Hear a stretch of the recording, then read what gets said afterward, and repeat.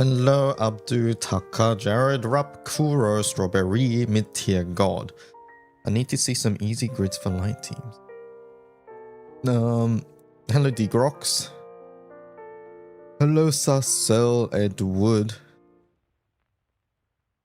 There's two mid-tiers, but the tiers spelled differently. Interesting. Hello, Satoa. How's it going?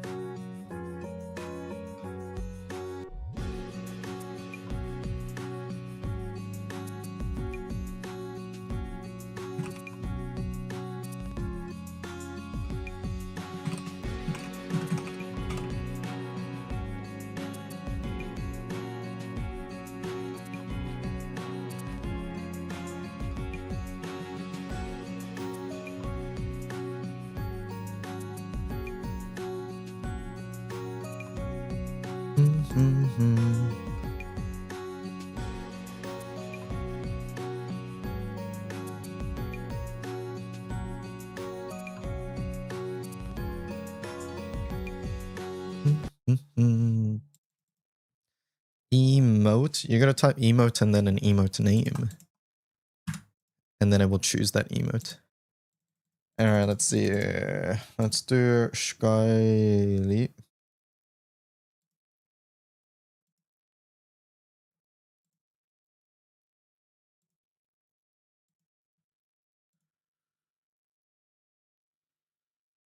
How are we all?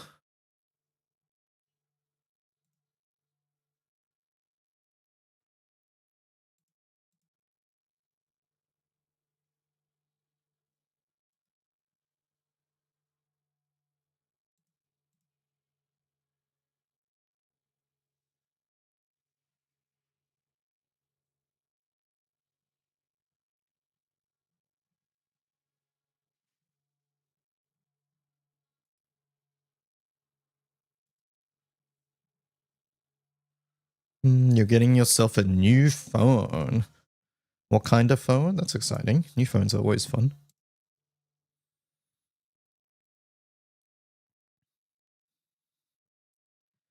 Payila is busy posing in every light main's home screen. Yeah, maybe that's what's happening. Yo, man, I have a question. Do you recommend Octavia or Yatima from a Spark? Oh, tough question. Both characters are good. Octavia is more for full autos and bursting.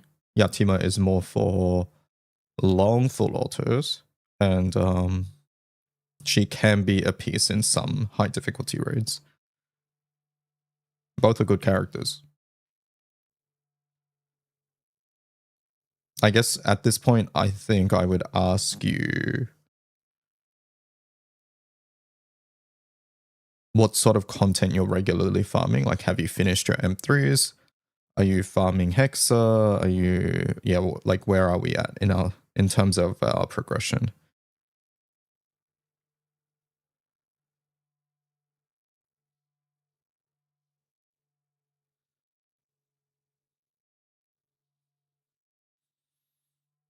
These don't have answers. I don't really agree with that.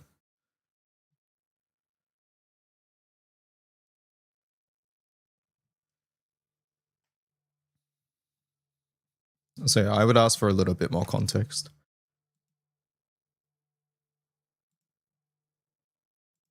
Tomorrow's the last free pull for Gala banner? It would be, yeah.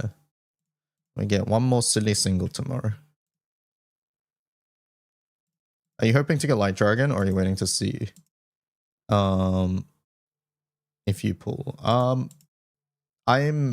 hoping to get Light Dragon from the free pulls, obviously, but we'll see. I'll probably do a couple pulls tomorrow. I'm not intending on sparking. Might go to like 50. And give up a bit of Halloween/holiday to do this, which is technically a bad idea on my part. I mean, not technically, it is a bad idea, but I like Payila as a character. So yeah, that's sort of where I'm at. How to struggle without Halloween Vajra.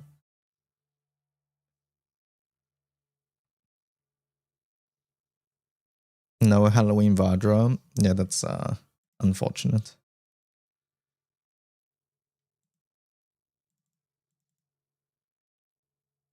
I'm really new to the game. I just started my advanced grids. I see. Yatima's main thing is that she's really strong once she gets ramped, which takes a fair amount of turns, especially in some raids, because one of her stacks relies on her getting, is it targeted or hit? One of the two.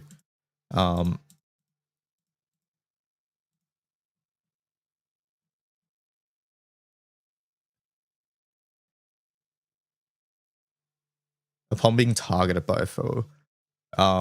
Both, I mean, no, just targeted. Anyways, so what this means is that in some raids, it might just take you forever because the boss might just not target you.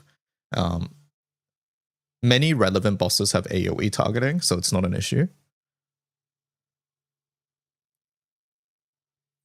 Basically, you can look at it this way. Octavia is like better for anything like much shorter duration. So if you're aiming to kill things more quickly, Octavia is a little better, but she's a little harder to scale.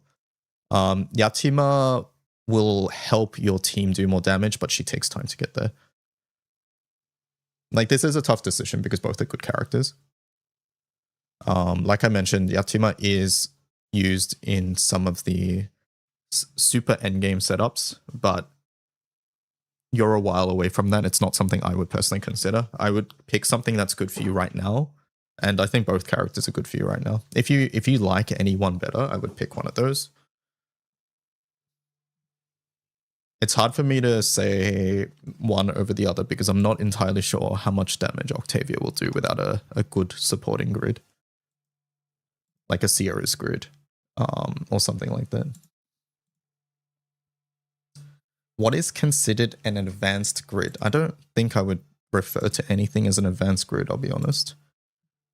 When I say advanced grids, I'm mostly referring to the wiki page, if I say that term. I'm not calling anything a particular advanced grid because it's a very ambiguous term.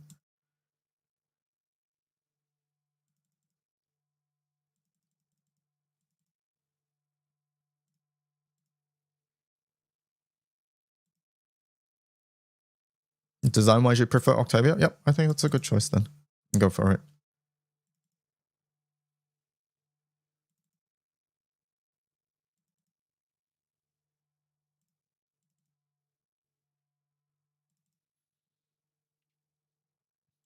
I will say, I just since you're newer, I will make sure. Have you got Payila from the banner already? I would only consider a grand if you've already got Payila. Yes, okay, good. Yeah. In that case, yeah, go for it. How many copies of gacha summons used to fully uncap? You need 4 copies. If you don't want to use sunstones, you need 4 copies.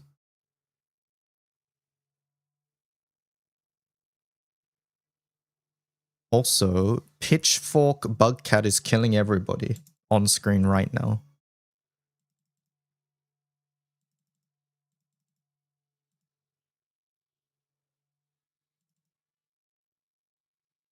Hello, Jin.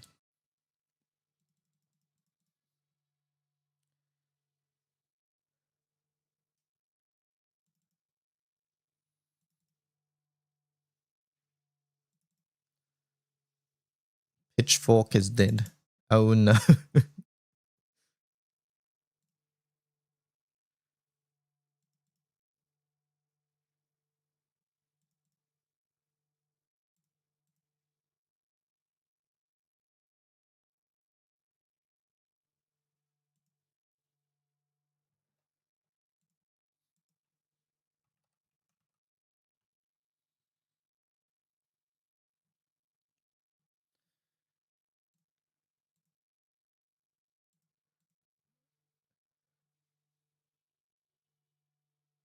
Let's skip this one. Is Grand John still the go-to triple attacker in light? No. No. There are better options than John now. Vajra, now Payila, things like that. Wait, I guess it depends on what you mean by triple attacker. But in a low button burst setup, John used to be a good character, but now there's better ones. I gotta ask, what does Basara do? Is he focused more on skill damage?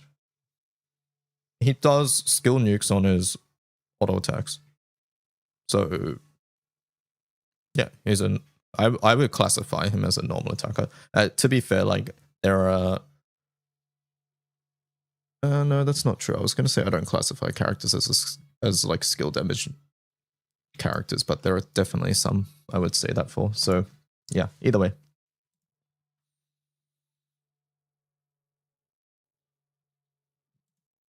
Basara's a good character.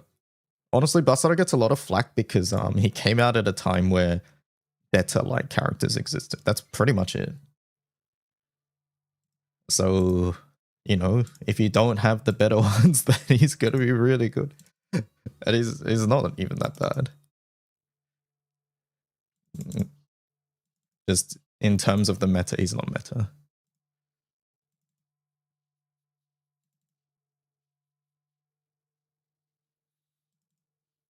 I mostly heard him getting slandered on Twitter. Yeah, it really comes down to what landscape he was introduced in.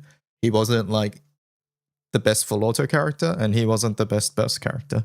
So, you know, he was just sort of decent, but not the best. So, you know, as a grand, you are held to a higher standard, right? So that's pretty much it.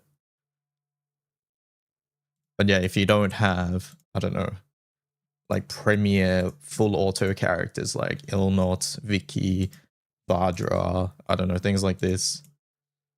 I'm just picking names out of a hat at the moment, but like this character, like he's been in some of my full autos too. He's fine. He does good. And in some cases, what he brings is quite useful too. Like having the consistent dispels when you need them. And in my case, I was using him in Zamovok, and Zamovok has basically a mechanic where you want characters to double strike. And since he double strikes consistently, that's exactly what I wanted.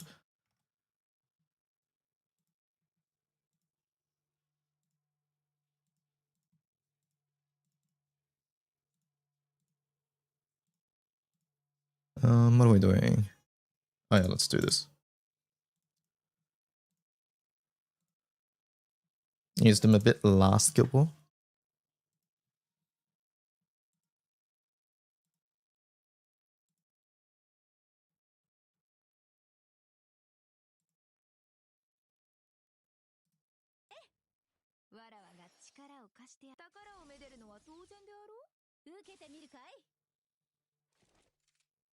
You're watching Quattro's video, you got jump scared by Yoroichi being censored. I think it's dumb.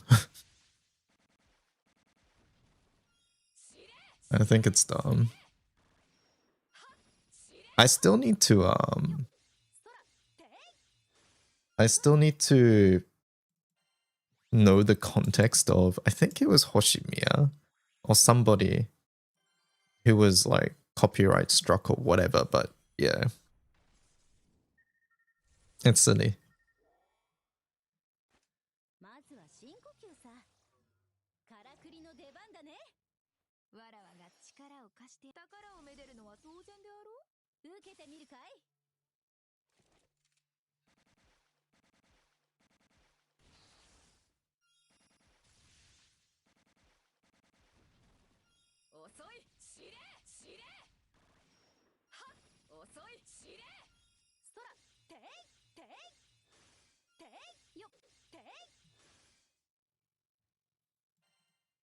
Was it during JJK? I have no idea on the details.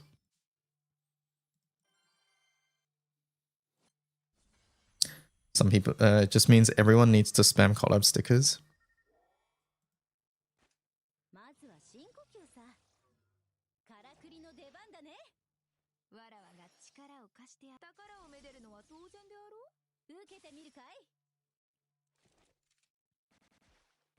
What do I think about some people saying Payla's art is too good? Ulkiora, thank you for the Prime sub. 42 months. Just subscribed with Prime. Kuru Kurin Kuru.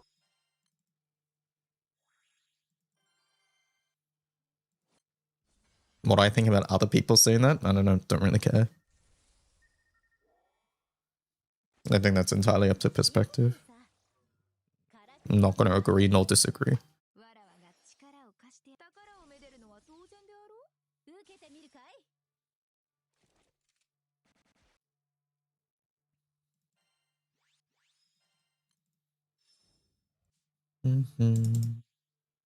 Payla's so good with Futsu. Yeah, Futsu looks really good with her.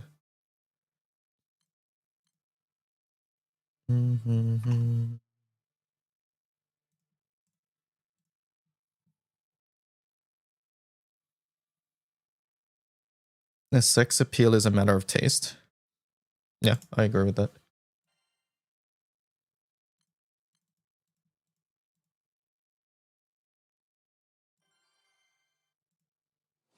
Hello, Yellow Mesh.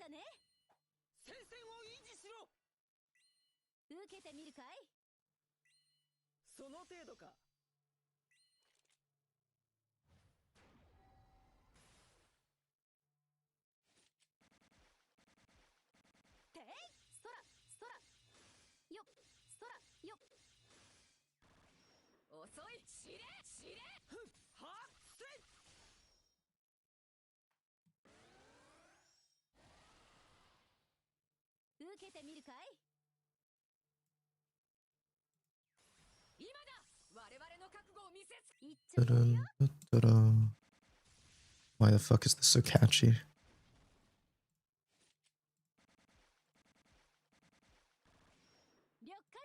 Sorry, I have a question. After sparking on this flash, I have 100 pulls left. When is the last battle where Sun should have spark will? Just to make sure if I can make it in time. It's November 30th, and yes, you will have time.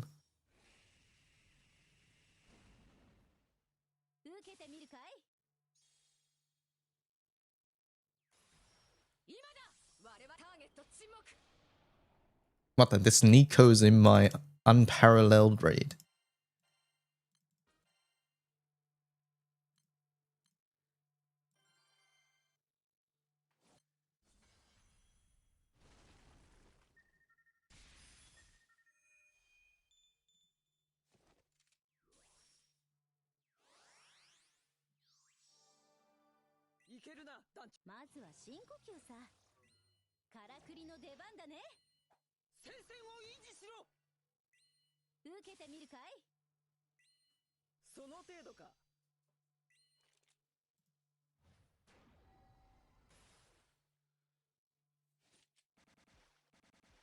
I didn't even test 6 yet. I don't think I even looked at his kit.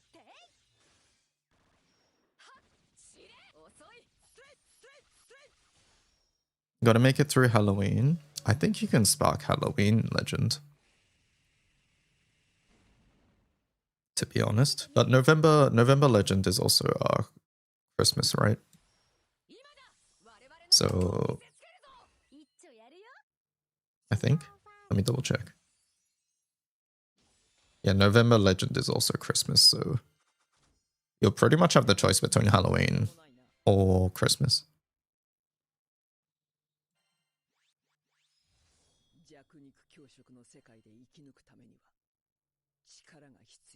Yeah, setup is Ogi on, right? Or was it Ogi on? No, it's meant to be Ogi off.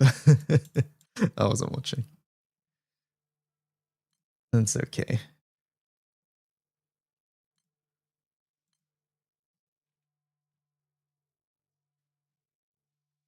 Hello, T. This is what Nihui is like, huh?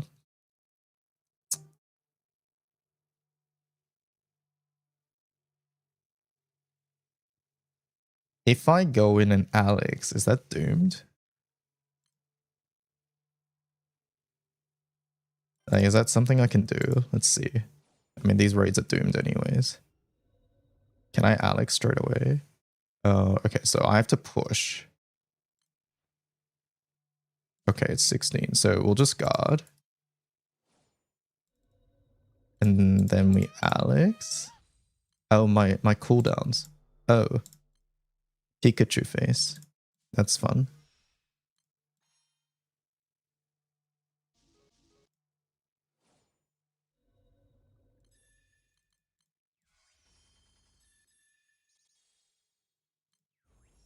I wish I clicked my cooldowns first. I didn't realize I had to click them. My bad. You didn't use them, then you must not need them. That's basically what the game said to me. I see. Alright, well, next time I'll make sure to click my buttons, I guess.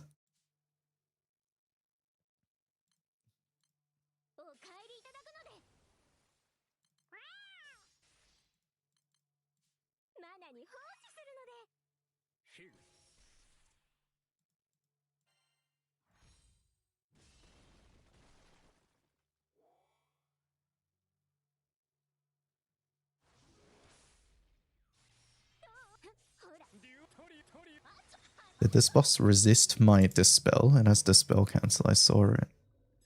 What the hell? Yo, give me my blue chest smiley face. I got Vice. Wows. Yeah, so the thing is I can help push 20, but maybe we need a specific team for 20.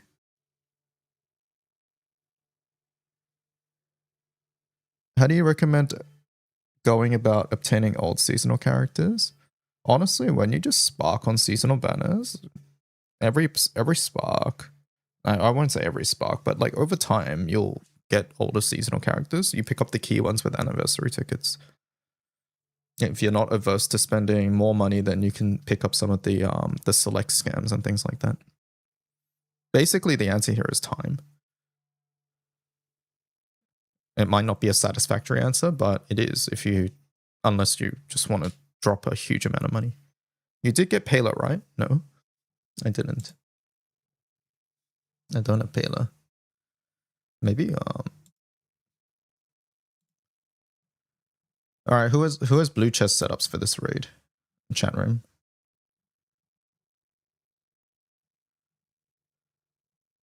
He wants to do a train. Should we do a train? I want to do a train. Sort of need people to hit past 20 though. I can hit a little bit past 20, I think. Oh wait, no, not on this setup. I would have to go to the yellow one. Really, it's shocking. I see. I don't pull on every banner. I prioritize wind and water stuff.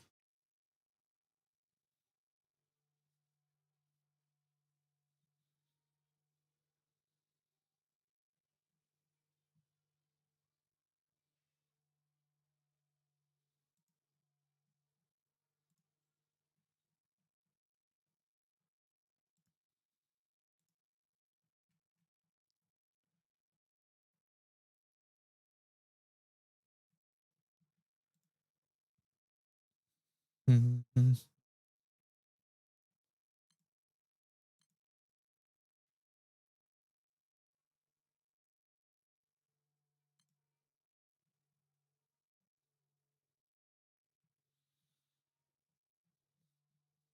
Do both anniversary banners have all the seasonal characters? No.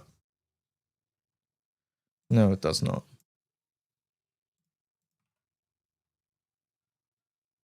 How hard is it to farm a good grid for light teams? So your goal after Sierras is to farm M3s. And how long it takes to farm M3s? I'm not sure. It depends on how much time. Like, time is not really like a metric people use, because Granblue is not a game where you only have a set amount of stamina.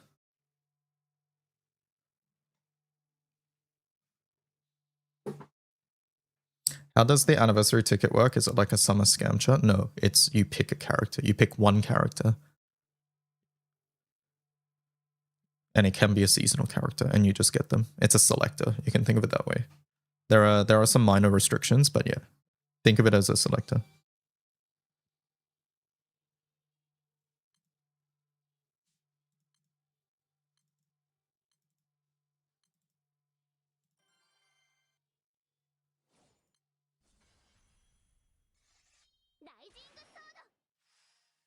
Here I thought I would get Basara. I guess the rate up is too cruel. If you got the other rate ups, I would consider that a big win, even if you didn't get Basara. It's unfortunate, but you know, Basara's always there. You'll be fine.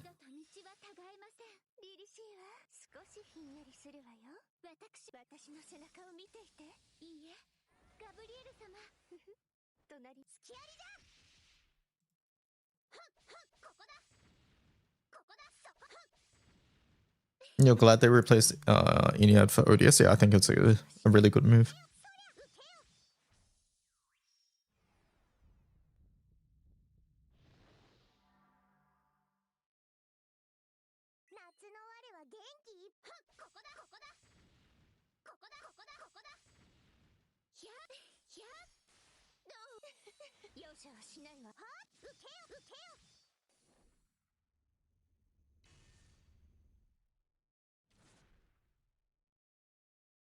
Is the anniversary ticket how people get older Zodiacs? No. No, Zodiacs is separate. So every year in March, there is a banner with all the Zodiacs there. Oh, all the Zodiacs minus one. The Zodiac that's on break. But basically, it's a banner with most of the Zodiacs there. Everybody except one. And that banner also has a roulette discount. That banner's a really good spark if you're missing a lot of Zodiacs.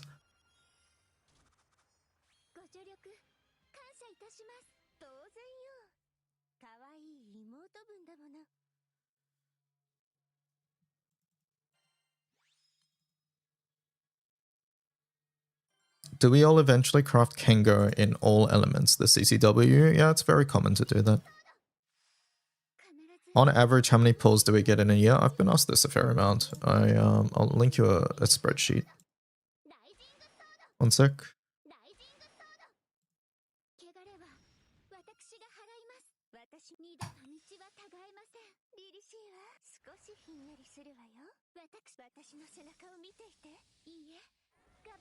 This is not including periods like roulette, but this is a history. This is a history of free pulls, right? And yeah, you can think of this column here, the one without the P, to be like if you put in a low amount of effort, like doing the bare minimum in events. So more than just logging in every day, but doing a little bit in every event is like 1300. If you get everything in events, you can consider it like 1600.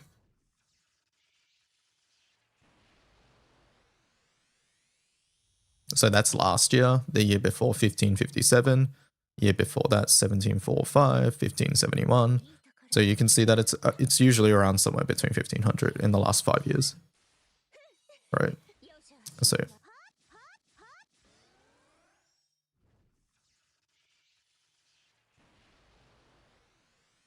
and once again, this does not include roulette.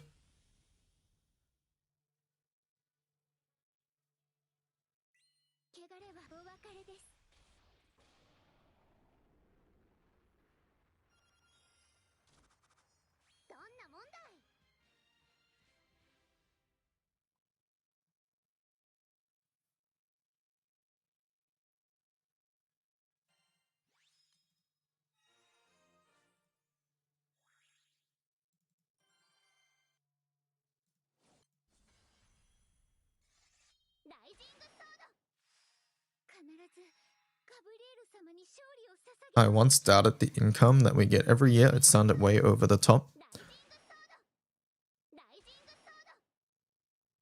Yeah, that happens if you don't save for sparks. I'm sorry.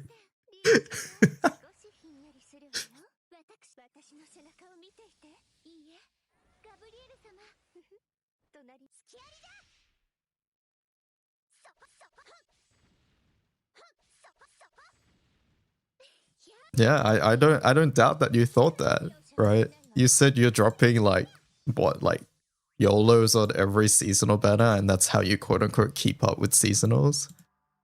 Yeah, I can understand your perspective of, hey, rolls, the amount of rolls you get per year feeling really low if you don't save for sparks. So yeah. That's why I'm saying saving for sparks is always optimal.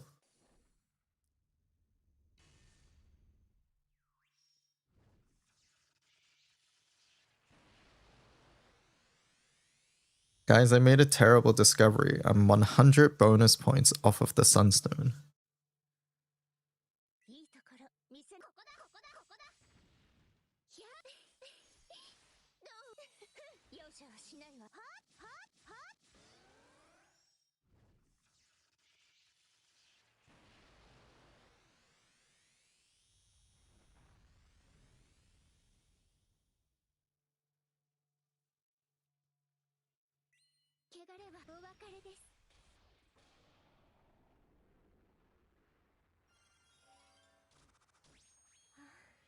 You don't know if you've ever used your pulls in other ways than a spark. Really? That's massive control.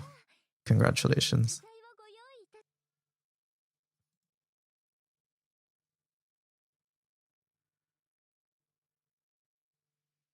It's the way to go. It really is.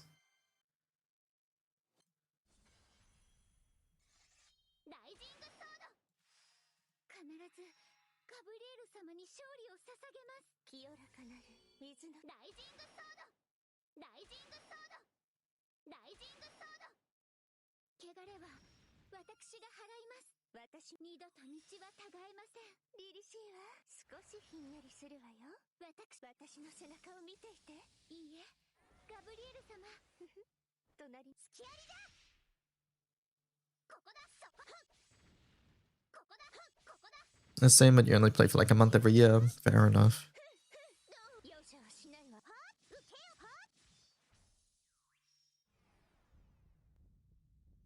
You're just not interested in a lot of batters. I mean, I would say that's control too.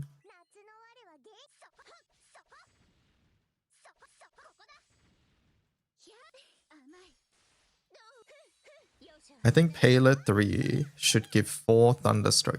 You're insane. You're insane.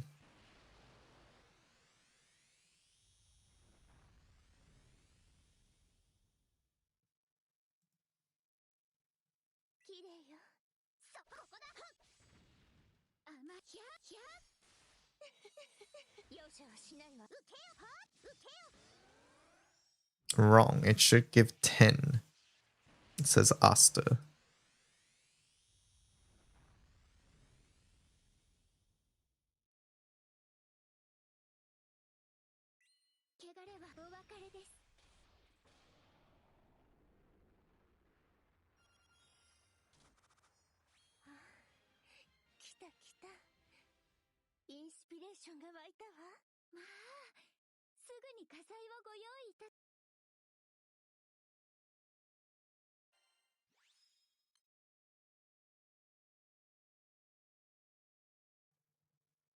Two is too low.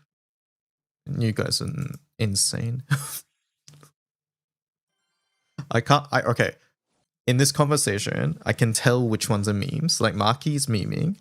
I can tell that Aster saying it should give 10 is also memeing. But I can't tell if like, hey, 2 is too low is memeing.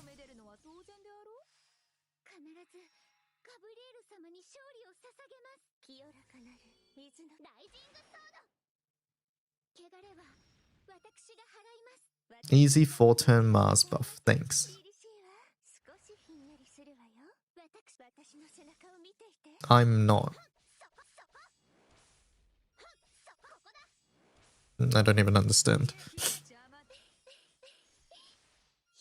That's only fair. In fact, it should give 10 plus Assassin for MC.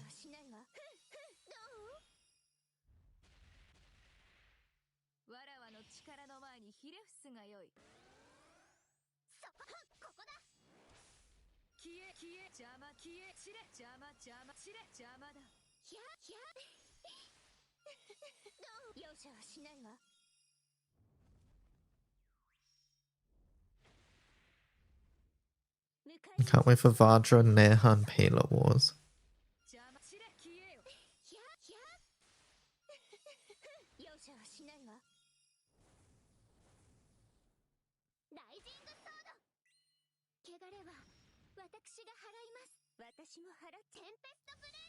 Is TS triple strike? I would need context, but it can mean triple strike, yes.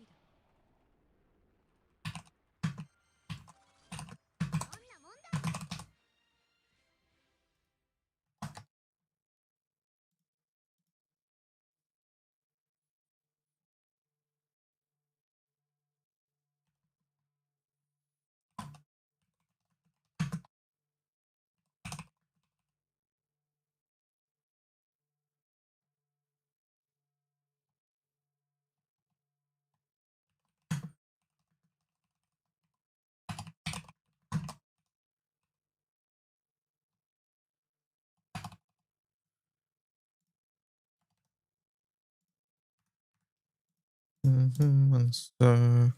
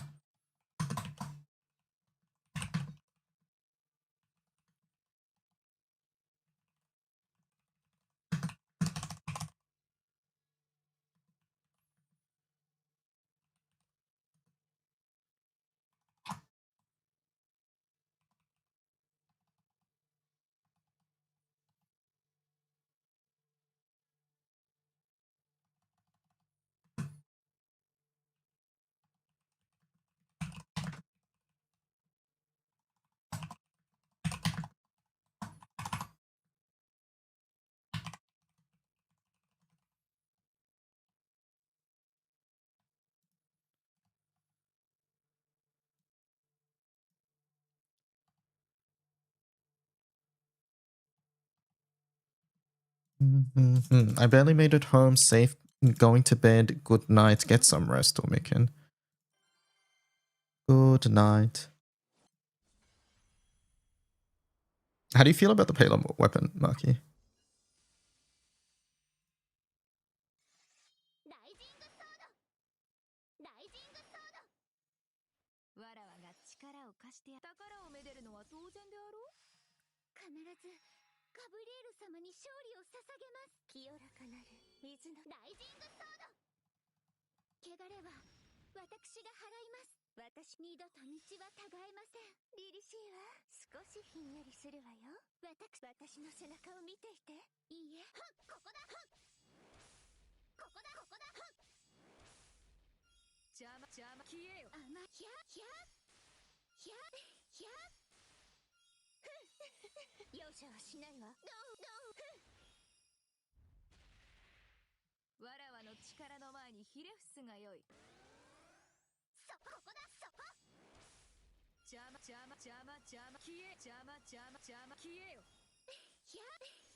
I don't know if it gets to 100% crit with 2 FS and 2 Zeus.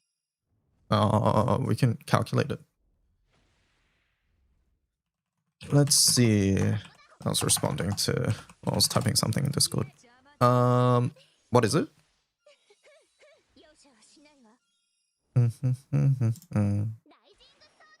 So we have this, and then we have FS. So this is small crit... Small. Okay, so we have 3 smalls, right? Is Spearhead different? I mean, let's check. Spearhead. Spearhead is 3. And then... Solaire, right? Yep, Solaire. Oh, Solaire's... Oh, no, Solaire's 3 as well. Okay, so it's 3. So you have 15%. Optimus, and you said what? 2 FS?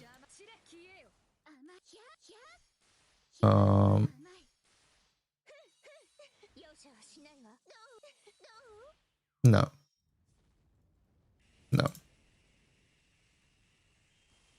No. 170. What the hell's 180 for? Oh, Odious, right? I was like, I saw 180. I was like, either way, no. Can you try WSS single sided? What the hell's WS? Which one's that? Big Verity. 10%. Wait, what's the grid? Like another... Like on top of this?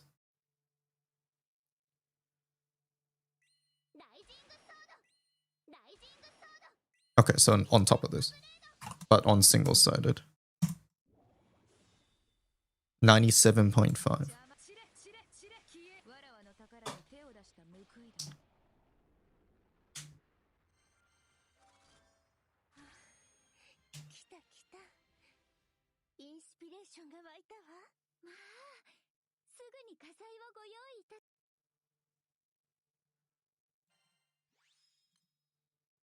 I can never seem to catch DY streams because they start while I'm asleep and finish while I'm in school. Oh no.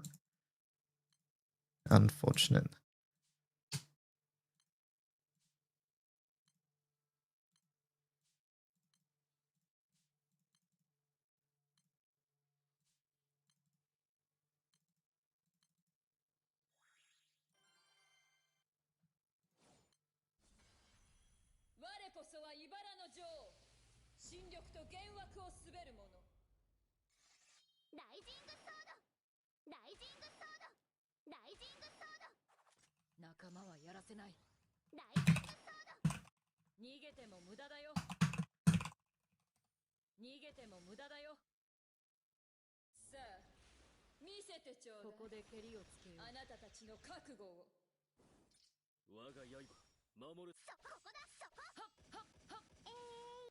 It reaches 100% with 2 FS, 1 Caesar sword, and 1 Payila weapon. On single-sided? What did I do wrong? Did I miss a source somewhere?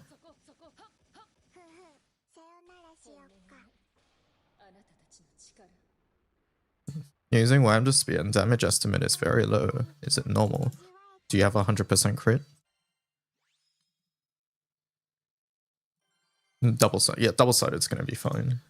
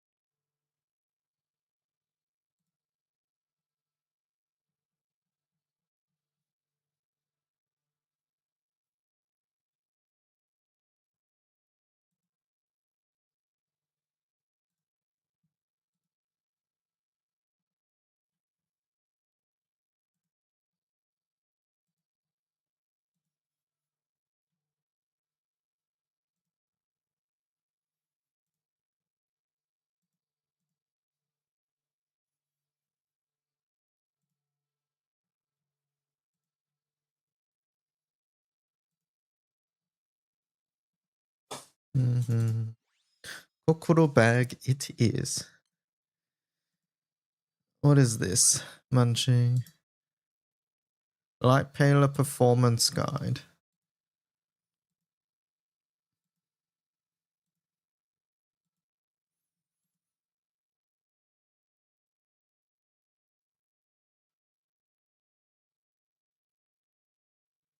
This is all using Echo Key now, right?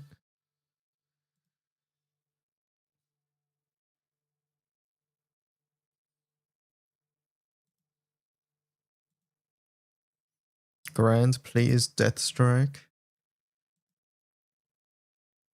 Echo Key's fun though, right? You'll be fine with Echo Key.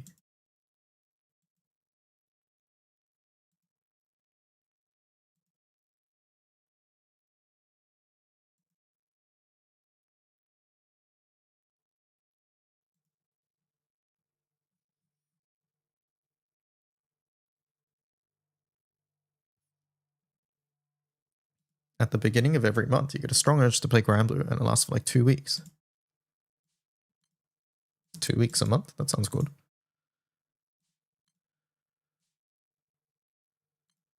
Nah, I want Octavia weapon. Tay, do we think light is allowed Octavia weapon?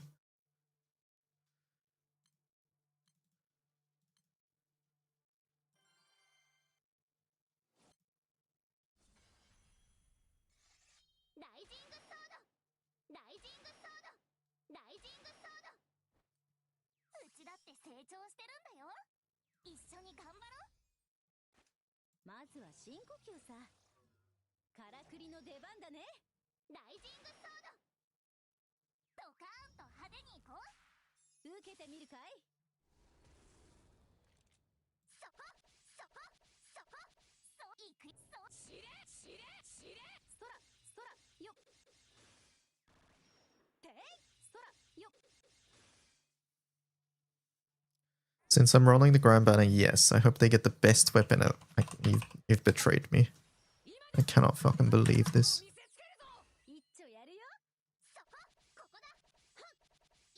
You meant to say no.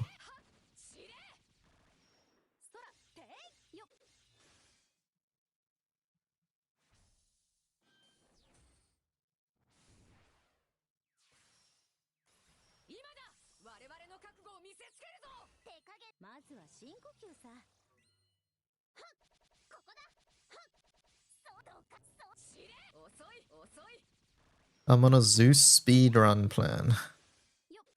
I hope like Death Strike is small, otherwise I'm gonna have to listen to the Helderness.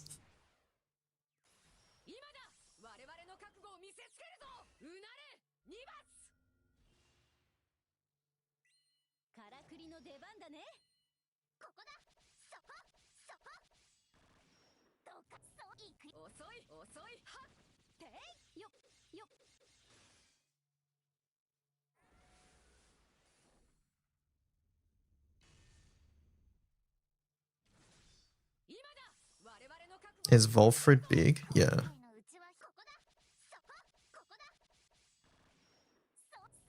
I don't. Okay, alright. I know Helden gets memed. But like, are we really saying that weapon is bad because of that? Like, I think it's nuts.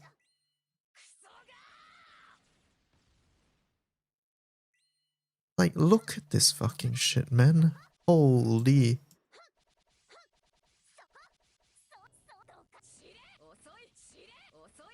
Like, this is like grid compression at its finest.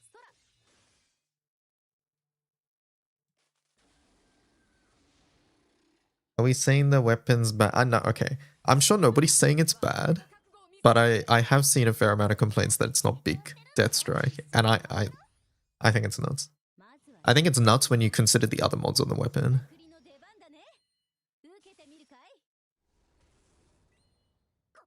It's a dumb weapon because yeah, it's so good that you just stack multiple copies.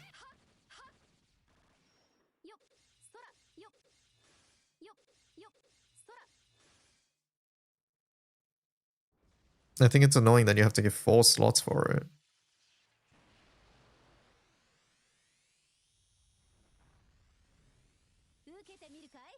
That's a testament to how good it is, though.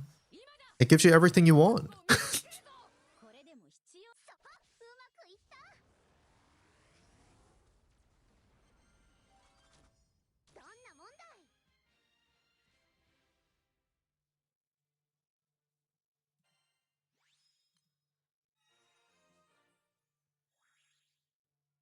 But I do agree that as new weapons come out, until like you get a critical amount of new weapons that will help replace it, it's gonna feel hard to get rid of one.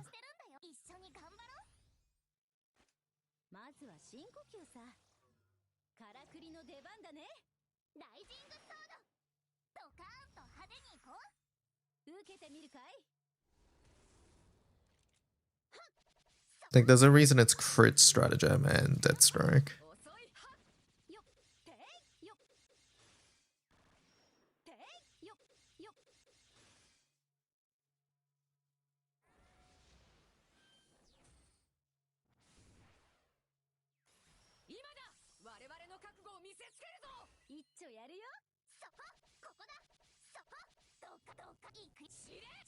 I agree that it feels restrictive, though. That part I understand.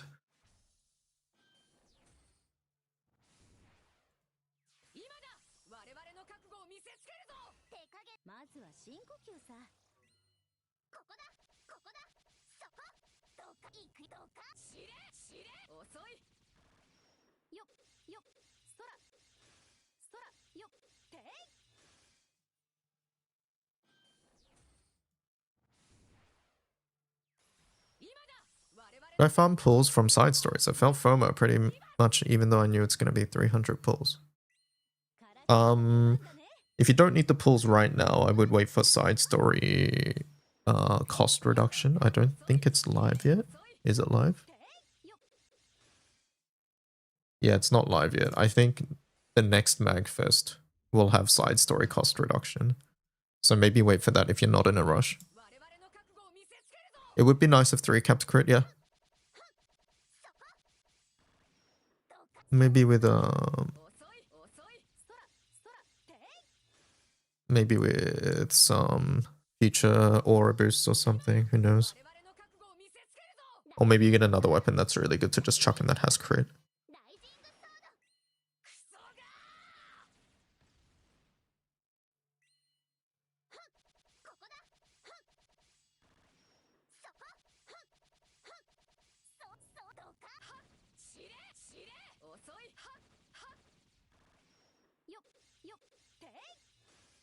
Do we have info on the next Unite and fight after next month's light advantage? Technically no, but there's only one element left in the cycle, which is dark. So it's going to be dark. How Guild War works is that all the 6 elements have one event before it rotates around, and then, you know, then it's somewhat random order again. So yeah, currently dark has not happened in this cycle, so yeah.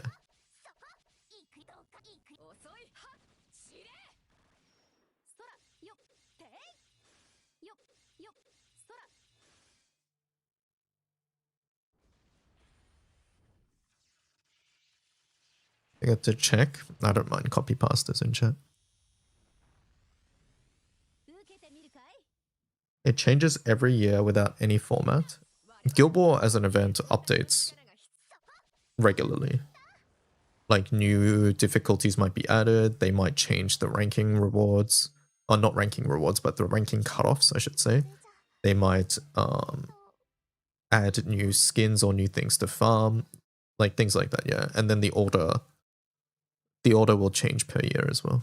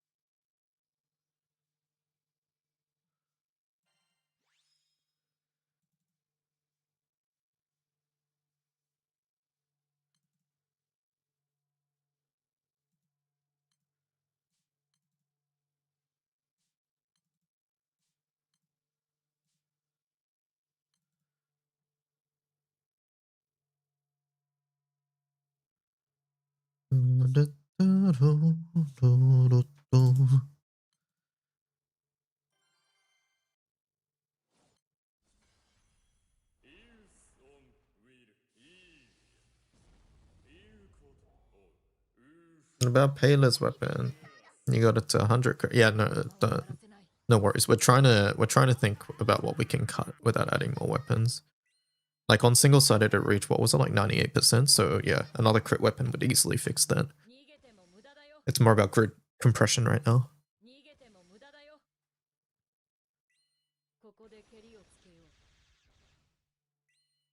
Not light Sidala.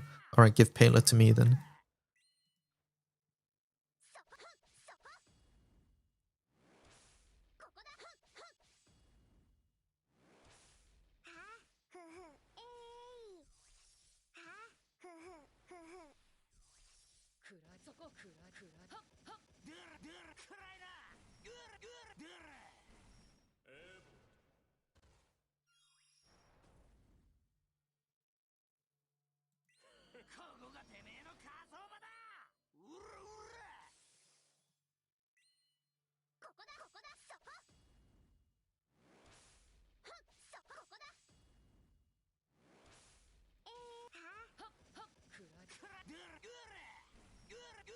I think Fi needs to go to the back of the line for a year.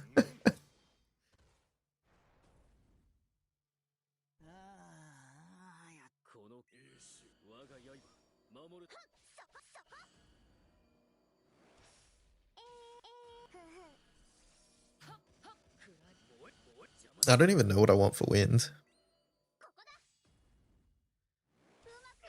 right now. Would I want skill rigger? I don't think so. I mean, I wouldn't say no, but it doesn't feel super important right now. I guess Ogi stuff maybe. I think for wind, what I want is more HL tools. For Vesusia, really. I think I'm less concerned about grid right now for wind. I want more characters and more HL stuff. The fact that we don't have any viable team for this solo right now feels sort of insane. You already have HL tools? We have HL tools, but we don't have enough the 2 teams, which is what this raid needs. We either need 2 teams or we need 1 pivotal character that will allow a 1-team setup to work, which we don't have.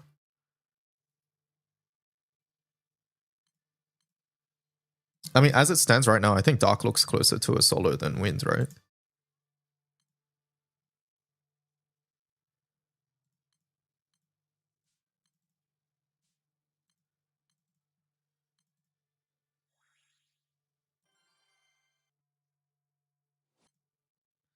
You want to see a unit that uses Faded Chain for water?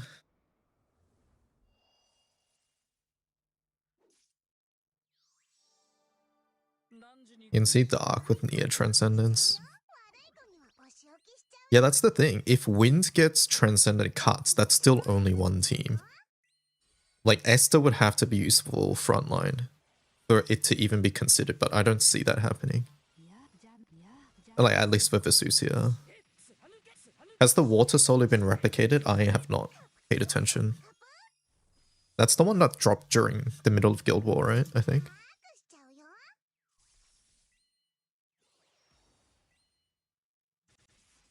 It hasn't been replicated. Okay, so the water one's really tough too then.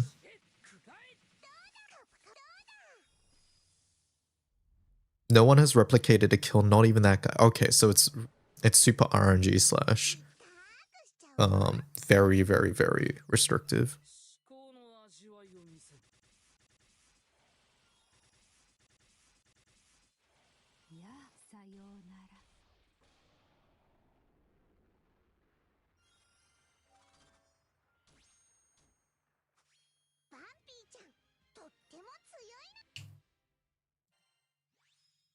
So like, in terms of Vesusia solo, would we say Light is the most reliable? I think so, right? I think it goes Light. 2 people posted, but it was during the G100 bug. Okay. Is Fire better than Light? I don't know Fire at all. Fire's is easy. Okay. I know that the Light one's pretty consistent as well.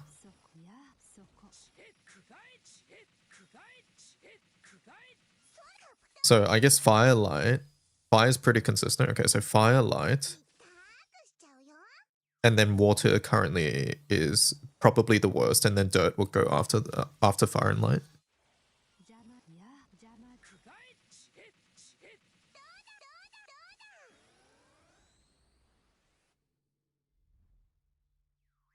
Wait, what was Dirt's team?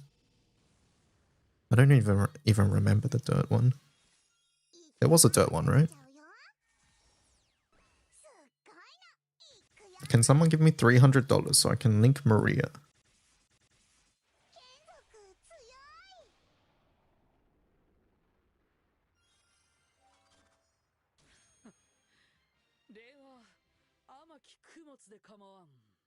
Fire's easy. Only problem might be blue skill and hands.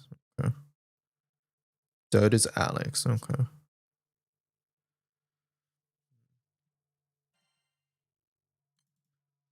Yeah, at the moment I think Dark and Win just both lack characters.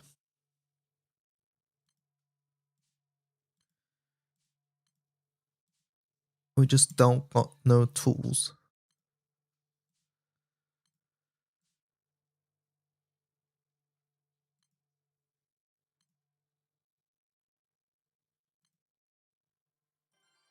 The best 5 solos are consistent by now. I think I want Grimnir and Anilla out before a Vesusia unit. You know, Grimnir, look, I love Grimnir, right? But Grimnir being the best, I won't say best, but like, you know, Grimnir being part of the best 0 button teams is sort of nuts, right? Like every other element has, like, you're not even looking at characters like Halloween Kokoro. You're not looking at Poseidon, right? But meanwhile, Wind is using fucking Grimnir. Like, it's nuts, right?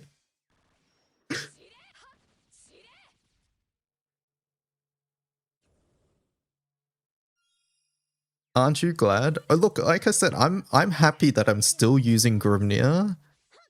The reason I started this game in the first place, like to this day, I'm obviously happy about that, right? Grimnir has literally carried me from the very beginning of the game until now. But it's also, you know, it's time to retire.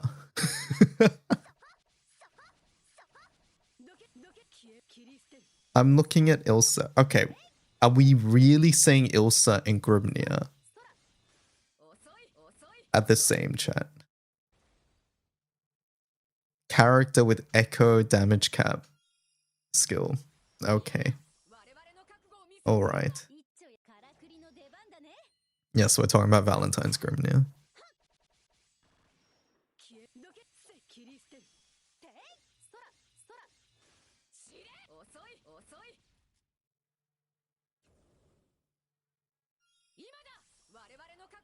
Elsa should have got Mugen S2. Uh-huh.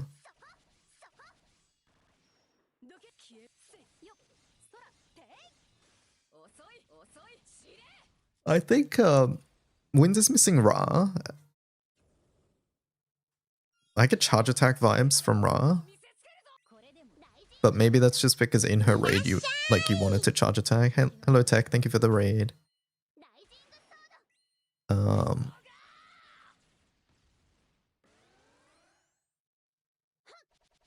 It's kind of shocking Grim had such a long run. I would say like Kokoro in Earth never saw relevance, right? I don't remember Kokoro being relevant. For like zero button stuff, I mean.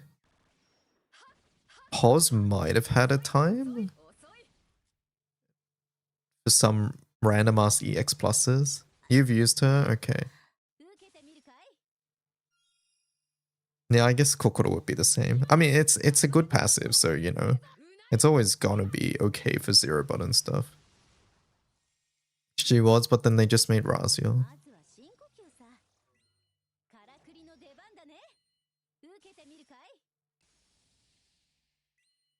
Maybe Ra, Halloween. We have 2 seasons left, so Halloween holiday. If we're getting Ra this year, it'll be one of those.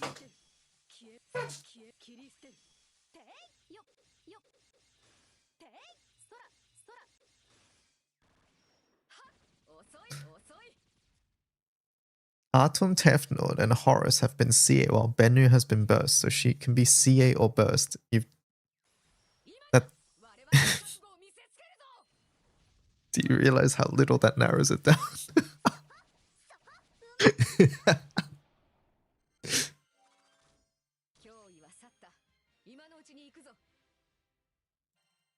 You basically just said Ra's going to be a character. And it's like, yeah, what am I meant to say to that?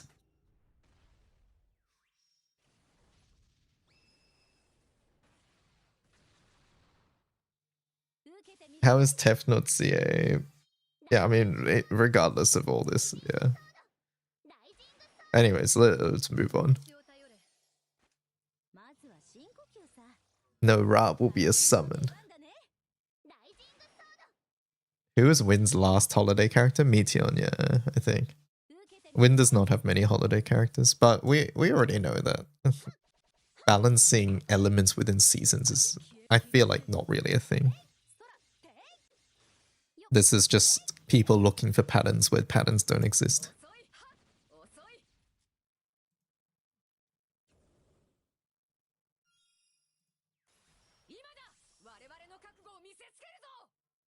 It's sort of like how Summer, I believe, has the most, like, most Summer characters are water or fire. And the other elements have less, I think. At least that used to be the case a couple years ago. Let's have a look. Let's have a look, shall we? Summer, SSR. Each row is 1, 2, 3, 4, 5, 6, 7, 8, 9, 18, 20. 21. Dirt has less, wind has less, light has the same as fire, and dirt has less. Okay, so light, fire, and water. Water being the most common. But I would, those 3 are relatively similar, but Yeah, Dirt and Wind and Dark are like 5 characters behind plus, so it was Water by a mile because Water went 1,250 days. Oh my god, I remember that. So they compensated with that, yeah. If we look at Holiday, Water has 3, Wind has 2. Meanwhile, Fire has 7, Dirt has 8, Dark has 6. Oh, that's a summon though. So yeah. Yeah, it depends on like. So yeah, I to me this looks like they don't care.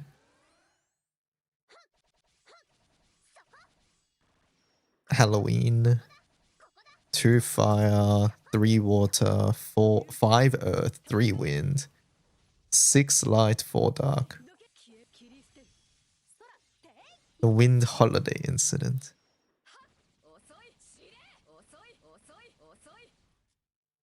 3, 3, 3, 2, 3, 3, 4. So yeah.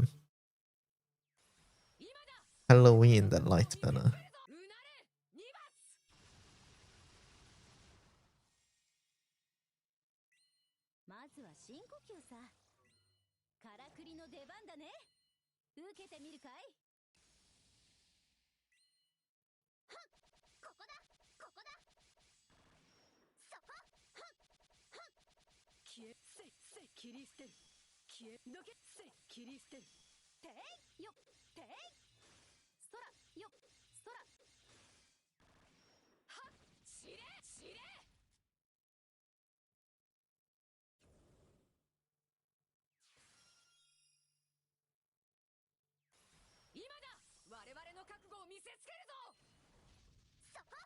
Only the patterns I see are correct, I think Ra will have a skill nuke. Amazing. Amazing prediction. Something, 99% of characters have in this game a skill nuke. Thanks, Munching. I hope just for this one moment that she's like Naru Wind, and has 0 skill nukes.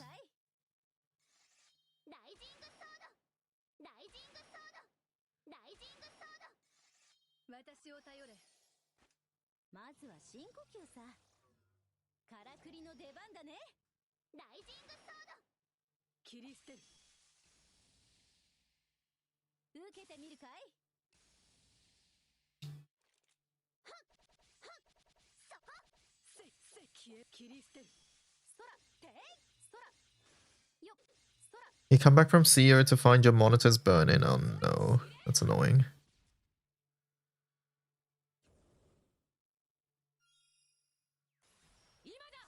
Question right now in Win CA, what is missing or is it good? I mean, honestly, I would say Win CA for the most part is good, right? It's mostly in Vesusia we don't have 2 solid teams. And it's because so much of our strength is centered around Katura Katsulia.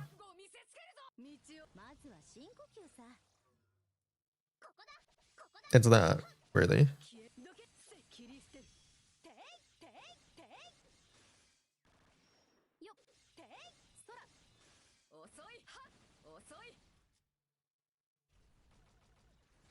But at the moment, this is more talking about like from a solo perspective, because like if you don't use Katura Cuts combo specifically, there are plenty of teams you can do and you'll be fine.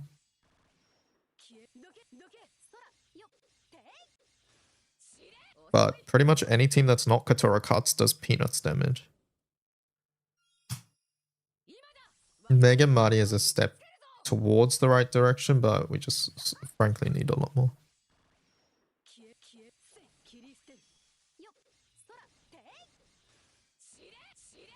Fractal has a super Baha.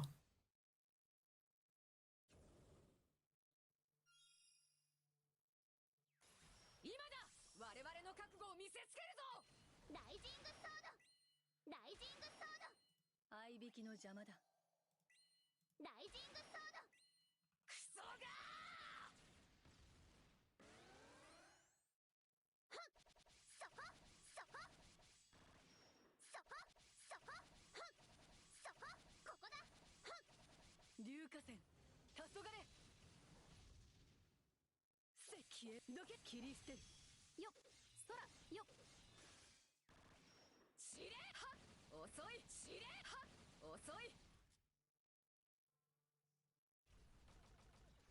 あいったった受けてみるかい。今だ我々の覚悟を見せつけるぞ。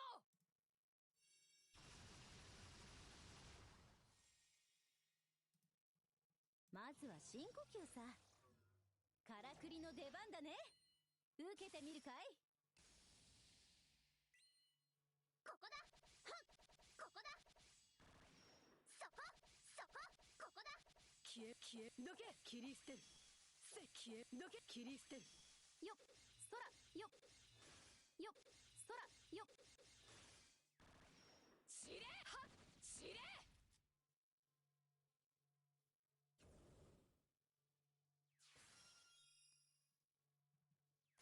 今だ我々の覚悟を見せつけるぞ。私の力が必要な。ここだそこ石へどけどけ石へろ切り捨てる。ていていてご。 Odious Dunzo.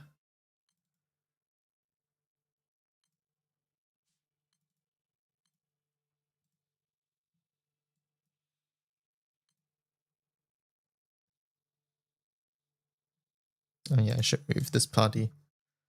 This is our new odious setup.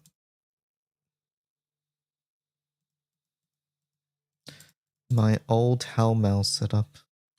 You've served me well. I haven't used you in forever though.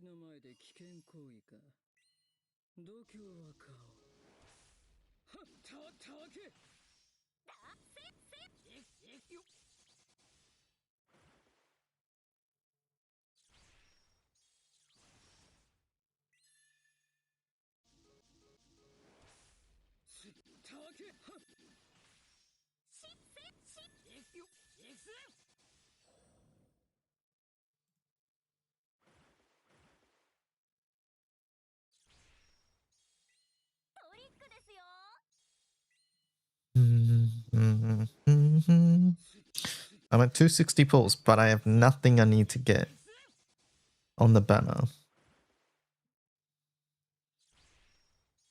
So it'd be 40 pulls for random grand that you don't need, I guess. Grand weapon.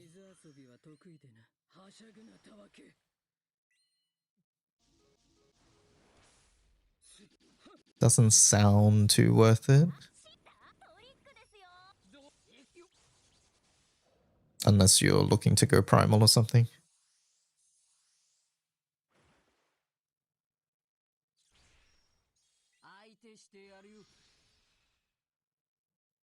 You know what you're doing, I trust you.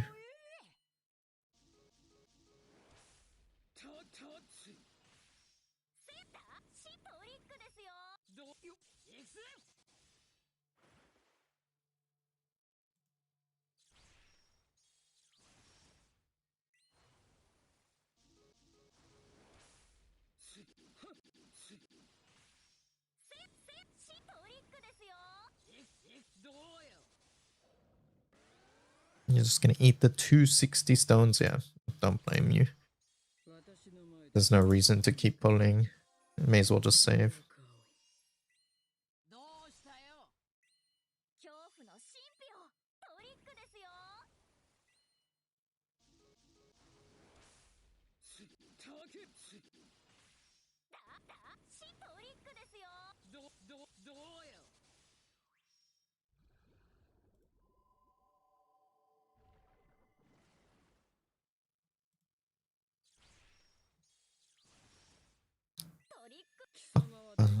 Bum, bum, bum, bum.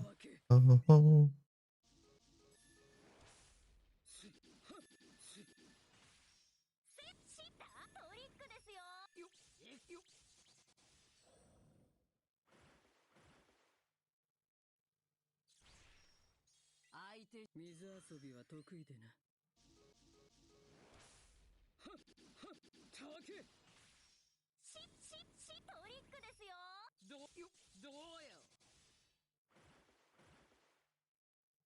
Flashes are nothing better for me than premium is painful because I need so much. I need... Okay, so on Flash, I'm missing Baija. But on premium, I'm missing like Mika and what's it called? Mika Yule. I think here it's just Baija. Let me check. Yeah, second Basara is sort of whatever, don't really care. It's Baija. Missing Baija.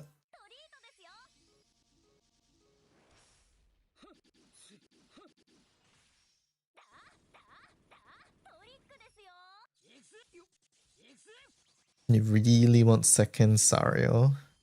Yeah, if you're Hades, second Sariel, like that feels very important. Do I farm prisms from campaign exclusive quest or direct elemental treasure quest? If you're farming prisms, like flawed prisms, then I would suggest Angel Healer. This one here. You would do the pro every day and then very hard. However, I would also say CEQ is good to 300 in general, just to do, not for prisms specifically, but in general, you do want to take campaign exclusive to 300. But right now, if you don't care about pots and other nice materials you can get from campaign exclusive, then just do Angel Halo. But the newer you are, I think doing campaign 300 times every time it's up is good. Past 300 is also good, by the way. It's just that 300 gives you a nice stopping point.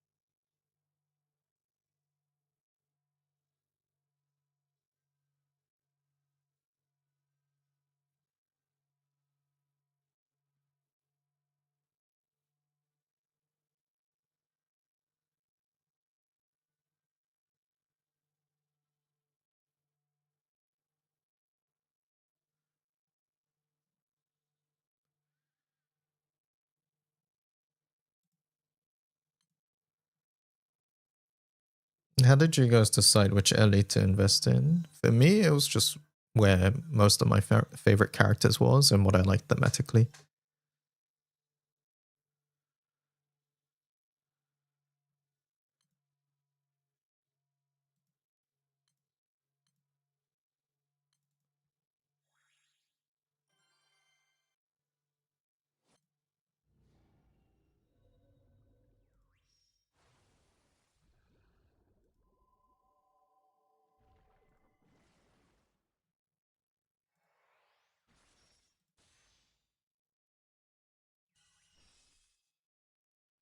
水遊びは得意でな。恐怖の神秘を。どうしたよ。貴様はできんだ。はしゃぐなたわけ。トリックですよ。先生より弱え。I always play water ice casters in RPGs, MMOs, D&D, so I went into water without thinking about it. That works too.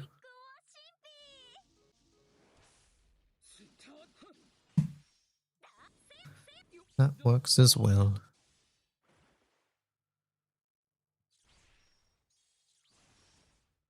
最悪の恐怖を見せてあげます。たけだせしどうよ。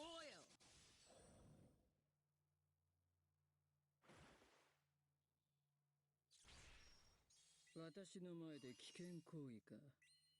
Hello, Saran. どうよ。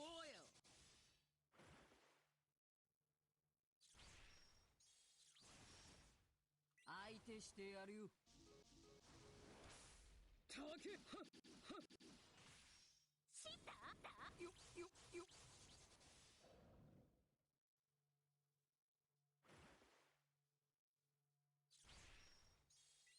トリックですよ。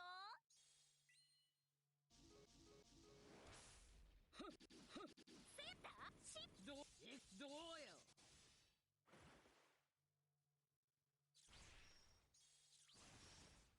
私の貴様はできんだ。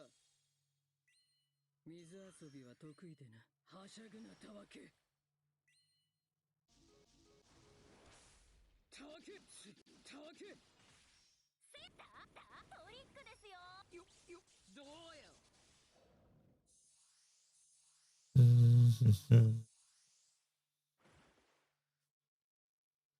My favorite unit has an alt in water, so I'm happy about it. I would invest in Dark if Shalom Uncap ever comes.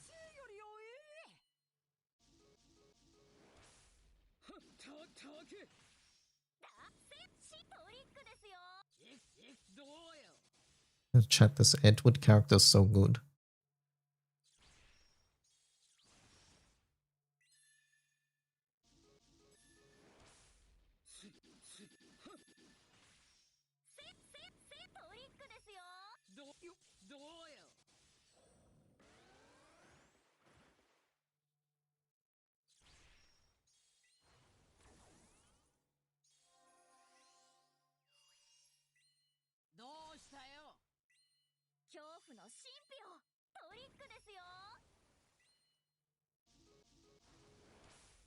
And they already announced Tanya. They have announced Tanya, yeah? But that doesn't mean Shalom won't happen, right? Wait, when did you get Apollonia from the Summer Select scam? How do I feel about the power level of collab characters? The most recent Bleach event, I think, had good level of power among the gacha ones especially. And I thought the permanents were pretty good.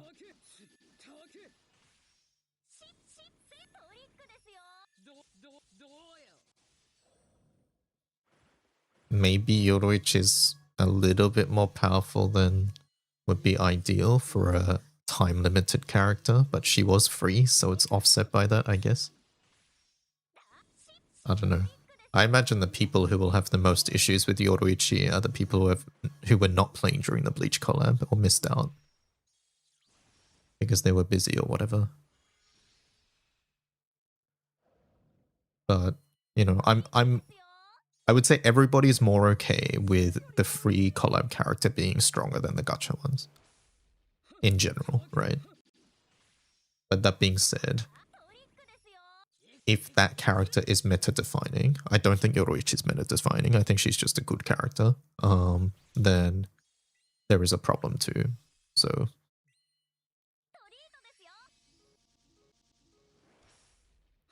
you've been hit with who do you replace Yoroichi with?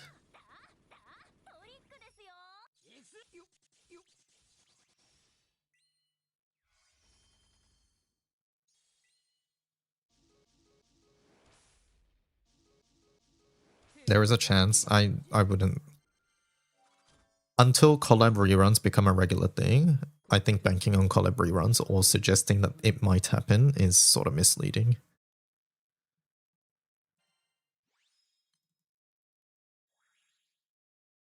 You think mechanic replacement is a part of it?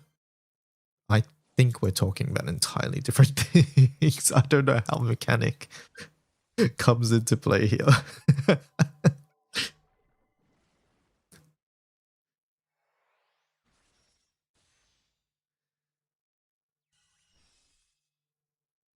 水遊びは得意でな。恐怖の神秘を。どうしたよ。貴様はできんだ。は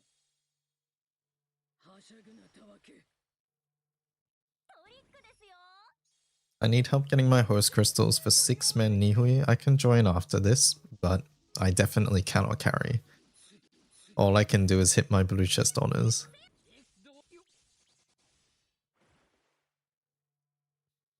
We'll need people who can hit past 20%, because that's where this raid stalls at the moment.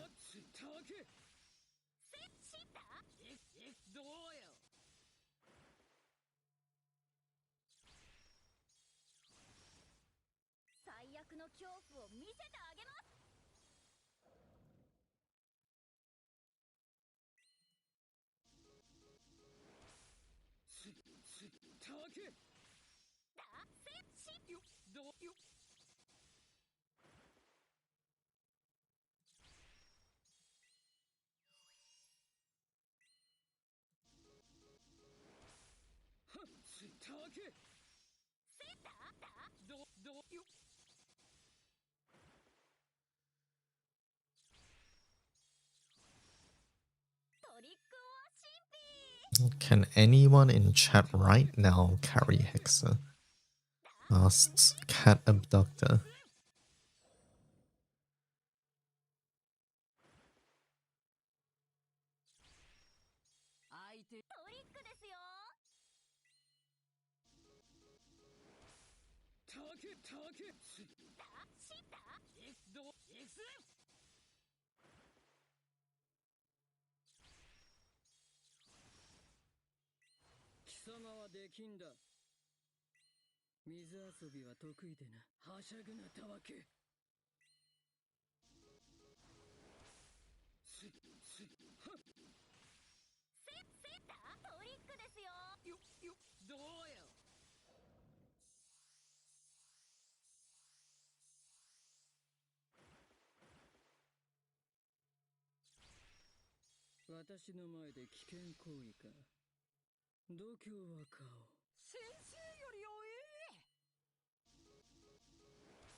Maybe in a month or two you can.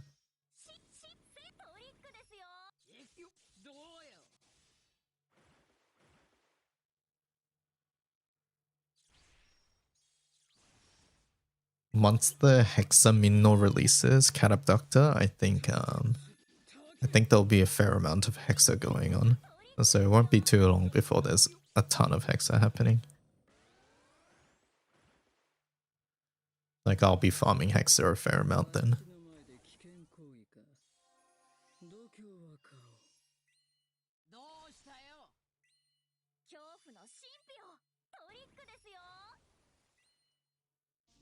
There'll be hunt rooms too. Yep, there's going to be hunt rooms. Hunt rooms are rooms where you essentially just get carried. You give your host and you get carried. Doesn't that mean not drop in the middle of records? I don't remember the date. It might.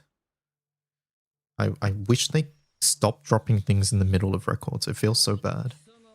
The wind records had something else drop in the middle, right? Was it Vesusia? I remember getting fucked on the wind records. Like something, it was Vesusia. Yeah, I was so mad. I was like, oh, time to farm my records event. And they're like, here's Vesusia. And it's like, well, shit.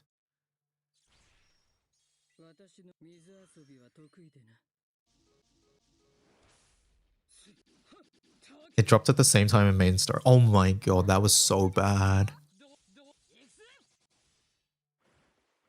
You had to spoil yourself to get Awakening 10. Yeah. Yeah, I just gave up on Vesusia. Like, immediately. I was like, I'm reading MSQ. I think that's how we went, right? I'm pretty sure we went MSQ into to do that because I didn't want to get spoiled.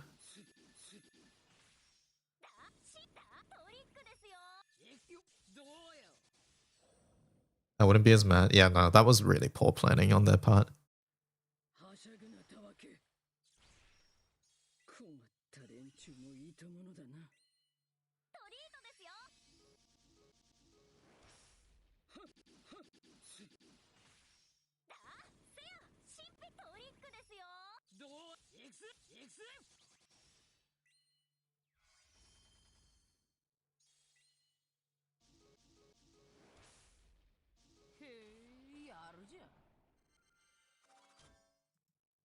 Awakening 10 was very significant. There was no choice. Yeah. Oh, Wind Mjolnir. Hold up. Can I? Wind Mjolnir. Let me see.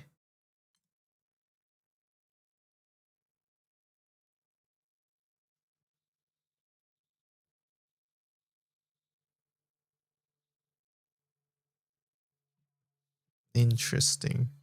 We've seen some random ass Mjolnir sets, right? I always like quirks.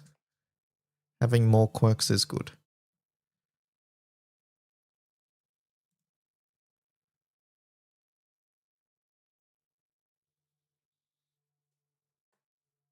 Calling the mallet Mjolnir is crazy. It's Mjolnir. I think though, currently the most useful one is the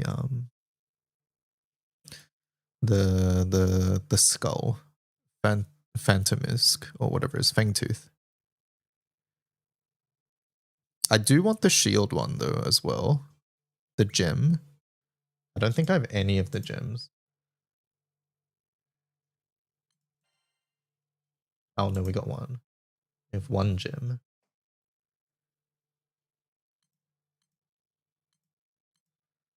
Mion Mimia. And Tink.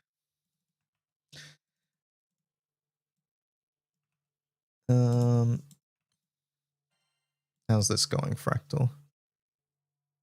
Is your raid dead already? Oh wait. What? That was so weird. Huh?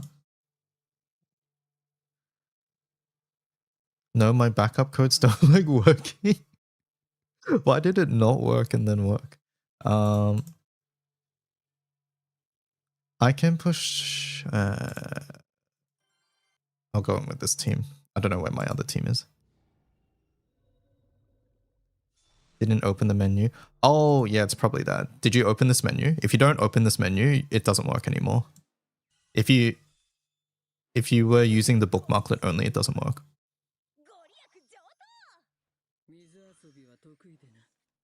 I forgot they changed that.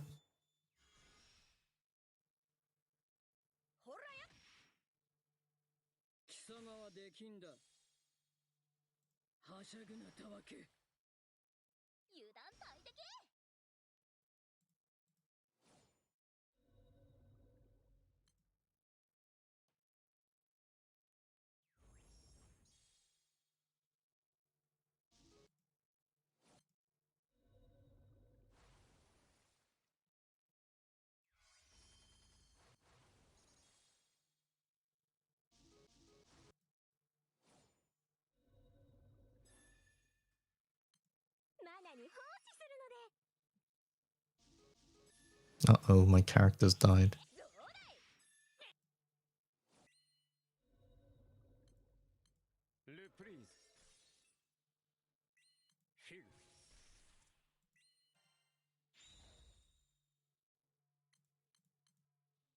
I'm not throwing, I swear.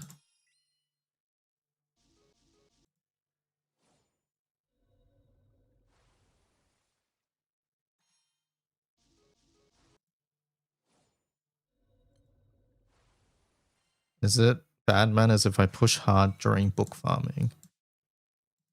The mastery trials? No, it's not. It's fine.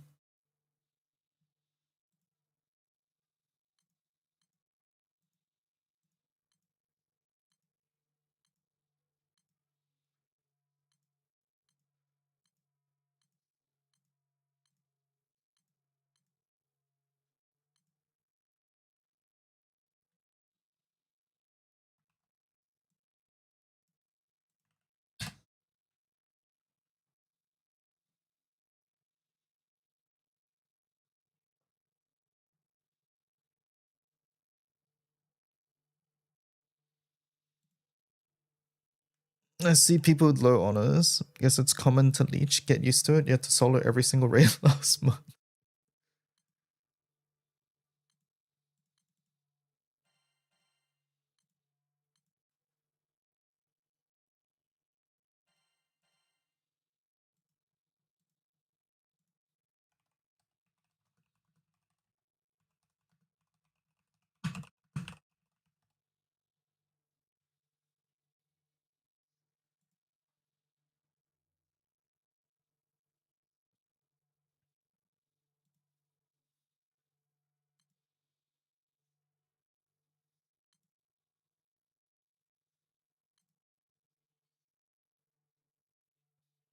Probably fine when a new origin is announced. I was just doing 175 of all books off season.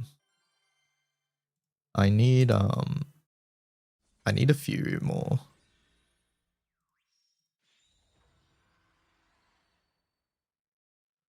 Still, I have enough for I think all classes but one. So I need to farm a little bit more. But I'm daily FAing.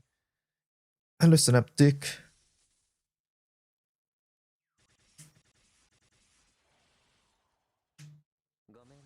The wizard propaganda got to you at first, but now you want to try it.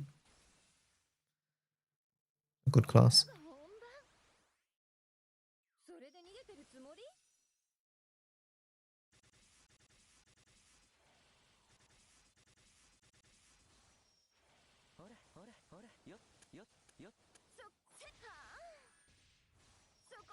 I don't think you've seen people play around with Andoria Summer. I don't think Andoria really brings anything significant though.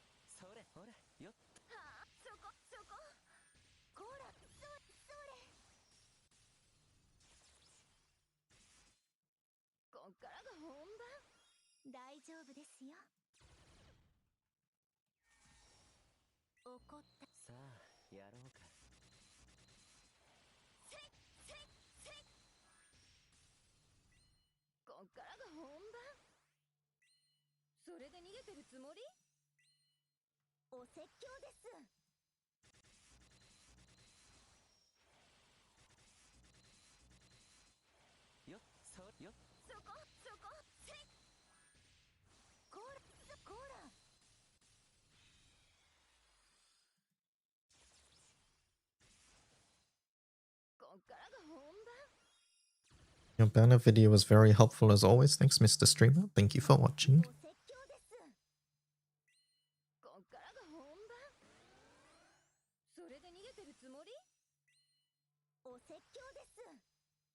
I tried Gwyn here over Metera, by the way. It worked. It was about the same. There wasn't any sizable improvement.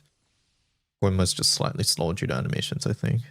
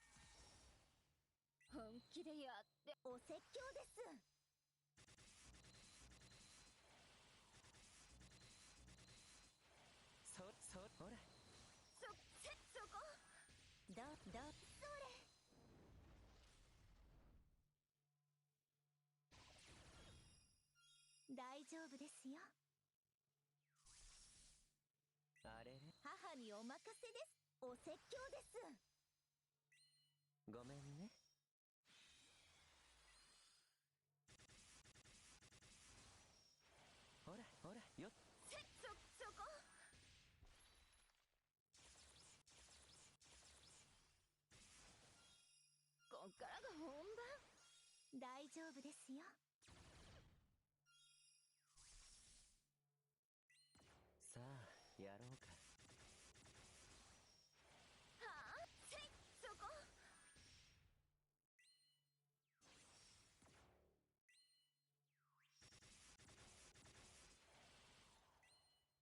お説教です。よっよっよっ。せい、はあ、そこ。これ、どう？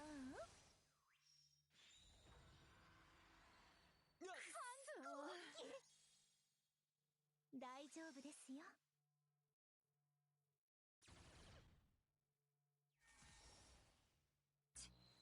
ミスったかも。お説教です。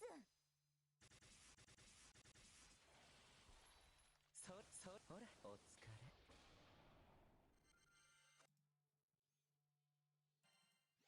Mhm.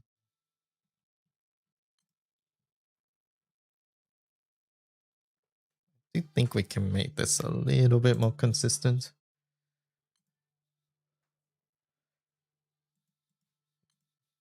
Like the rate clears, but the turn clear is RNG.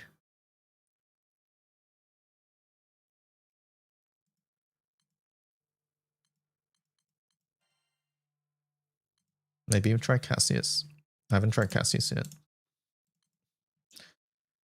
Hello, Mr. Cassius.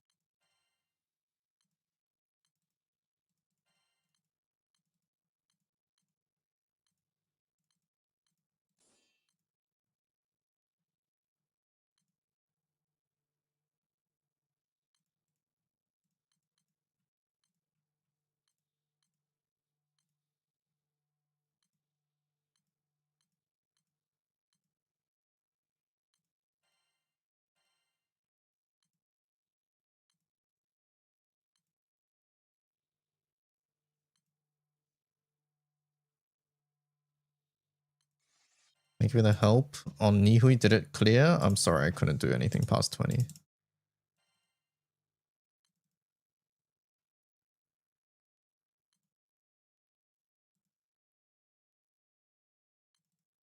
Mm-hmm.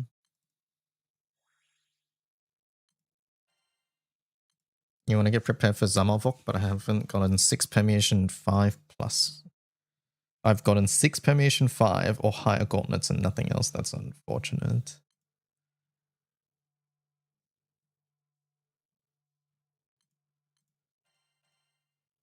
Let's try and get skill cap here.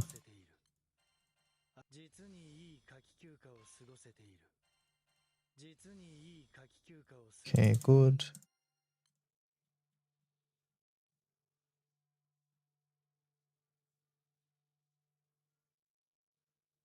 Deal triple attacks. Oh.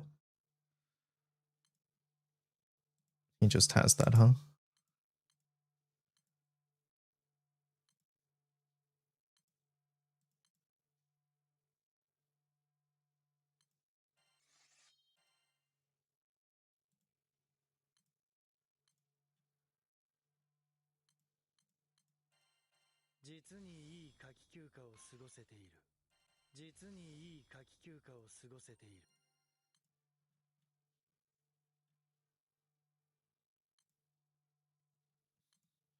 I'll try this.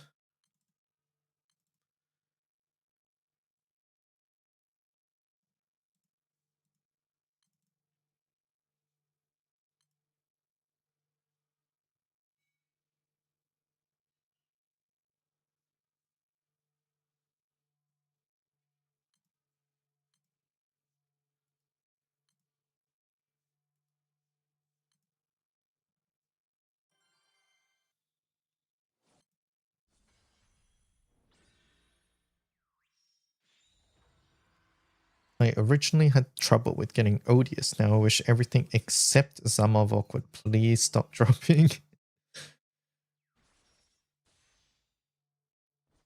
僕が手伝うよ。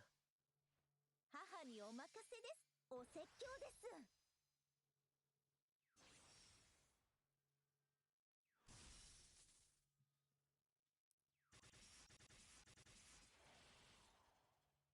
ごめんね。摂取カロリーを消費する。速度で圧倒する。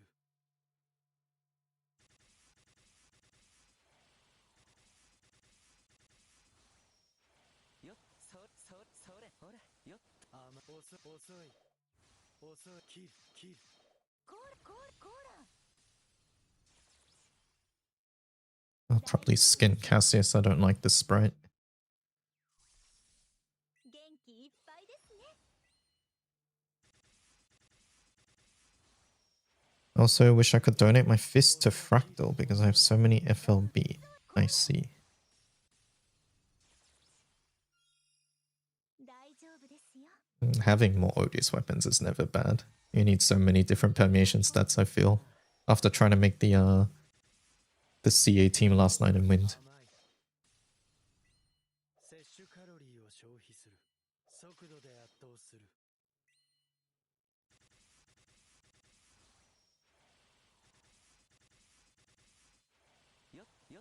遅い、切る、甘い。どこどう？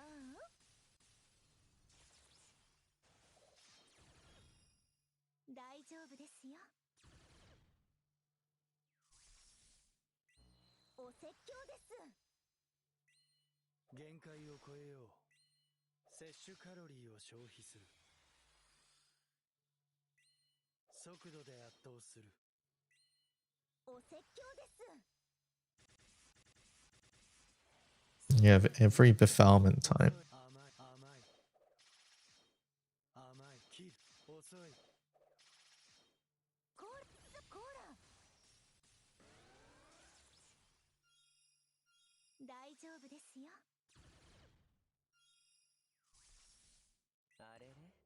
お説教です。 That's a good thing. You'll need them. 切る、切る、切る。どこどう？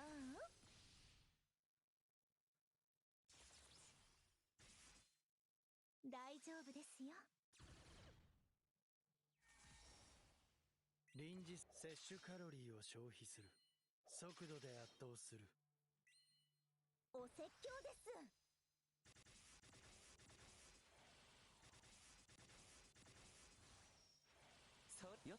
甘い、切る、甘い。コーラど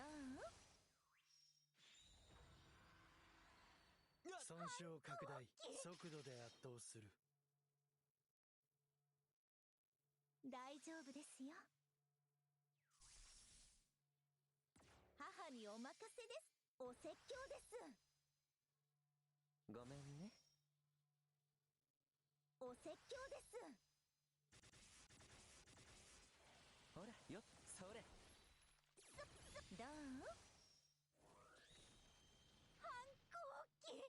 Okay, Cassius does not work, we learned.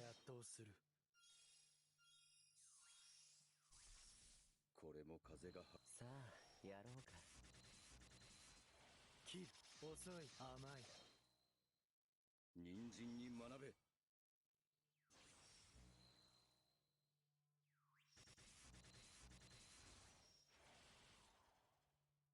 摂取カロリーを消費する。良い風、速度で圧倒する。風の猛威を。息吹を感じろ。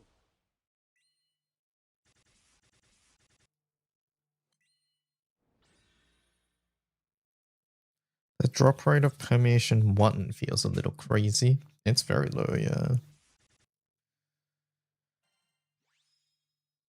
Okay, technically it still worked, but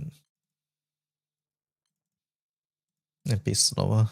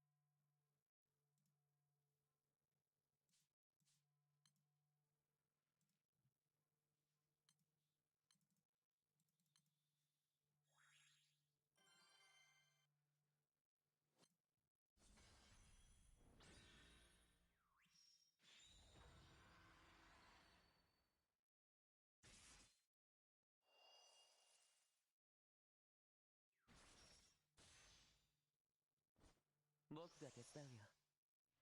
母にお任せです。お説教です。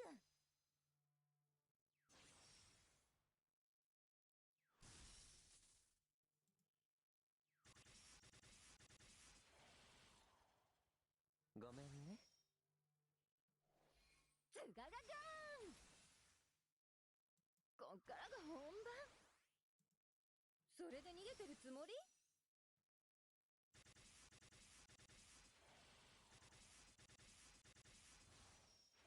よっ、ほら、それ、ほら、それ。はあ？ Mhm.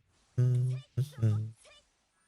こら、それ。 Agreed. Oh, do you want this one? こっか I ら don't think this one's on the wiki yet. This team was inconsistent before the Transcendence. ここだけの秘密だよ。こっからが本番。 Wait a second, I'm on stamina key. Chat, you didn't remind me to switch off it. ほら、よっ、よっ。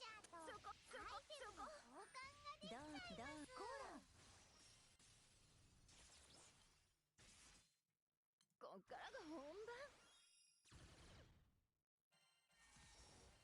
怒っさあ、やろうか。 No, there's the proper grid now. Well, you didn't remind us to remind you. I asked you guys. What the hell? 本番。それで逃げてるつもり？ Yeah, aiming for wins primal in the long term. Ah, I see. I think advanced grids is the best source here then. ほら、よっ、ほら。 We have a list of the weapons you want to be looking out for. だこら。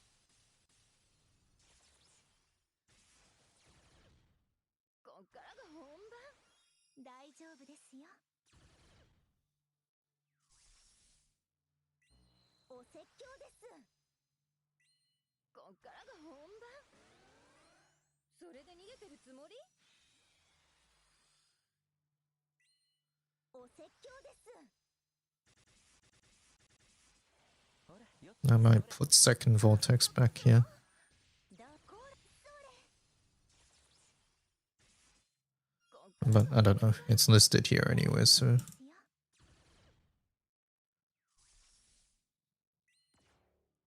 You need the Romfire, the Exaltos, and the packs and the gold bars. That's a lot of things. それ、ほら。 Best of luck. こら。だこら。 This is the collab song in Wua? Yeah, the what's it called? The you know, the one. Cyberpunk. それ、ほら、ほら。はあ、そこ。どう？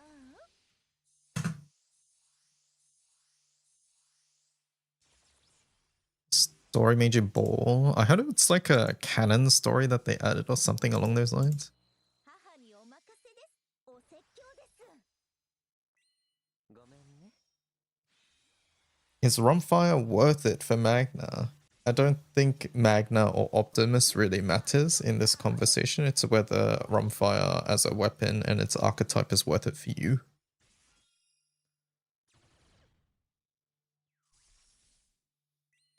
さあ、やろうか。 Do you think we'll get an Impalement weapon pack? What's the newest Impalement character? Is my question here. Who's the most recent one? お説教です。よっ、ほら、それ。 そこ。そこ。そこ。 Is it Sylvia? It's Baija. No, I think it's too recent. I think it's too recent. I don't think we'll get... I think for Baija being last year, December 28th, I think that's too recent for an Impalement pack. That being said, what was the Exalto pack? Like, who was the most recent Exalto? お説教 Oro? Is that correct? Is Oro Exalto? Oh, what am I talking about? そこ。だこら。 Yatima was about the same. Was it Yatima? 大丈夫ですよ。 Hmm. やりすぎてないかしら。 Yatima. So hold on, let me. I'm googling at the moment. Yatima was 24 December, and then we got one in 24. Okay, it is exactly the same. in that case, right? Yatima and Baizhi are exactly the same. Okay, I thought the most recent Exalter was older, I guess. I mean, I would like an Impalement pack. Don't get me wrong. I don't have Baizhi on my account. I would love Baizhi.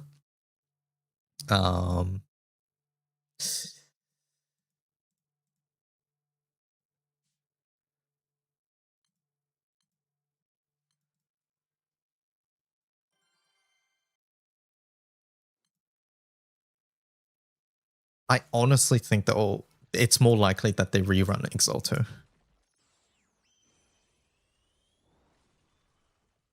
You're gonna pick Sylvia? No.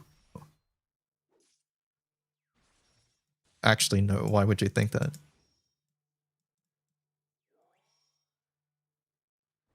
頑張りましょう。馬神の力お見せします。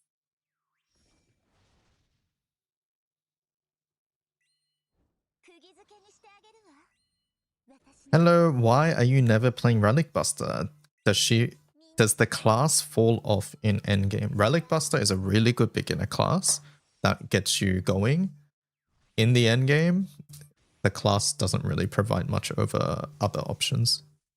It doesn't do enough damage, it's slow, it's various reasons.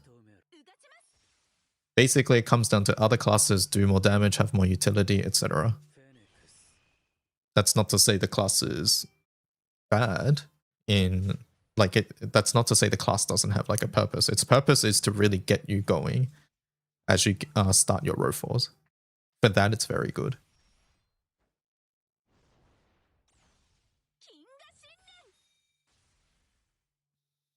Maybe second Zen. You're actually smoking if you don't think I would pick Baizhi.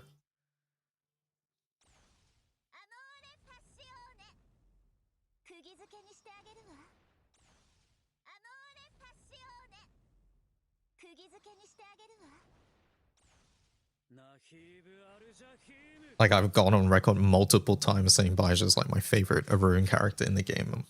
I like Baizhi a lot. And in a situation like this, when I'm not choosing between Wind and both Sylvia and Baizhi are CA... when Sylvia is CA based and I don't really use Water for a CA class, and Yule, who is improving my grid, I'm 100% choosing the setup enabling character that allows me to play more things.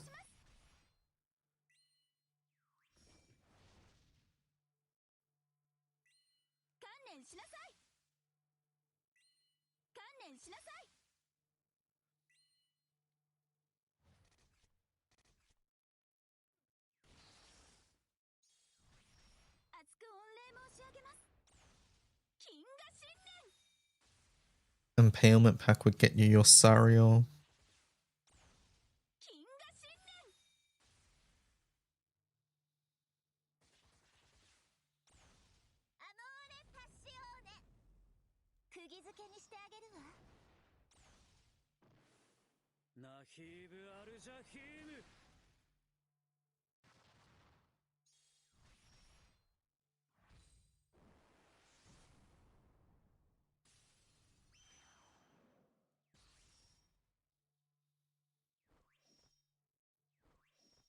What if the Impalement pack is more, like, price-wise?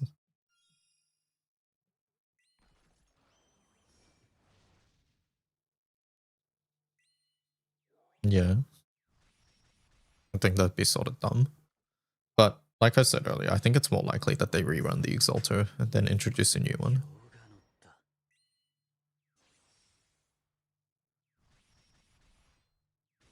How much was it? Was it 3k? I feel like it was more. It was 5, right? Yeah.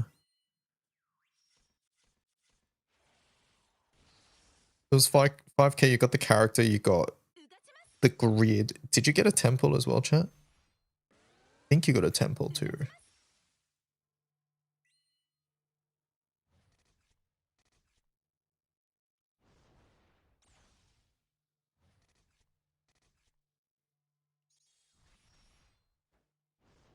The grid, you got a M3 grid, right?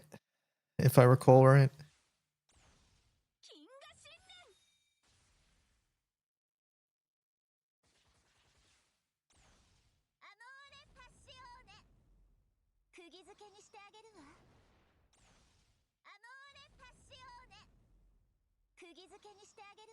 How do you get knockouts manually for streaking? I'm trying a win team. Streaking or boogie, man? Wait, you're trying to bring streaking back in? Is that what's going on? The answer is there's no easy way unless you have a character that naturally dies.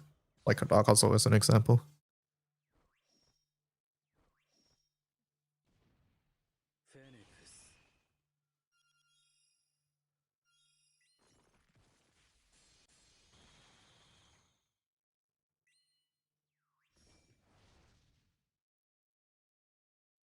Death summon, the ordering would be a little off if you're on dark, and then if you're not on dark, I guess it's fine. But then you're running a dark character frontline for... Actually, no, it doesn't work because you need to summon, and you can't summon from the backline, so it doesn't work. No, death actually doesn't work unless you're manually.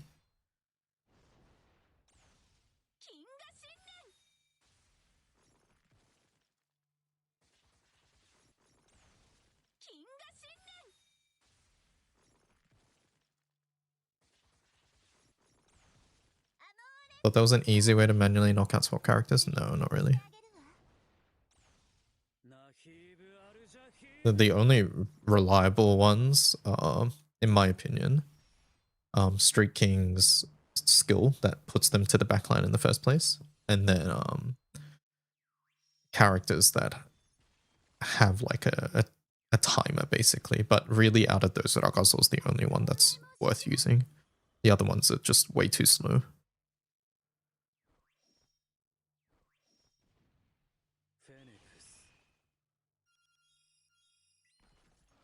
My Wind Odious summon is FLB. Congratulations.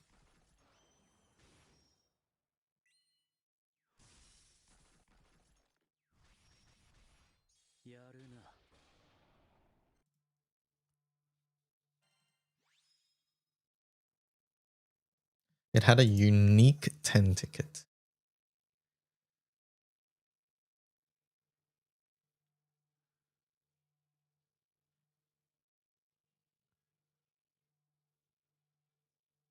So it was a 10 ticket that doesn't add to the spark count. If I'm understanding right. Yeah, these were the grids that you got.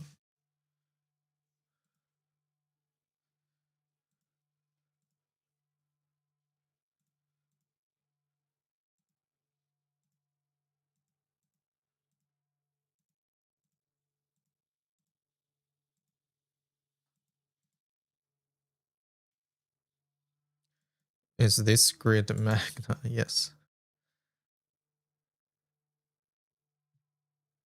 There is no maintenance announced yet, right? So probably evening story. Yes. I don't think there was maintenance announced at all, right? It's tomorrow, right?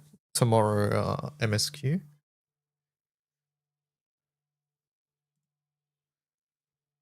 Yeah, okay.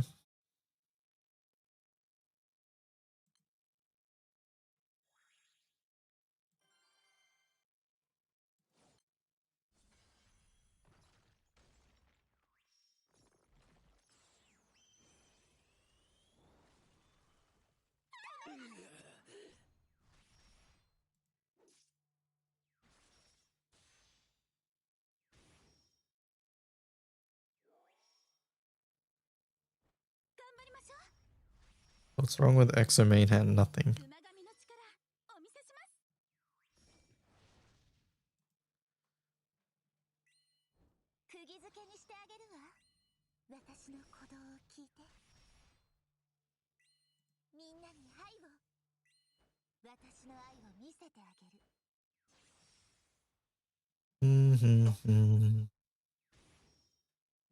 Alright, let's answer some mod questions and then we'll work on those Hexa setups that we did yesterday. 21!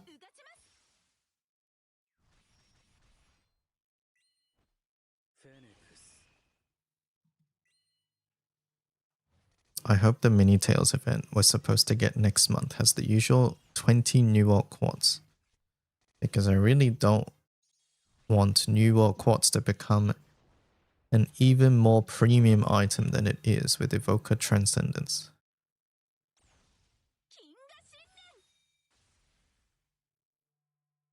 I don't think it will. I feel like it won't, because it's not a proper event.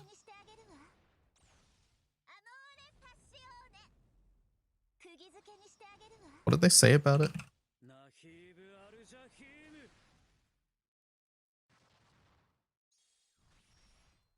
It's like a sandbox monthly campaign. Yeah, I feel like it's more talking about how sandbox has like higher boosted stuff.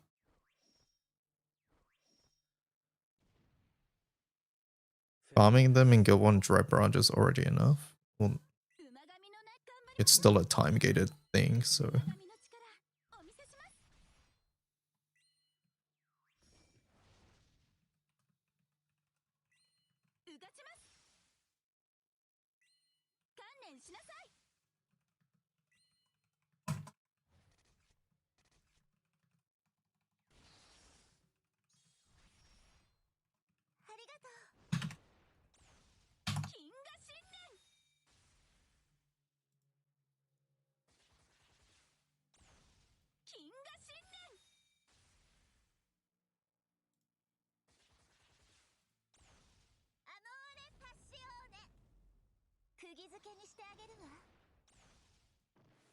I need crystals for my relic weapons. It's a good thing you get crystals by playing the game.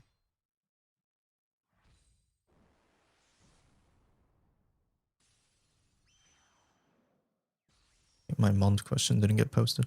What are your general recommendations for the Summer Star Premium Brawl set? Ah, yeah, that's... I'm archiving that, sorry. Sorry.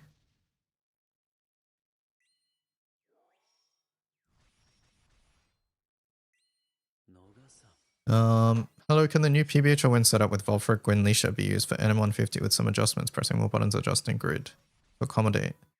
And do you know if it's better or at least on par with 3B1S that features Gwyn, Galleon, and Ella? No, I haven't done any testing.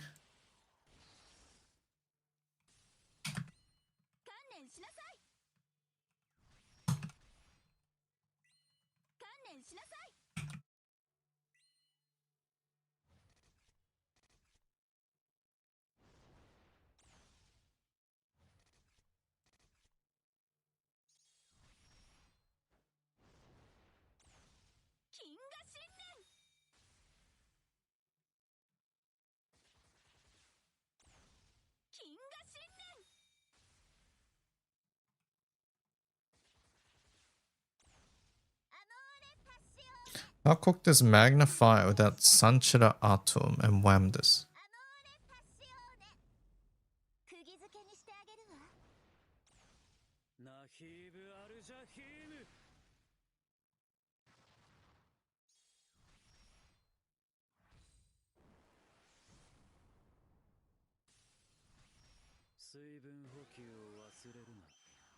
Lose my spark.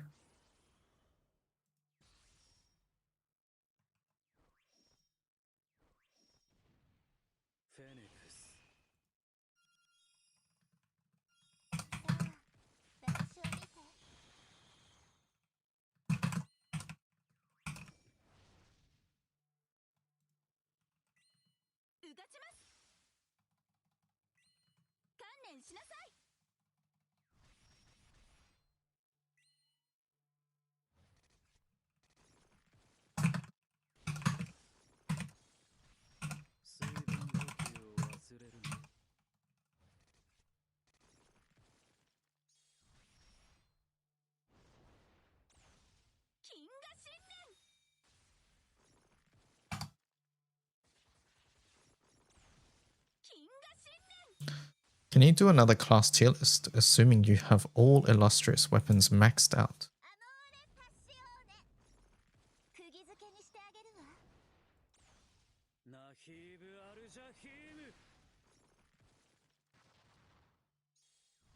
I'm just archiving that. I fell off Gramblue around the time CT Sword nerf happened. Roll Percy for that purpose just before, but what a... Let me read that again. I fell off Gramblue around the time CT Sword nerf happened. Rolled Grand Percy for that purpose just before, but whatever. Is that saying roll Percy for CT Sword grids? Am I reading this right, chat? Like, am I misunderstanding? Or to farm them? I mean, okay.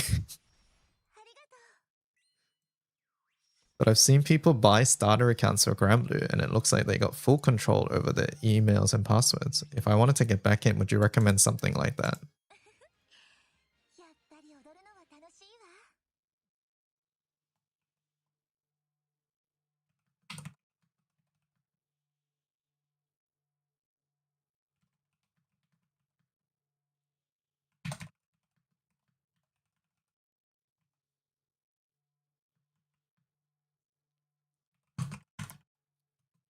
Isn't that against TOS?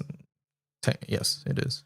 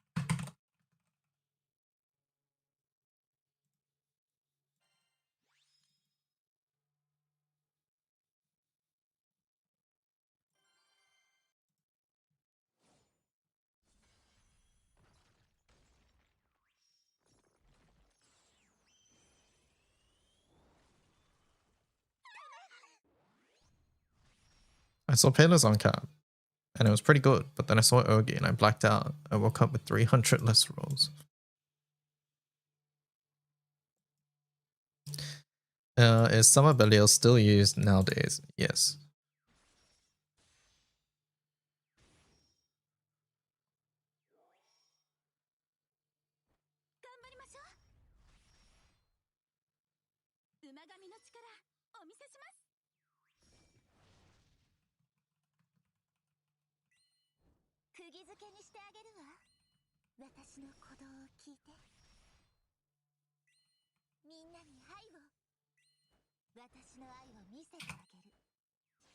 Mm-hmm.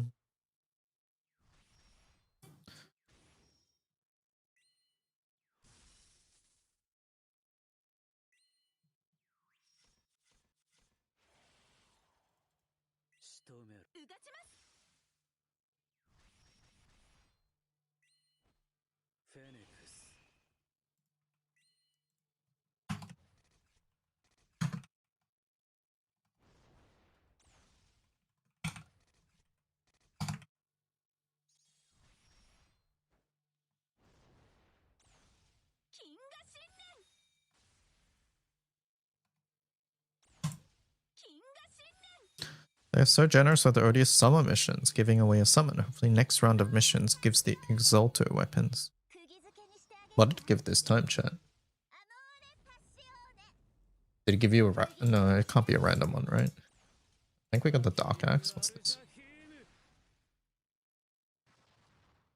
Oh, the Magister. Right, we don't have the Exaltos for all of them. I forgot.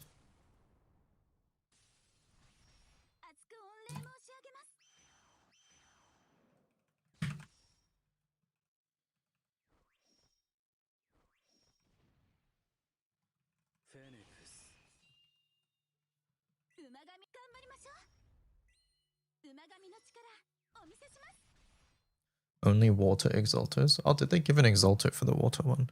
Really? Interesting. Oh wait, no, you're saying only water has exalter. A light player's...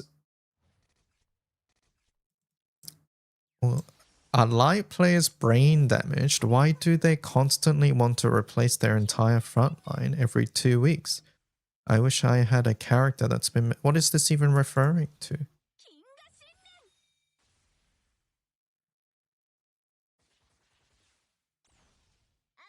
I'm not even responding to that.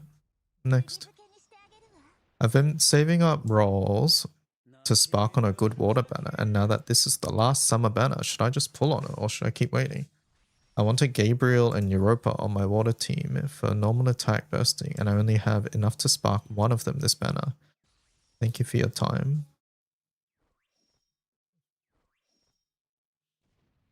They want Gabriel Europa. Their rank doesn't say. Oh no, no, it doesn't say.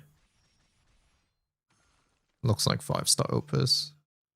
So relatively early on, they've started farming M3. They have Uno. Okay, I see. They want Gabriel Europa. Is it a good banner? It's not a good water banner.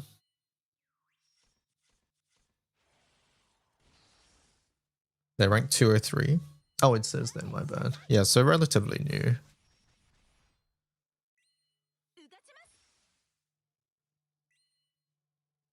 They want flash characters.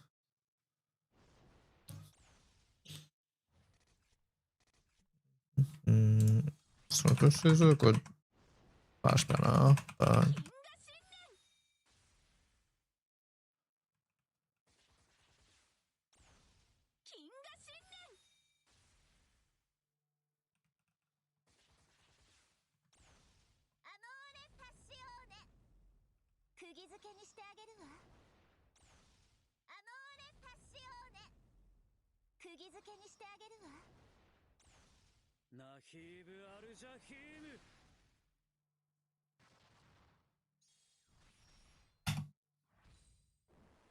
You sparked the Nehan on this banner? Yeah, like it's a good banner to spark on.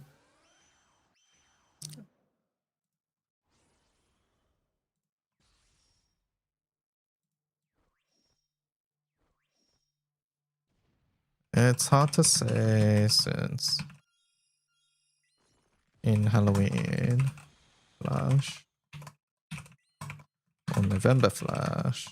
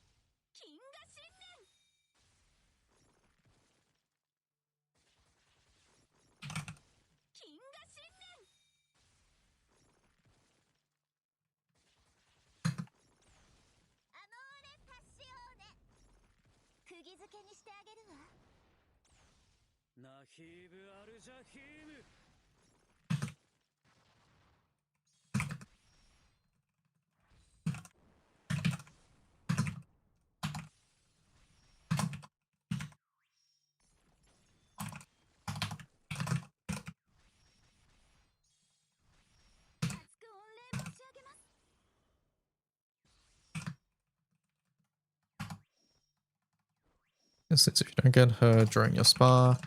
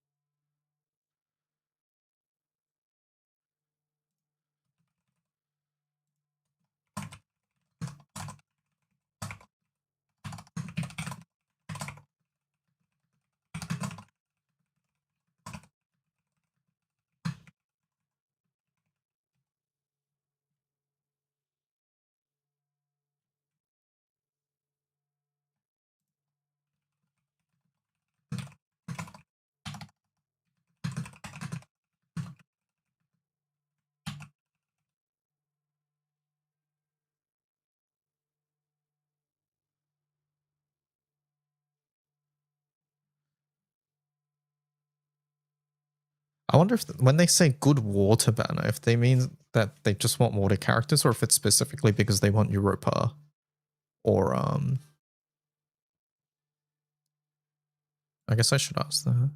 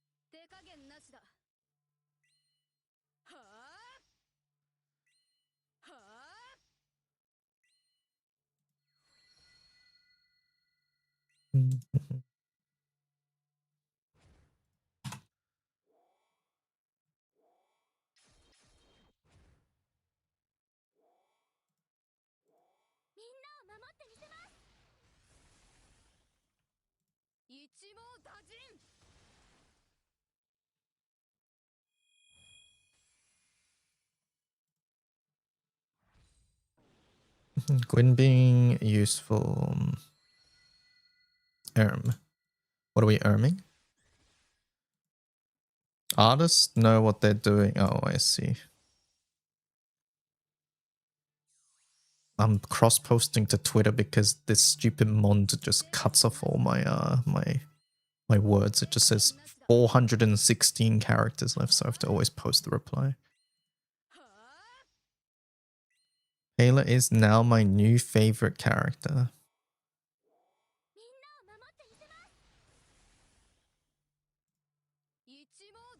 I expected W goons in Payla's Fate episode, but after reading it, I'm left with a profound appreciation for the time you spend with those you love.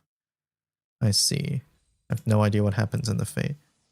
Stop making me have to Ogi to get my normal attack characters to function properly. I'm tired of it.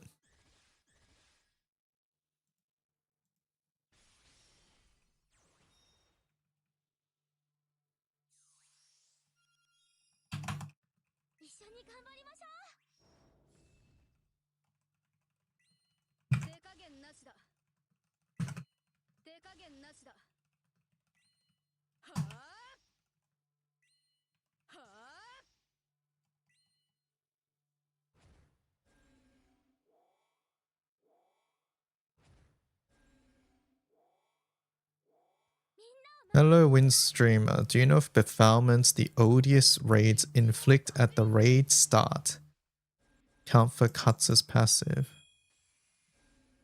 They're listed as a debuff, no? Yeah.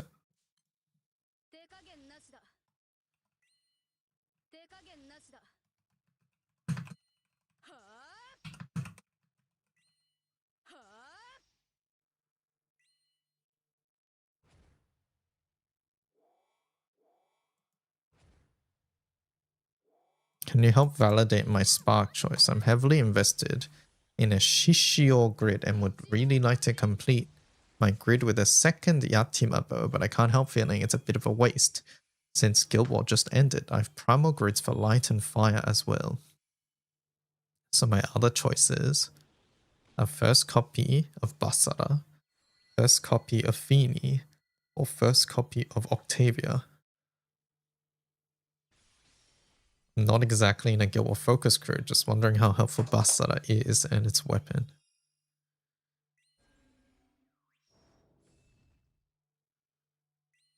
I have primal grids for light and fire, but they're missing Basara.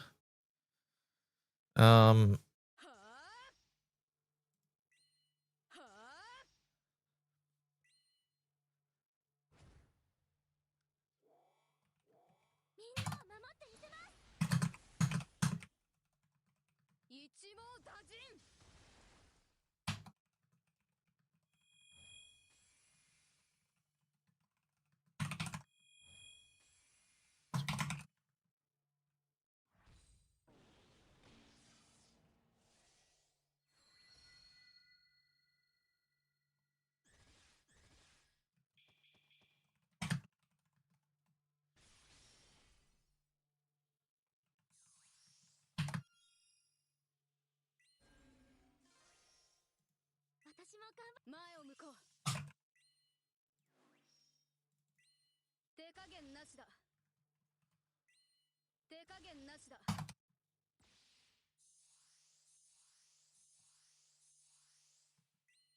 はあ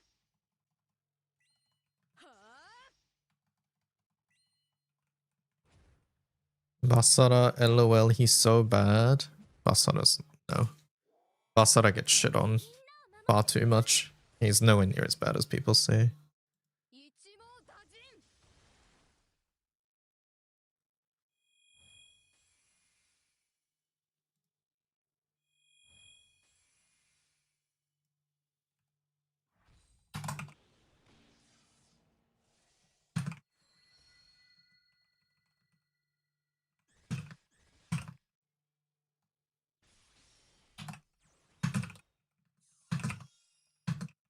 一肌脱ぐとしよう。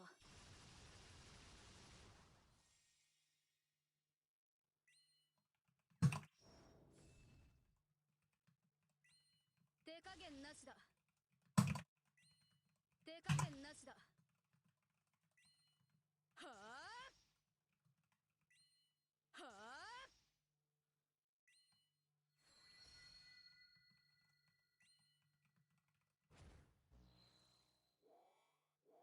みんなを守ってみせます。一網打尽。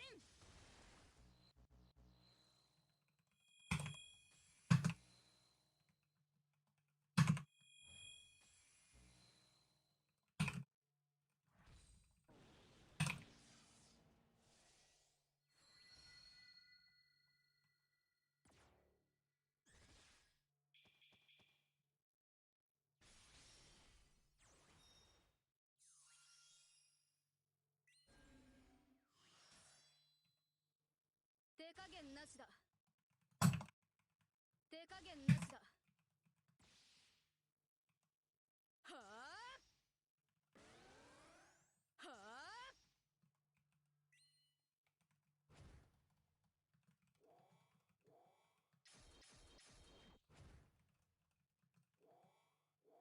みんなを守ってみせます。一網打尽。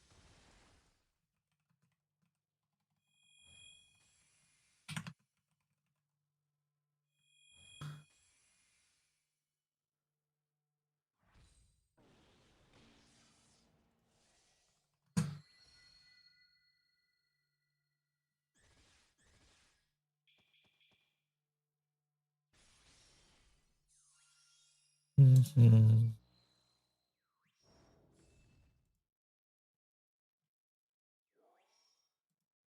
手加減なしだ。手加減なしだ。はあはあ。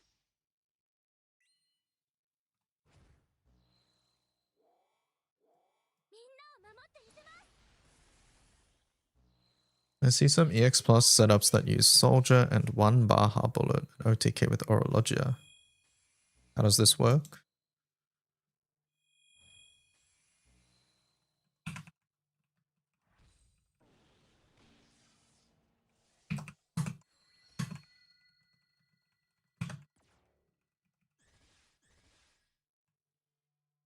Is it just some of the stats? I forget the specifics, but the stats of the bullet applies. 手加減なしだ。手加減なしだ。はあはあ。 The raw attack and cap ups apply, thank you.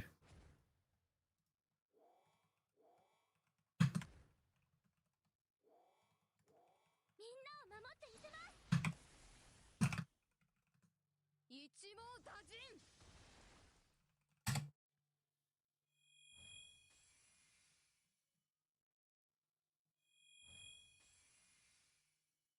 So is like far was better now, right? I think.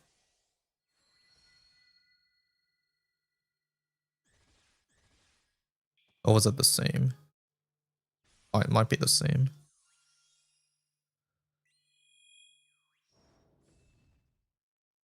Far is the same cap as sub HL and more raw. Oh, it's 400 attack, I see. 手加減なしだ。手加減なしだ。はあはあ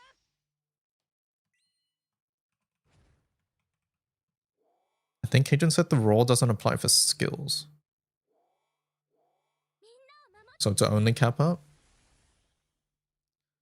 一網打尽。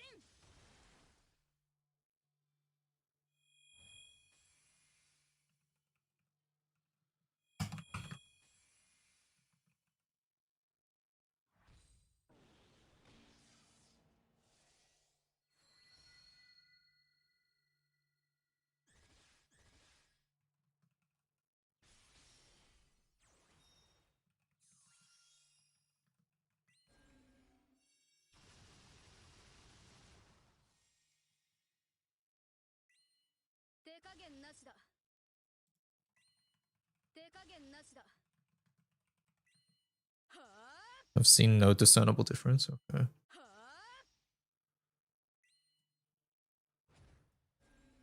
あ I'll just say cap up because that we all agree on. 一網打尽。 I don't care what element I need an Ogi Payila.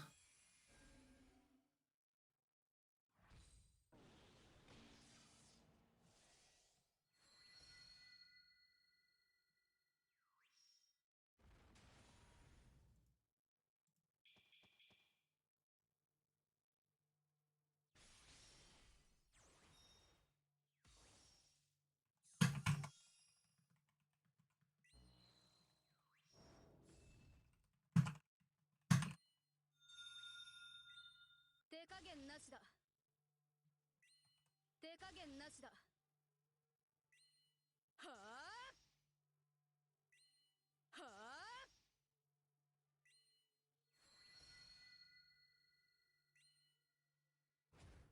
あ Is there a reason the newer raids on Wiki stopped listing the Japanese names?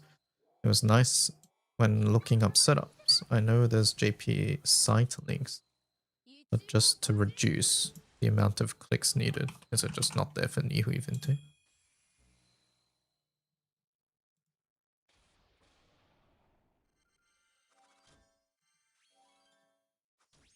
温かいそばが私を待っている。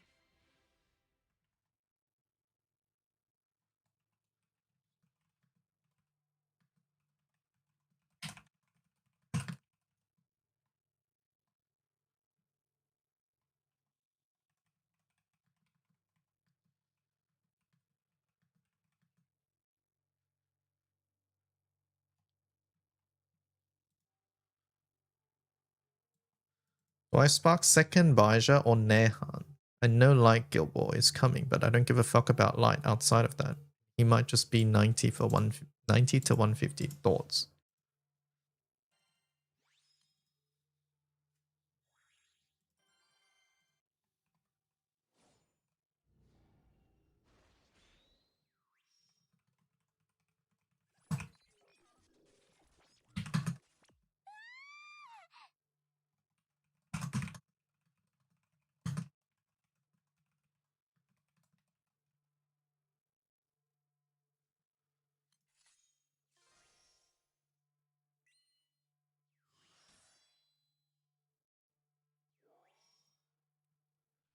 「前を向こう」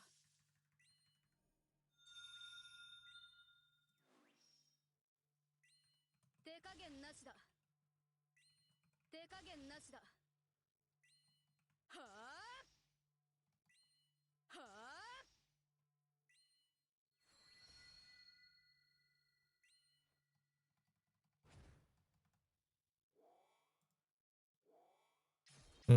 Now we're caught up. We're caught up. The non-question ones help me a fair amount because I just archive them after I read them. 一網打尽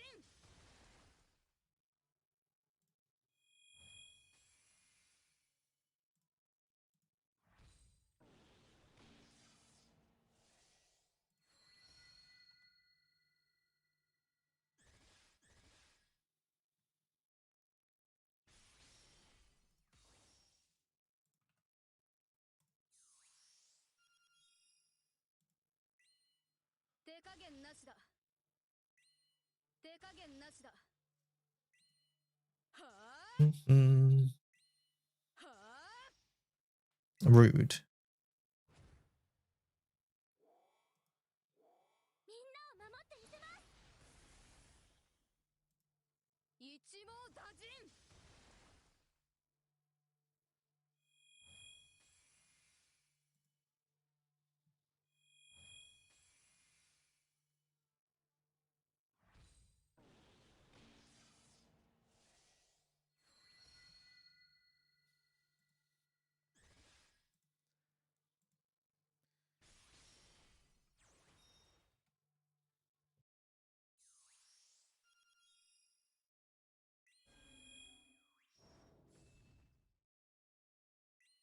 手加減なしだ。手加減なしだ。はあはあ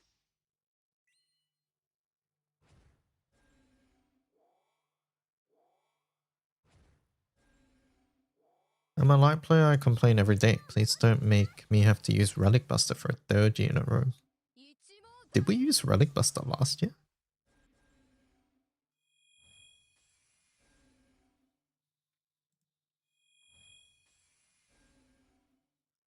They're waiting for a reply. Well, that's unfortunate.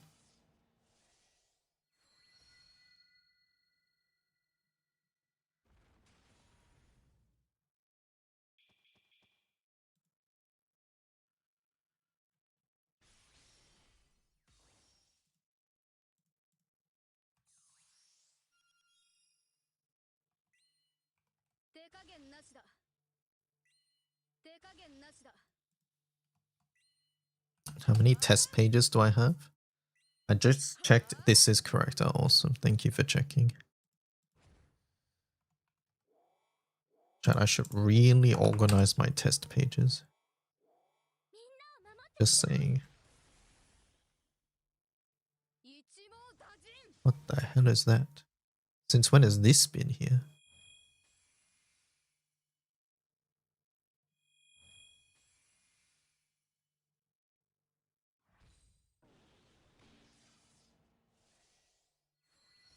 It was Omiken.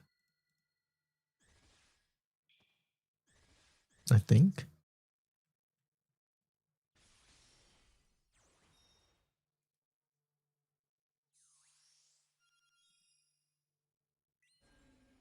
No, I think it was added to the page.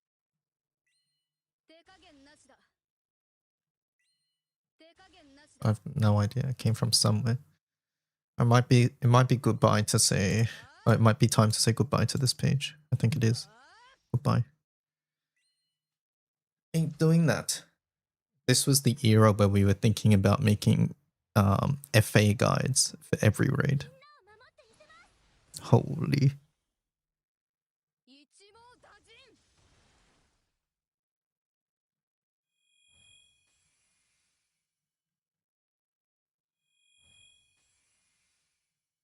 Huh.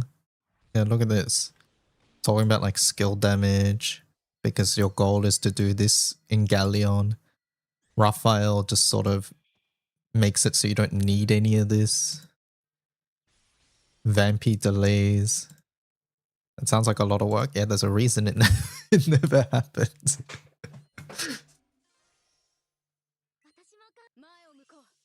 There's a reason. There's a reason that shit didn't kick off. And there's a reason I'm so apprehensive about the Hexa thing, but I think this one's much more reasonable.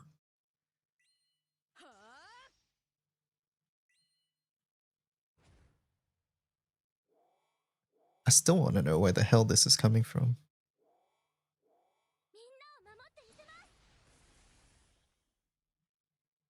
It's below example characters.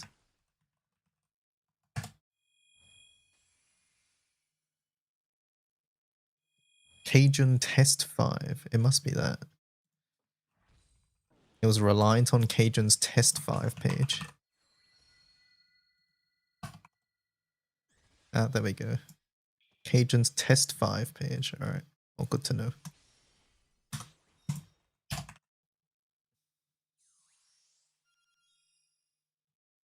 肌脱ぐとしよう。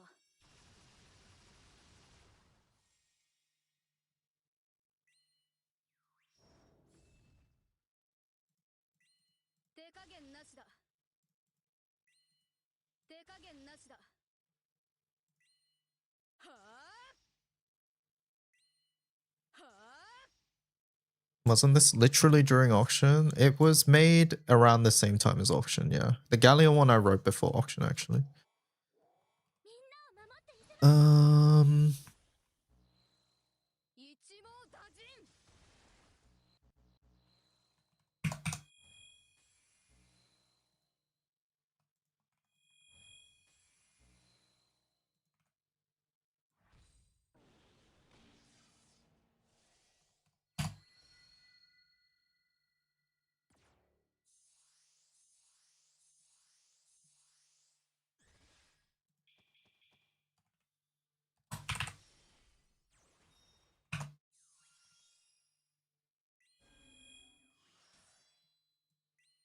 手加減なしだ。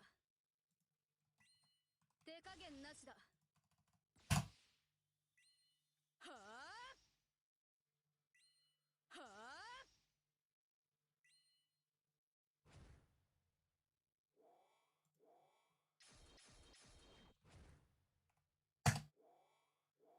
みんなを守ってみせます。一網打尽。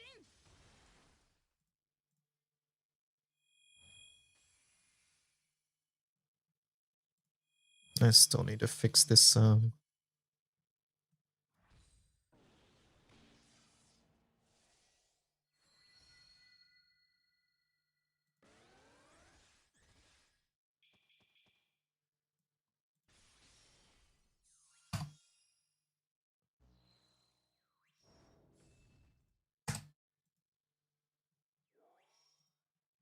手加減なしだ。手加減なしだ。はあはあ。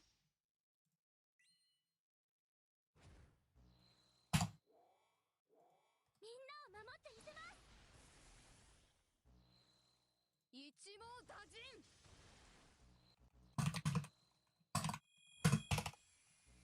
what do I see Paladin host for Papa Lukruva? I have no idea. Is there a setup there? I haven't seen it.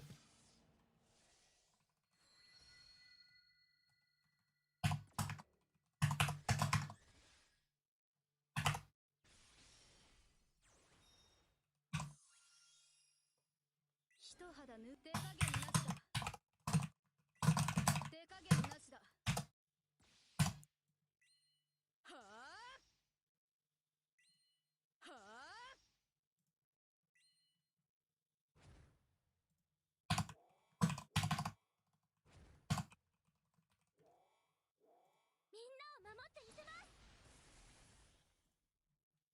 一網打尽。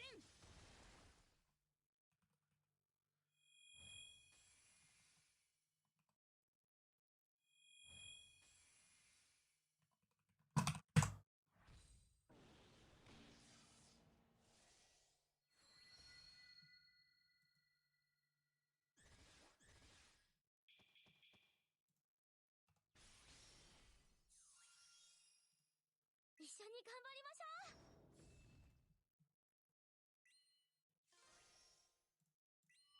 う。前を向こう。手加減なしだ。手加減なしだ。はあはあ。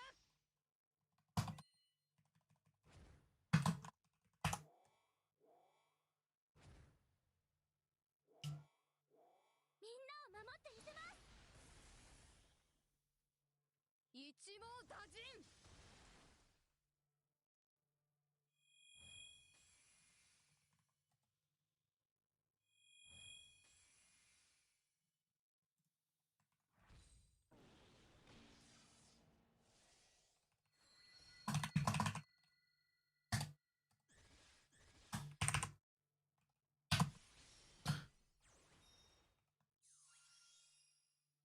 一肌脱ぐとしよう。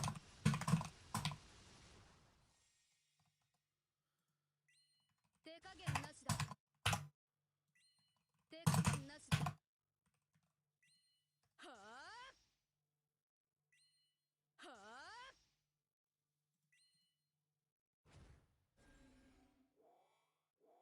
みんなを守ってみせます。一網打尽。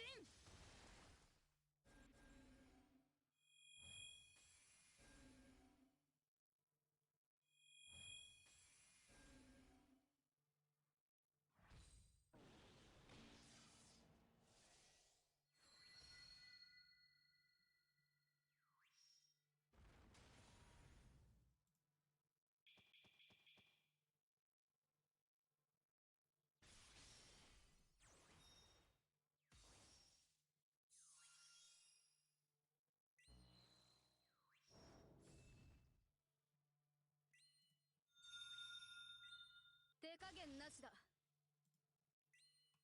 手加減なしだ。はあ You finished your Odious monthly, you got the free gun. Nice. はあ。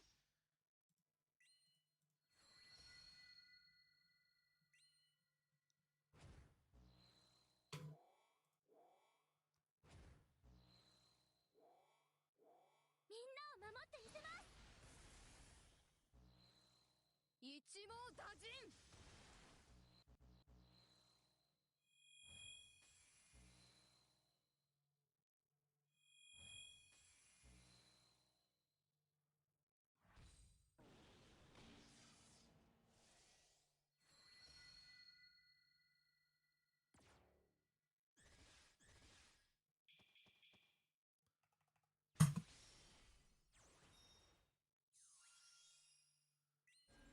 手加減なしだ。手加減な。物足りないな。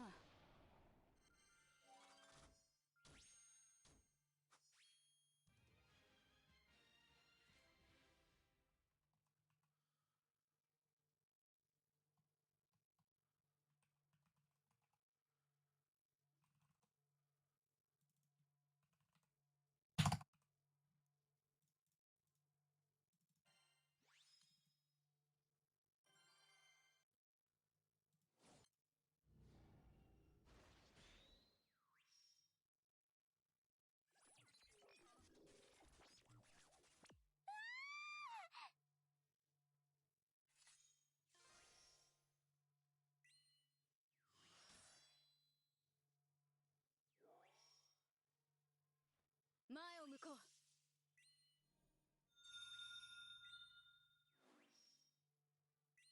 手加減なしだ。手加減なしだ。はあ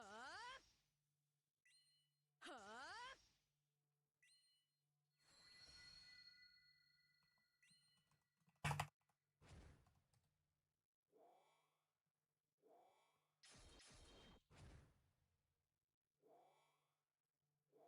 みんなを守ってみせます。一網打尽。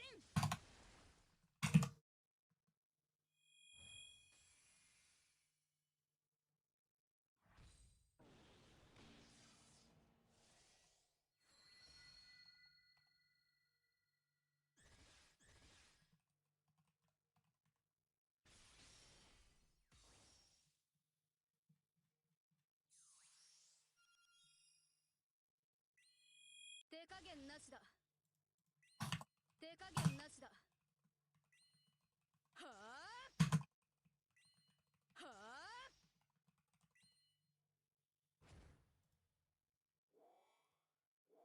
みんなを守ってみせます。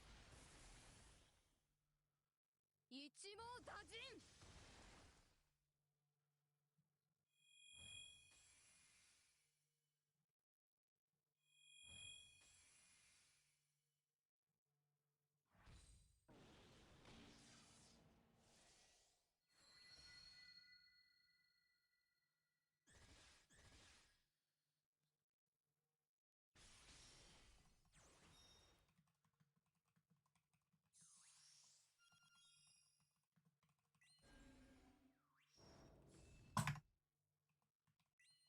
手加減なしだ。手加減なしだ。はあ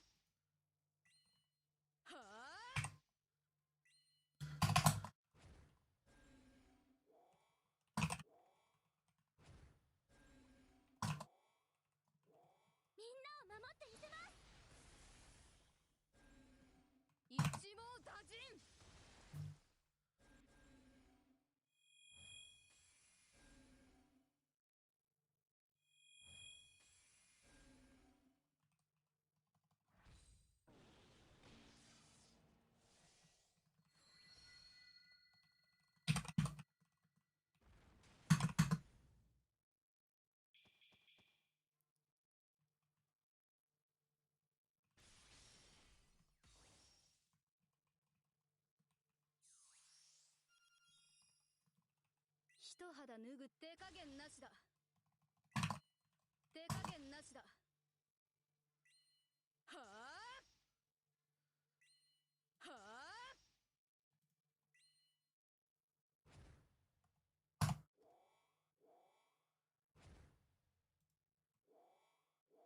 みんなを守ってみせます。一網打尽。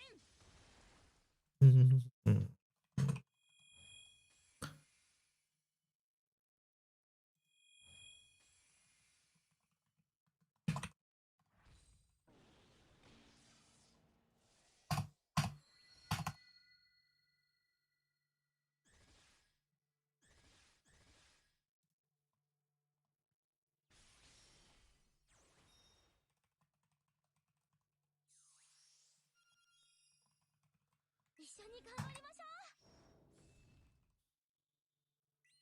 手加減なしだ。手加減なしだ。はあはあ。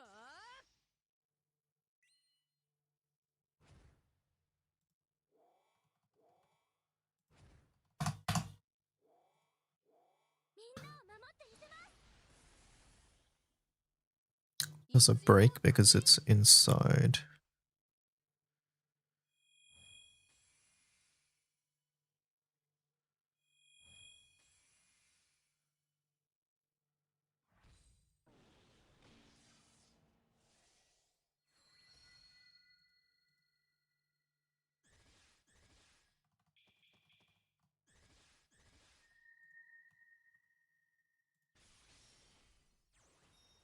Oh, now it's fine. Is it the line break? It was the bold that was breaking it? 前を向こう。手加減なしだ。手加減なしだ。はあはあ。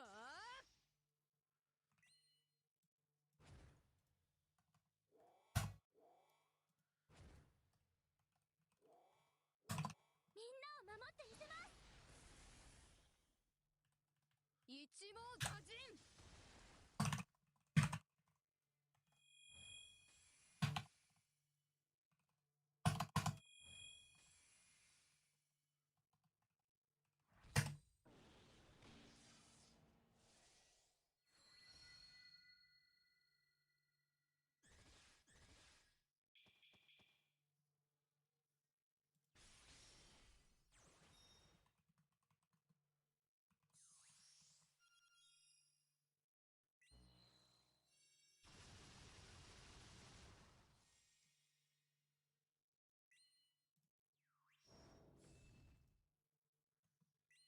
手加減なしだ。手加減なしだ。はあはあ。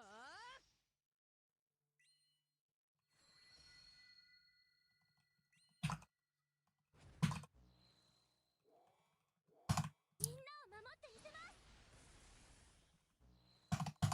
一網打尽。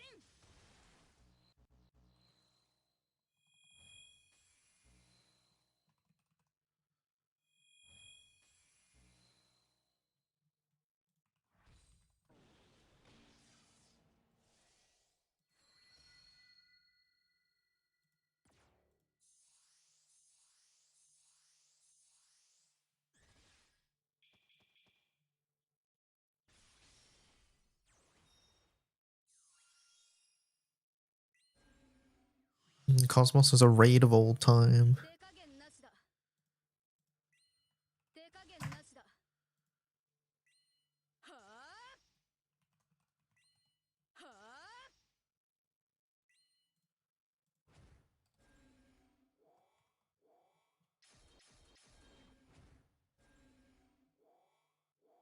みんなを守ってみせます。一網打尽。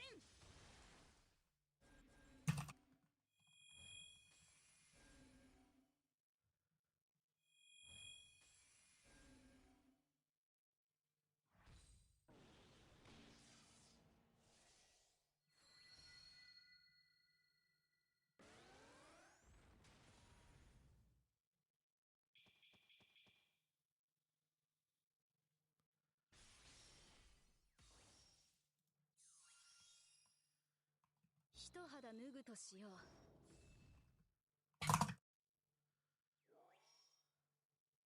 手加減なしだ。手加減なしだ。はあはあ。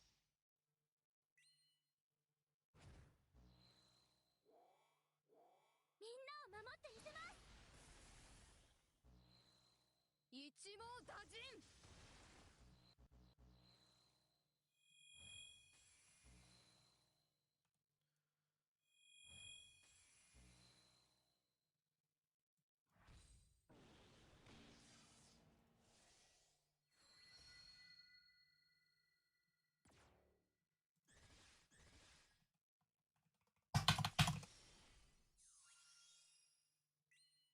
手加減なしだ。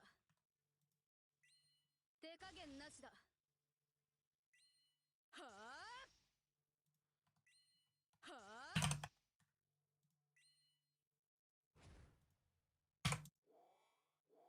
みんなを守ってみせます。一網打尽。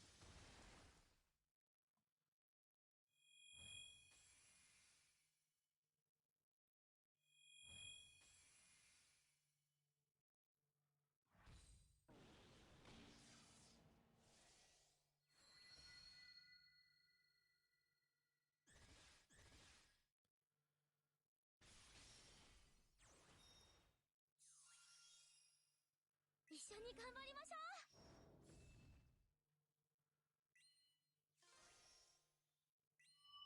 I have a question. How do I use Payila in the collab girl from Gintama?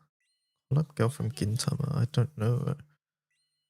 Don't even know what characters we got from Gintama. She needs dodge, right? So I pair Nehan with double dodge, but she doesn't dodge. Why does my Payila take any damage at all?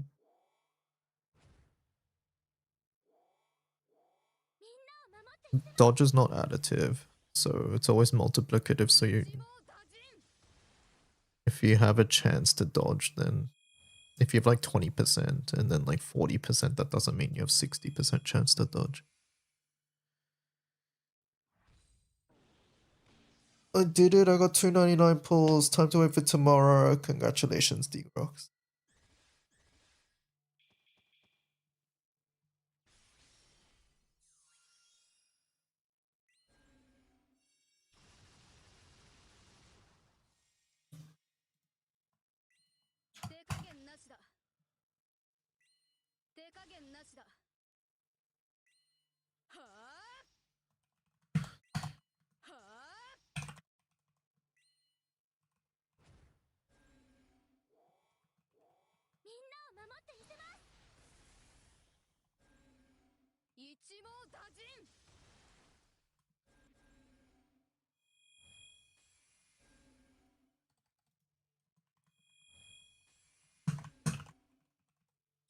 Team has constructed the idea of activity.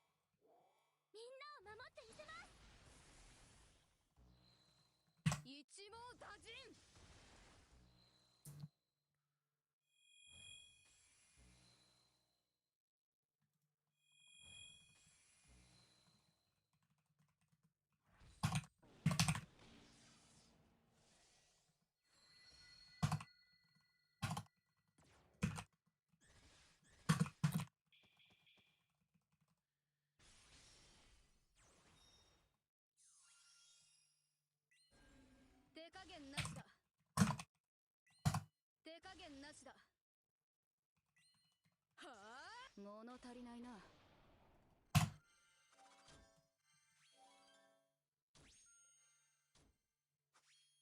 温かいそばが私を待っている。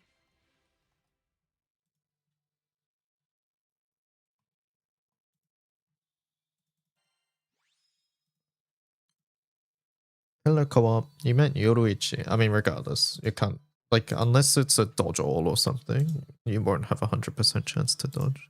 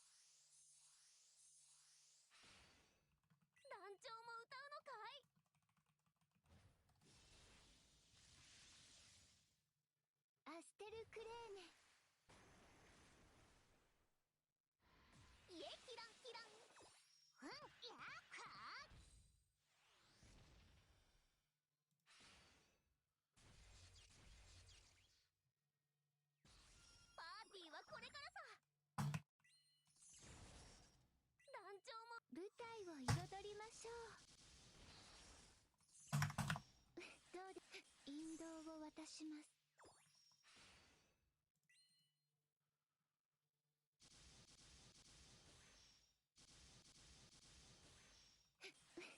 引導を渡します。どうで引導を渡します。いやいやいや。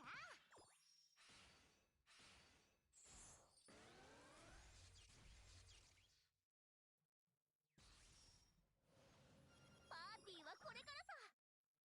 僕の出番さ。パーティーはこれからさ。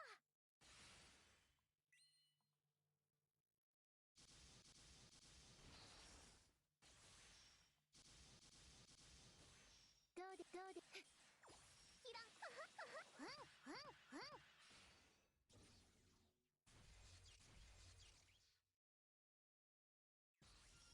パーティーはこれからさ。一曲踊ろうか。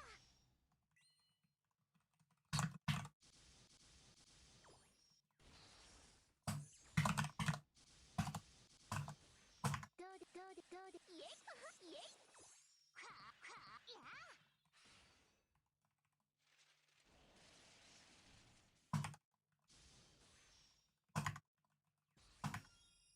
ステップが踏めない。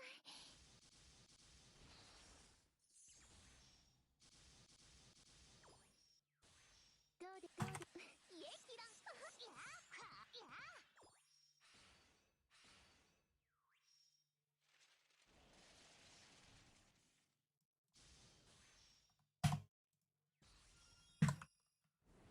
ワンワンハロウィン行くぞ。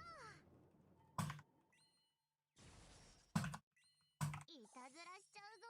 楽しんでるか。いたずらしちゃうぞ。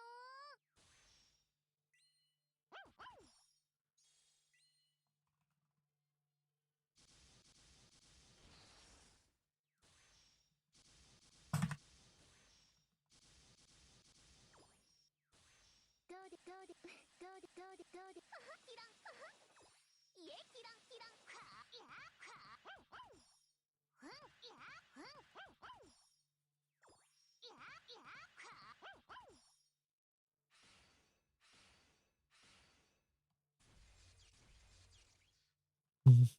パ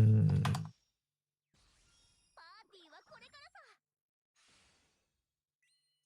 僕の踊りを見るかい。僕の出番さ。パーティーはこれからさ。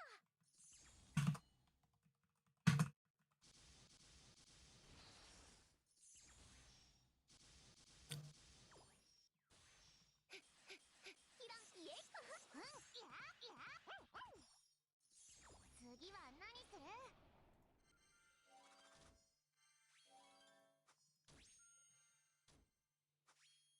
いたずら大成功。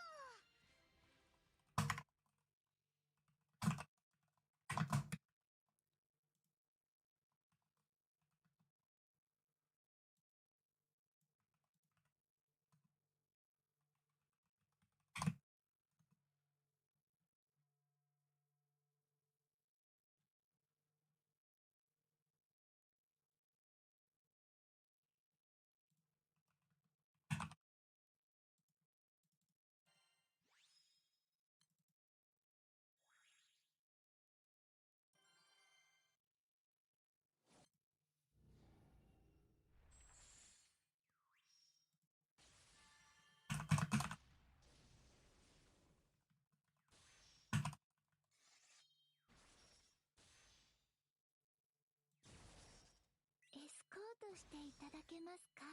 舞台を彩りましょう。おもてなしを。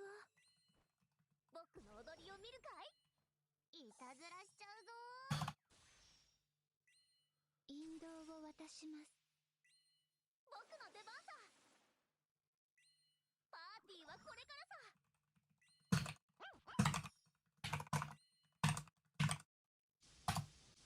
どうでキランイエイいやいや。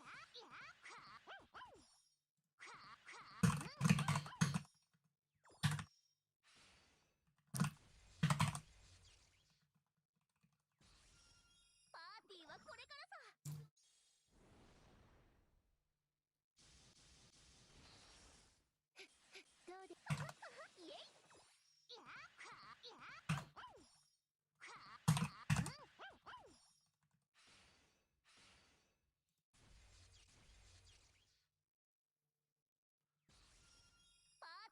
れからさリッキーのハッピーなショータイムさイエキランいやは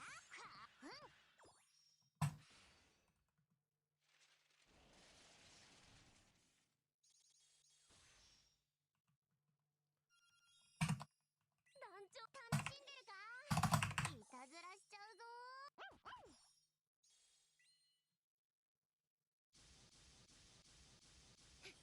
どうですキランキランキランははいやHello, Alco.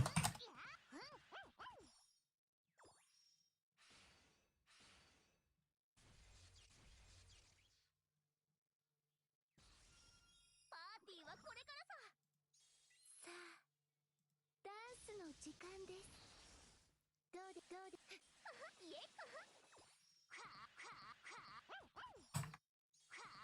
いや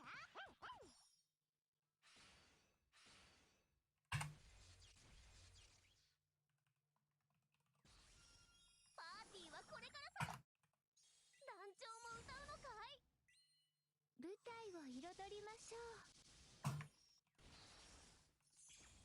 どうで引導を渡します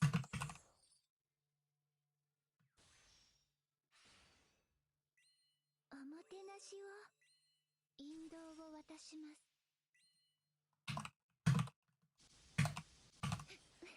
引導を渡しますキランイエイやいや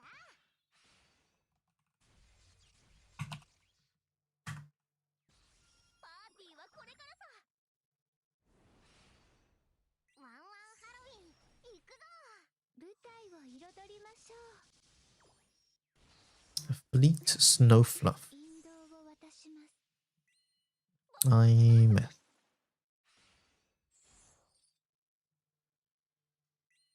パーティーはこれからさ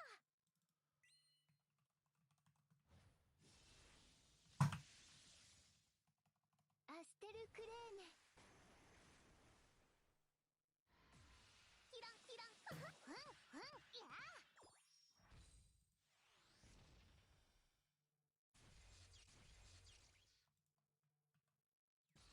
パーティーはこれからささあ舞台を彩りましょう引導を渡しますいけいけ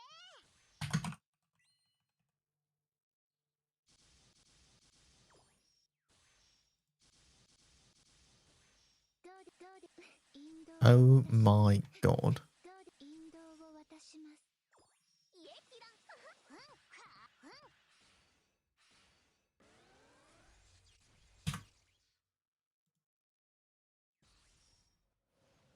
パーティーはこれからさ舞踏会の邪魔はさせません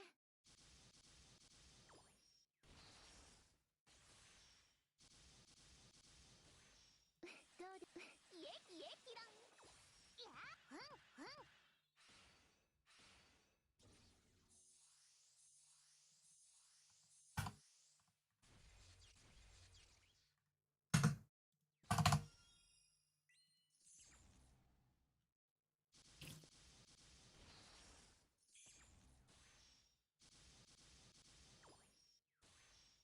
どうでキラン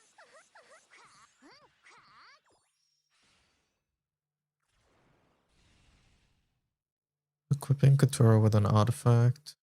Let's see.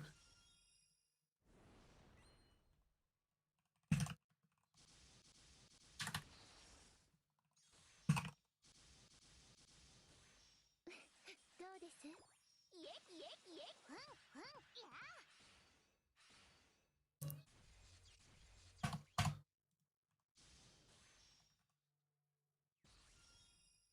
さあダンスの時間です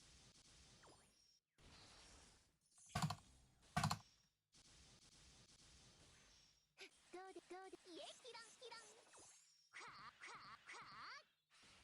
Is it normal for ODS raids to be kinda dead? I think it depends on which one and what time, but yeah, I don't know. ワンワンハロウィン行くぞ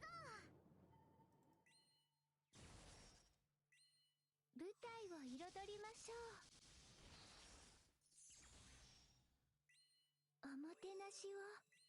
僕の踊りを見るかい？いたずらしちゃうぞ。楽しんでるか？いたずらしちゃうぞ。引導を渡します。僕の出番だ。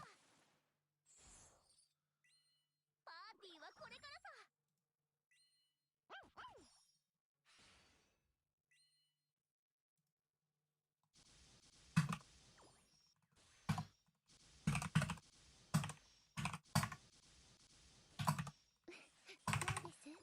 どうでイエキランキランイエキラン。いやいや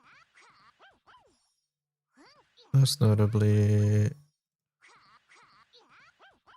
this skill provides status moved.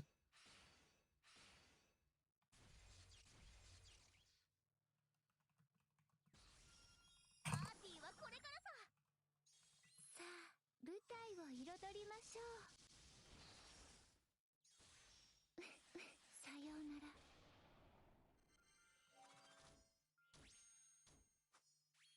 いたずら大成功。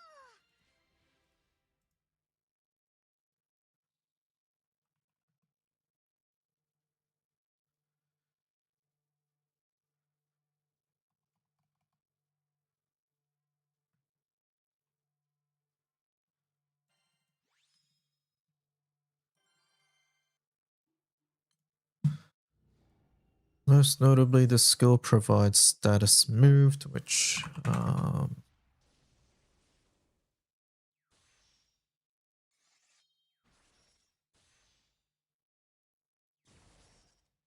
長も歌うのかい？舞台を彩りましょう。おもてなしを。僕の踊りを見るかい？いたずらしちゃうぞ。引導を渡します。僕の出番さ。パーティーはこれからさ。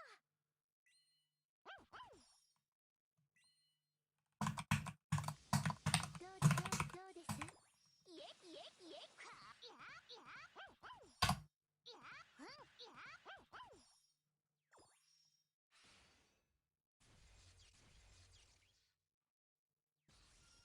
パーティーはこれからさ。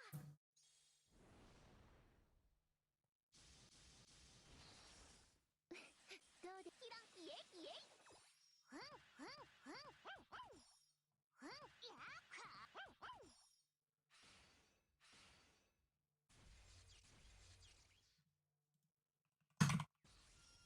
ーティーはこれからさ。ビッキーのハッピーなショータイムさ。どうでイエイイエイキランいやいや。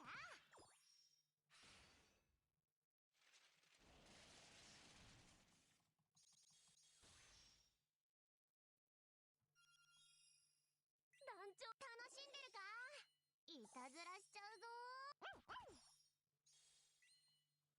this skill provides a huge amount of charge bar for Rising Force MC, usually bringing 200% bar. キランキランイエイ。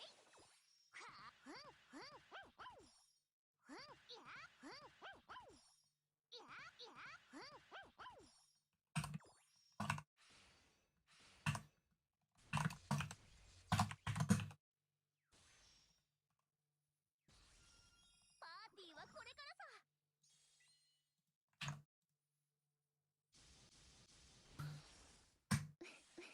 イエイキランキラン。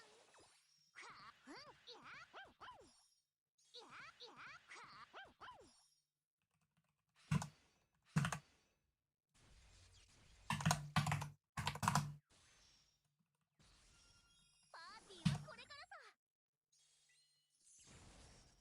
いけいけ。舞台を彩りましょう。どうで引導を渡します。おもてなしを。引導を渡します。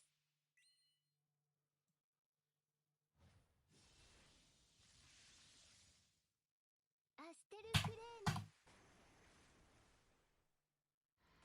イエキライエイや。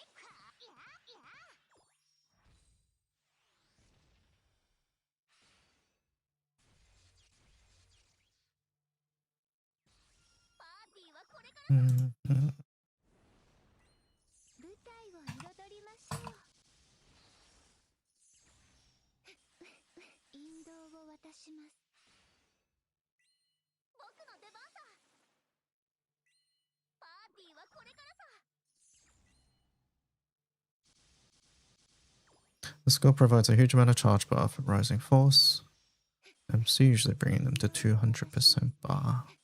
引導を渡します。キラン。いや。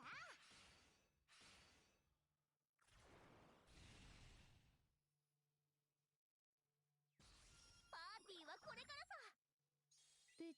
舞台を彩りましょう。どうで引導を渡します。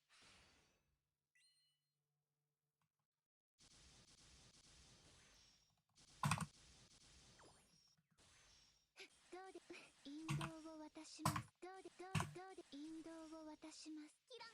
イエイ。いや。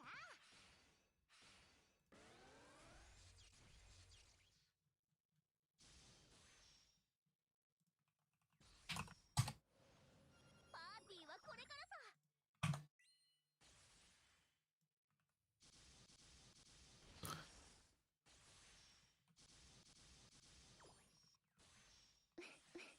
イエイキラン。イエイ。いや。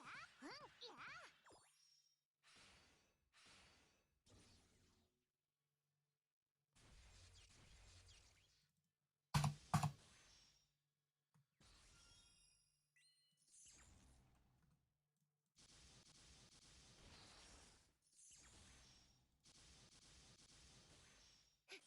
どうですキラン。イエイ。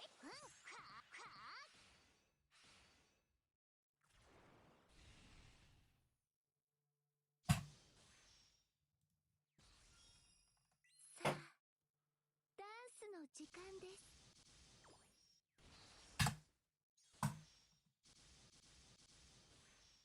どうでいや。いや。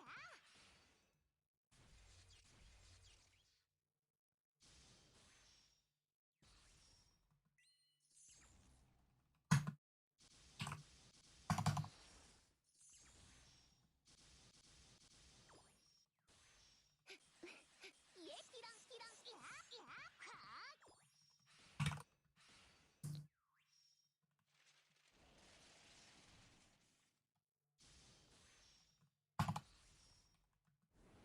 ステップが踏めない。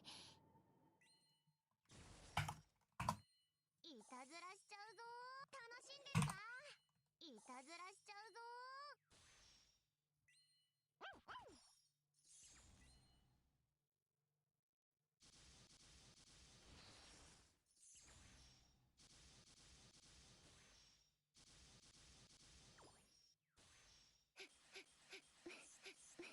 キラン。イエイ。キラン。イエイ。パ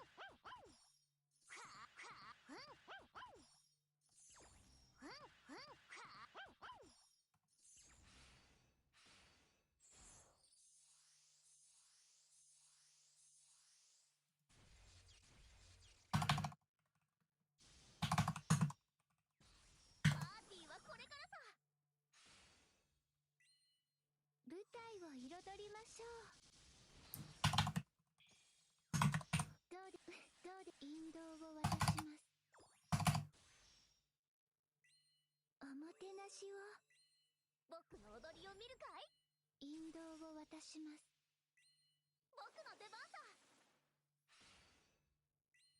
パーティーはこれからさ。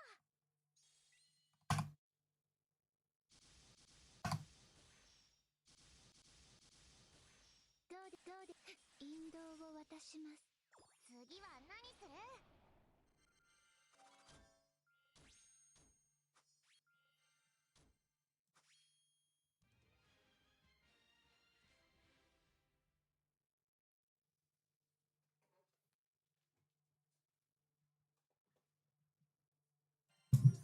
俺は俺の理想に向かって進む。 I don't like how wordy this is.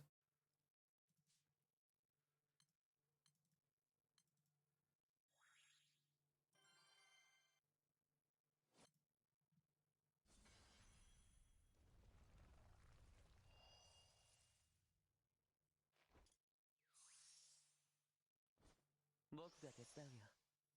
大丈夫だよ。私に合わせて弾いてみて。うるさいのは嫌い。違和感あるでしょ、この旋律を聞くと。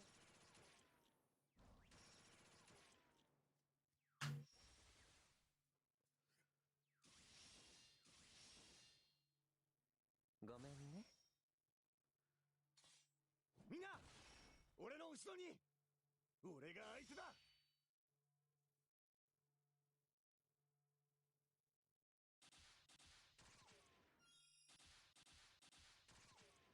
ほらよ、ほら。ほらほら。 I think I would rather a table.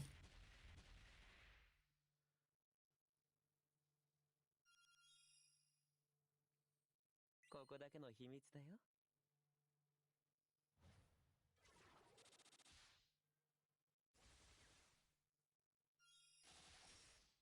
グリュンラウニッシュ。アウスブルフシュラーク。ネビリューサ・フリューデ。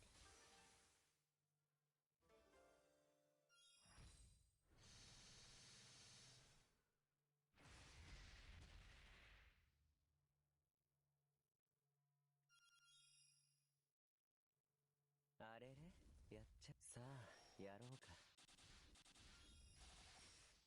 せっどれどれ。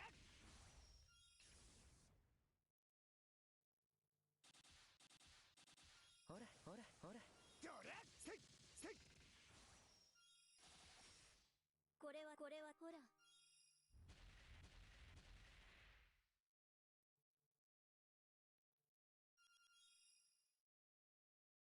次の曲は私が団長に合わせる。 Yeah, no, I think this is too wordy. I think we're going for a table instead. それ。行くぜ行くぜ行くぜ。ほら聞いてみて。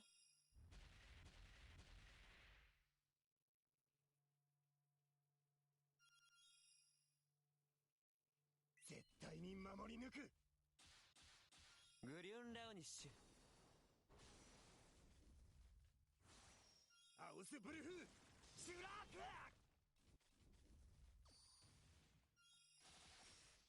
ネビリューサ・フリューデ。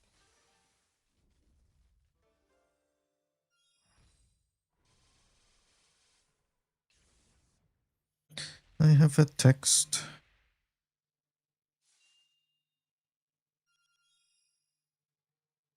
最後まであがく。区会はことごとく流星し、我らただただその美酒を違和感あるでしょ、この旋律を聞くと。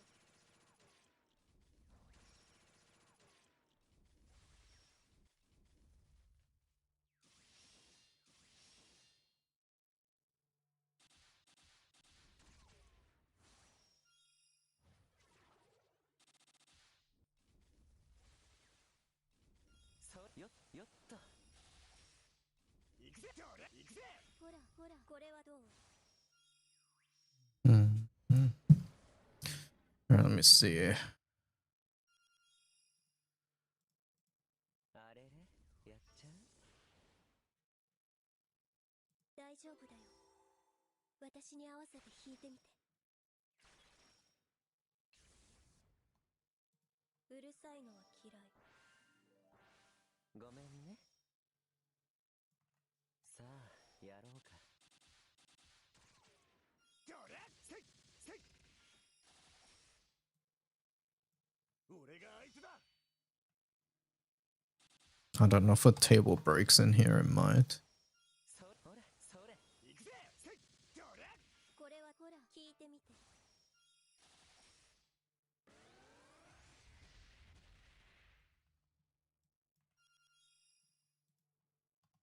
ここだけ。みんな俺の後ろに。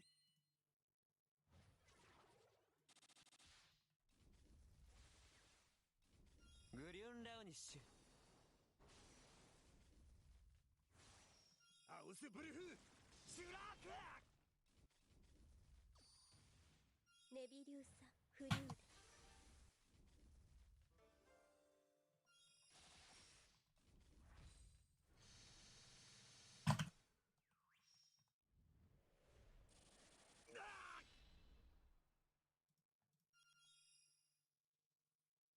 こういう時こそ冷静に。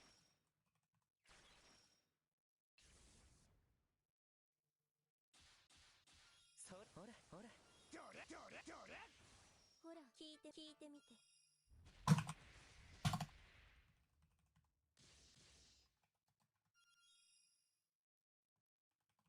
絶対に守り抜く。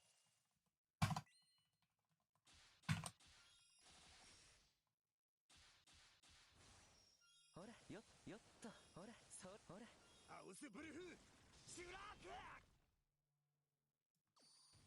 どれ行くぜ。どれ。これは聞いて、これはどう？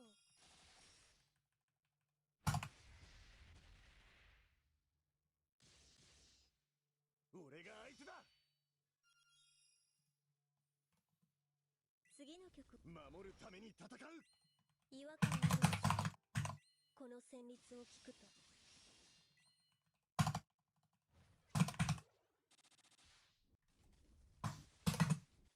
グリュンラウニッシュ。どれ行くぜ。どれ。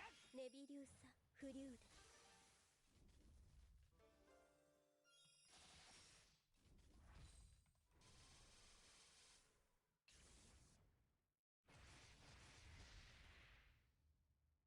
俺が相手だ。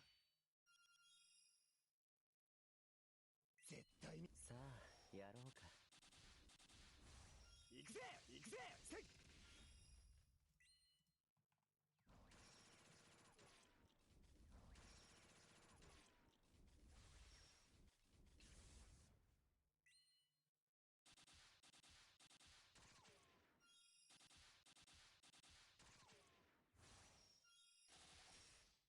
そよっとハウスブルフシュラーク。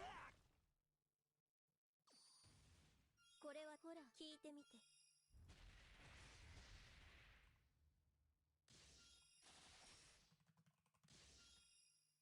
俺が相手だ。次の曲は私が団長に合わせるね。大丈夫だよ。うるさいのは嫌い。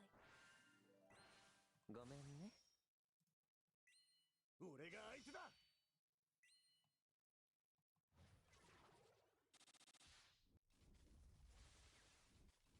ほらそよっとせいせい。どれ。これはほら聞いてみて。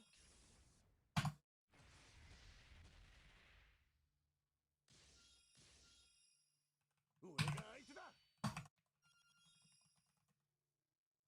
ここだけの秘密だよ。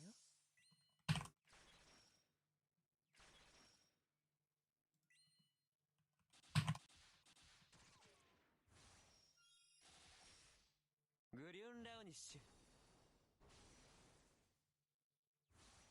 ハウスブルフシュラーク。ネビリューサフリューデ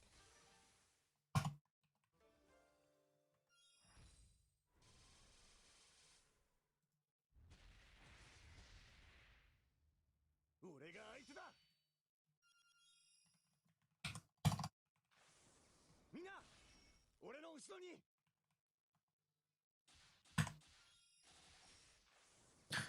ほら Character okay. これは聞いてみて。俺が相手だ。次の曲はさあやろうか。せい行くぜ。どれ。区会はことごとく流星し、違和感あるでしょ。この旋律を聞くと。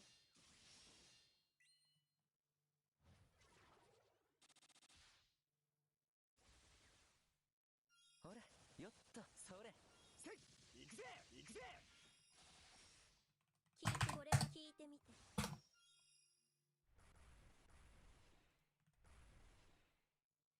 俺が相手だ。に守り抜く。それアウスブルフシュラーク。聞いてみて。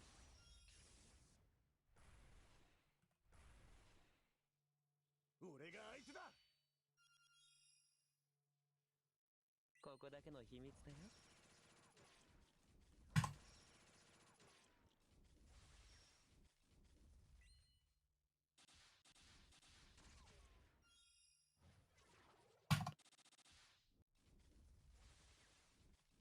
グリュン・ラウニッシュ。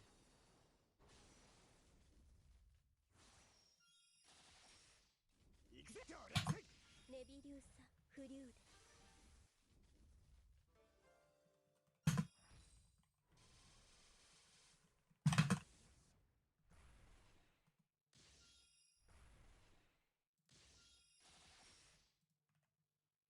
俺が相手だ。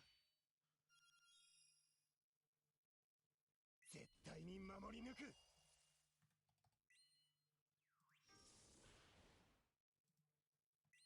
大丈夫だよ。私に合わせて弾いてみて。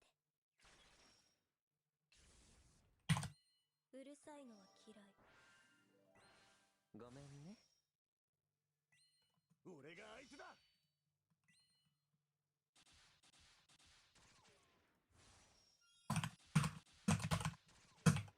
ほらよっほらよっほら。アウスブルフシュラーク。行くぜ。どれ。聞いてほら。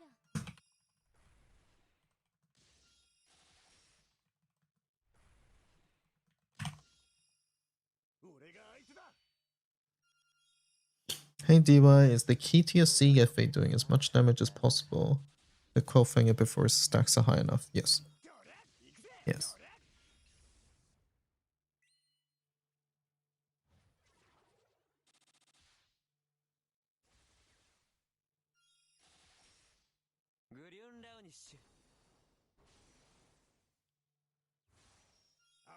I use Fate in mine as well.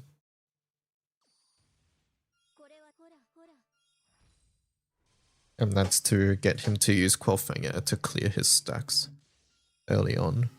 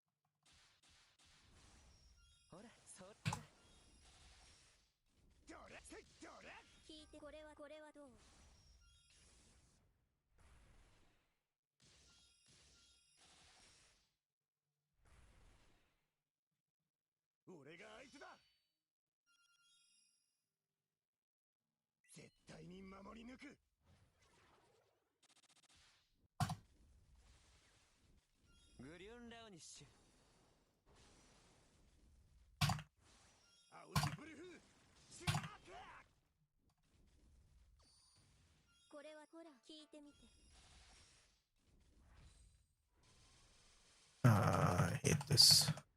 Whatever. We can sort this out later.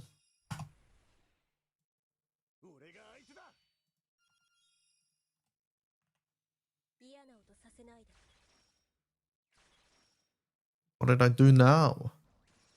Oh, because it's in Team Tabber. Okay, we have to chuck this in a template.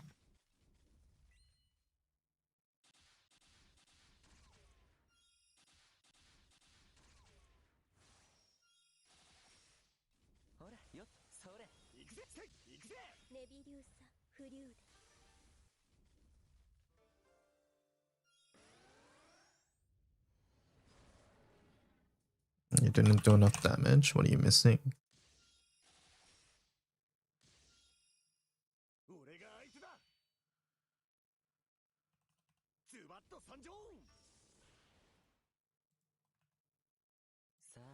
やろうか。行くぜ行くぜせい絶対に大丈夫だよ。私に合わせて弾いてみて。うるさいのは嫌い。ごめんね。俺が相手だ。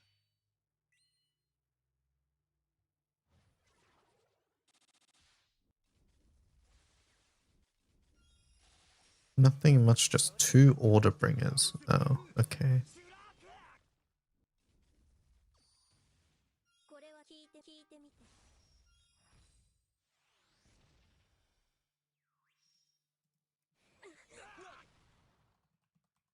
嫌だ嫌だ嫌だ。早く帰りたい。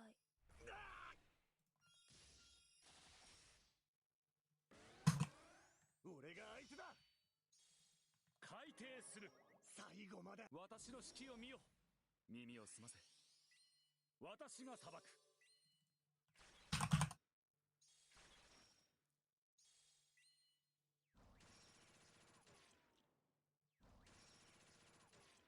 Hello, CC Sharks. Hello, Tender Bear.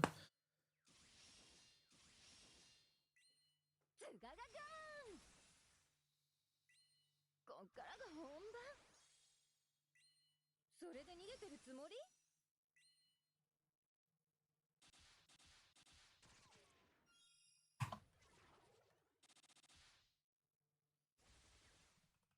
この戦慄にひれ伏せ。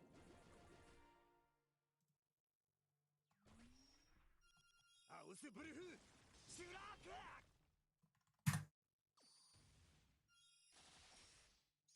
セラスティアーナ。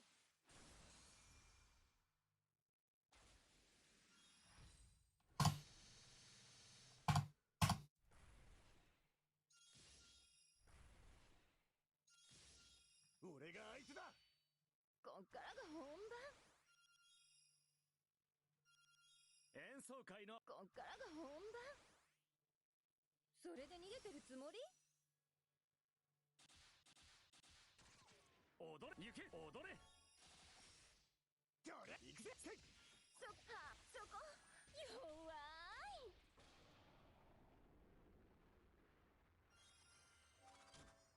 失わないために命の限り守り抜く。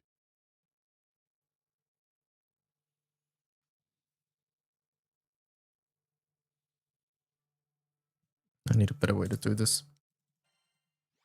What are we working on? Just some intro Hexa setups.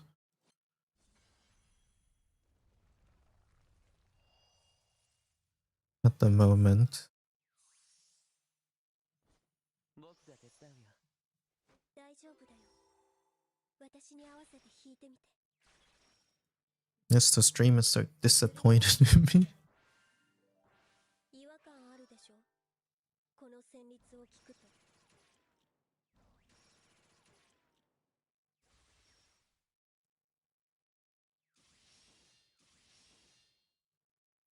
ごめんね。みんな俺の後ろに。俺が相手だ。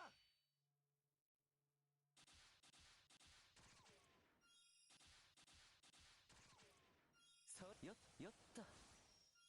よっと。どれ行くぜ行くぜ。これは聞いてみて。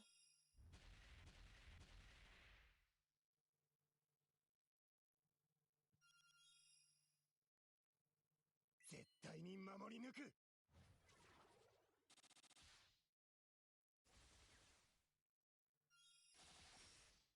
グリュンラウニッシュ。アウスブルフシュラーク。ネビリューサフリューデ。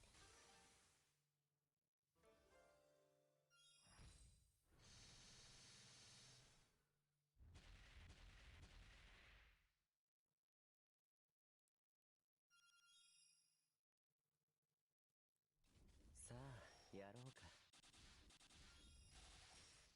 せいどれ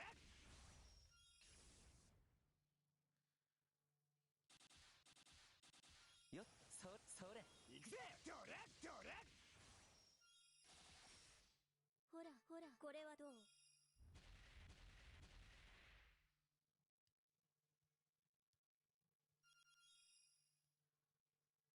ドカンと決めちゃってくれ。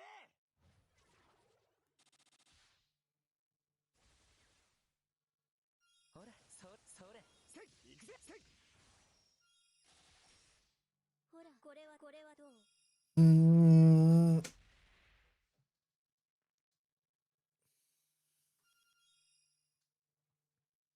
絶対に守り抜く。グリュンラウニッシュ。アウスブルフシュラーク。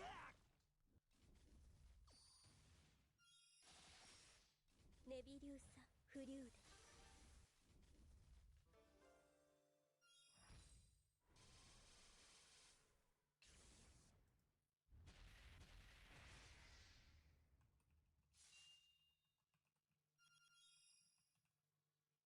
あれれ、やっちゃう？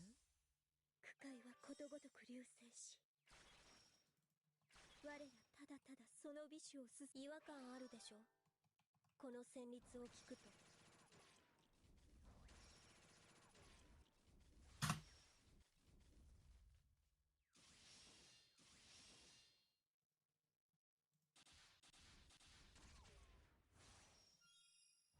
Lupa rerun when. それ。せい、どれどれ。これは聞いてほら。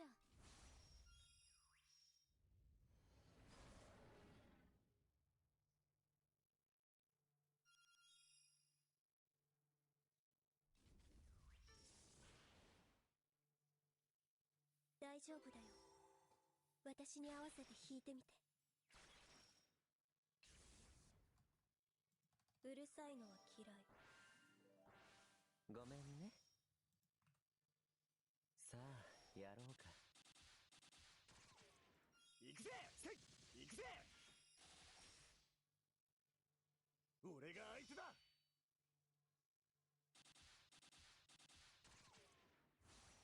よっと。行くぜ、行くぜ、行くぜ。聞いて、これはどう？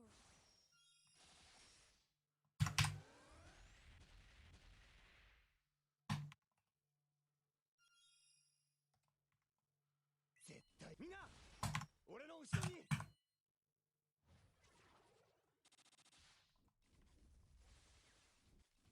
グリュンラウニッシュ。アウスブルフシュラーク。ネビリューサフリューデ。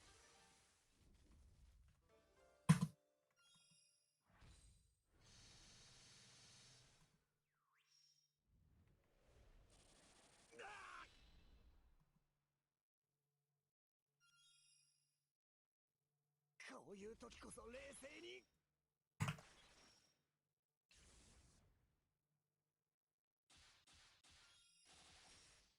ほら、それ。行くぜ、どれどれ。これはほら。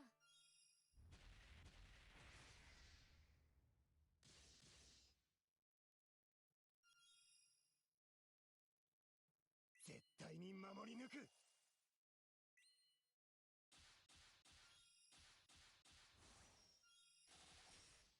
ほら、それ。それ。アウスブルフシュラーク。行くぜ、どれ行くぜ。これは聞いてみて。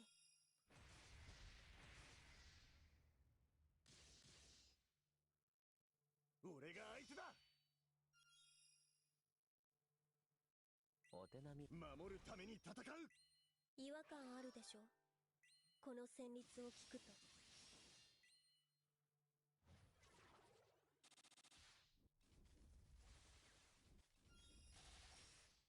グリュンラウニッシュ。どれどれ行くぜ。ネビリューサフリューデ。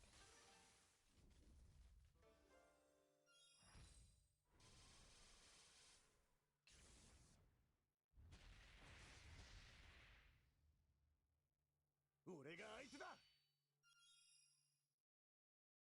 絶対にさあ、やろうか。どれどれせい。This is annoying because we need to do roast bands.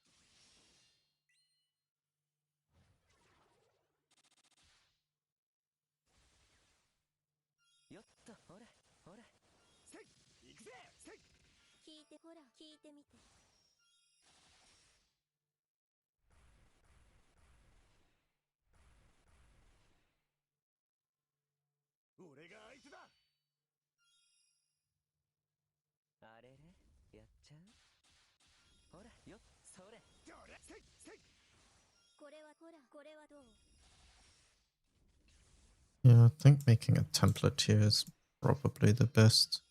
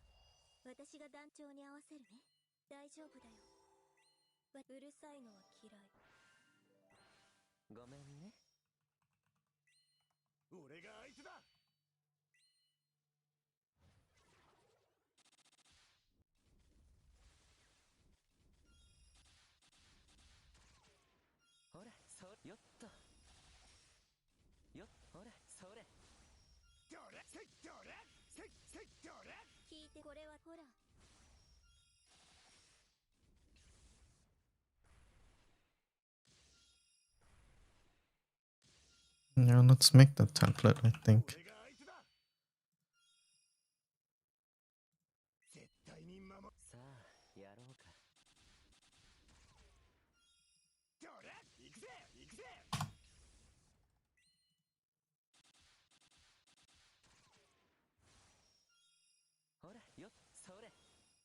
ウスブルフシュラーク。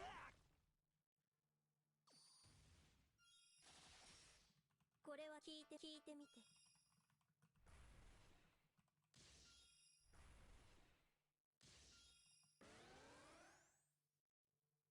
俺が相手だ。嫌な音させないで。違和感あるでしょ、この旋律を聞くと。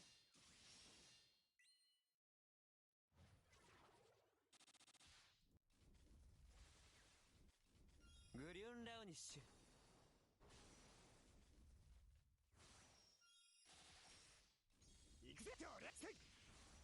Boom.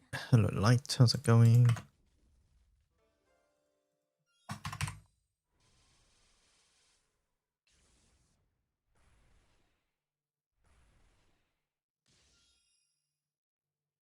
俺が相手だ。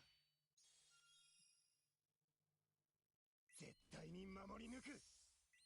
You're just hanging out. 俺の後ろに。それ。アウスブルフシュラーク。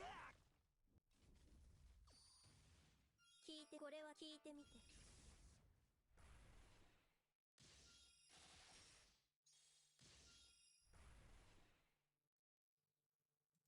俺が相手だ。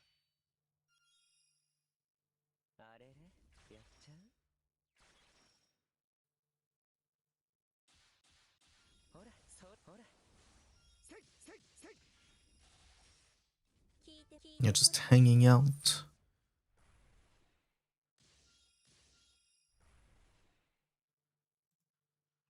俺が相手だ。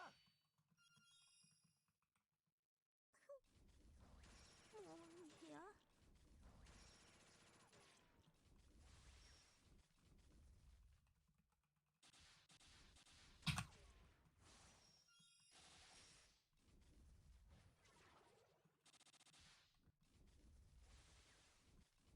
ほら、よっと。せい行くぜ。俺。 Daily GBF sweeps. 早く帰りたい。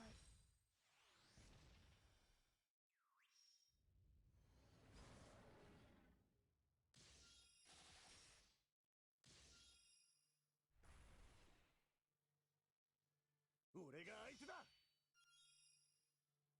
改定する。私の指揮を見よ。耳を澄ませ。私が裁く。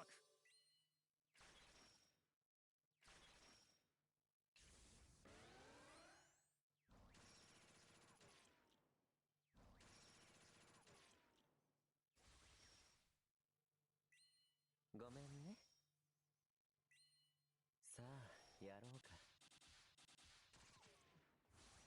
行くぜ行くぜ。俺。聞かせてもらう。俺が相手だ。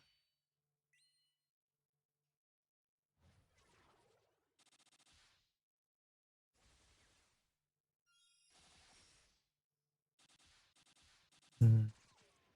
グリュンラウニッシュ。 You know what? I might just make it visually and then ask Cajun to make or Mikan to make the template. I don't know how to do the automatic roast band part, I think.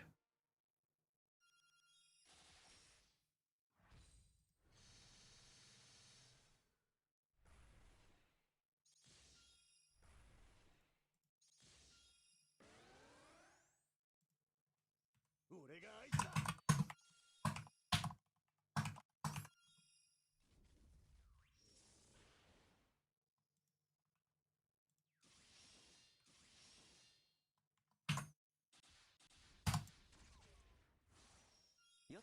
よっと。俺行くぜ。響け。踊れ。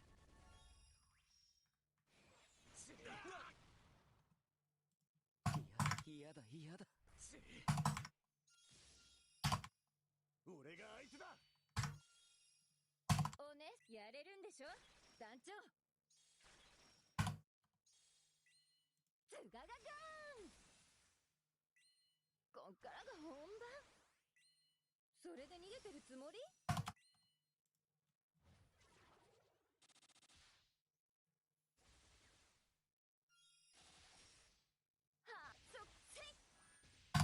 スブルフシュラークこの戦慄にひれ伏せ。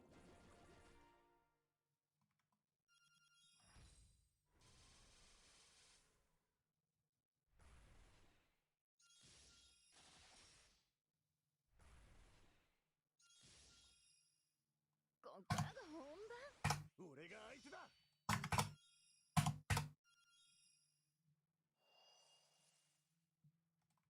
こっからが本番。それで逃げてるつもり？そっか、そこ。せせっどれどれ行くぜ行くぜ行くぜ。日々行け踊れ。もうタクトを震えぬのか。こっからが本番。俺が相手だ。絶対こっからが本番。それで逃げてるつもり？みんな俺の後ろに。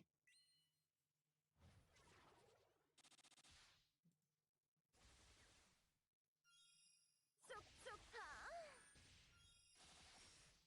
アウスブルフシュラーク I like the Wooba OST. I've been listening to it recently, ever since Omiken mentioned it. I like some of the tracks a lot. 俺が相手だ。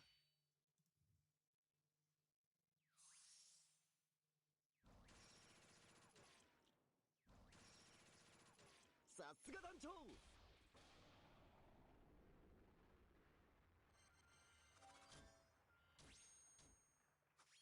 失わないために命の鍵守り抜く。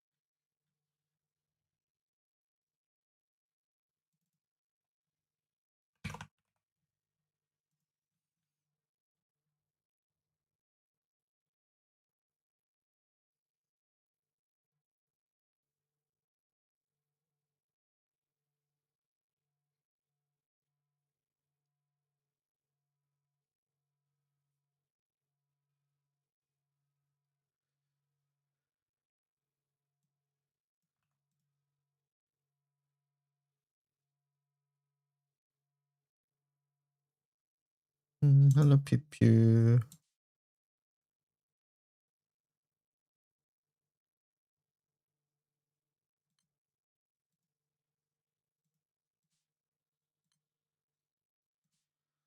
Watching you write this, kind of feel like it might be too much detail. Yeah. No, I get you. This was too much, so I'm thinking about this.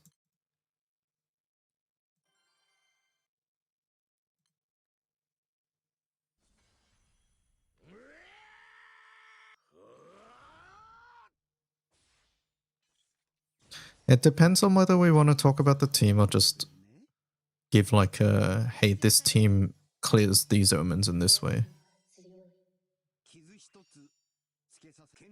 我が構えを見よ。切り捨てる。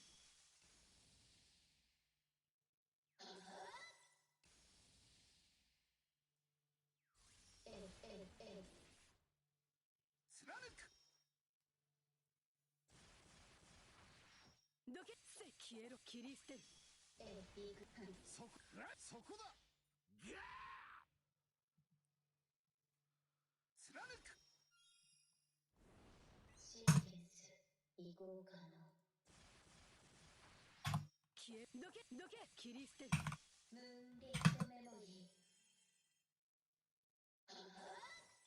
真相覇者剣精進。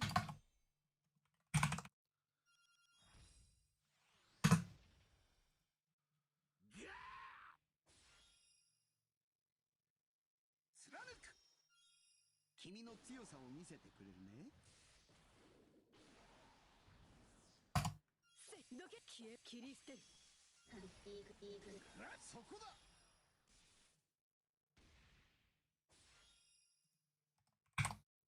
貫く。我が槍の矛先しかと見定めよう。どけ消えろ。切り捨てる。そこ遅い。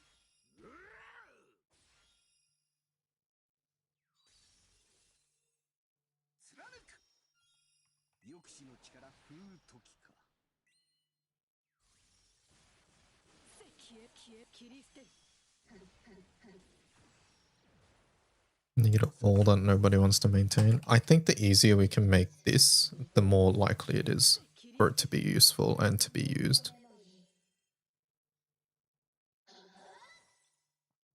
So basically what I'm saying is we need a template.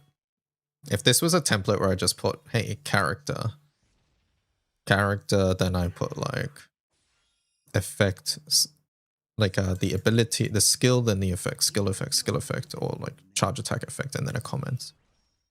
Then I think it's like fine. So this would need to be templated entirely. 鋭き槍となり奇抜のごとく一つなぎに輪をなさん。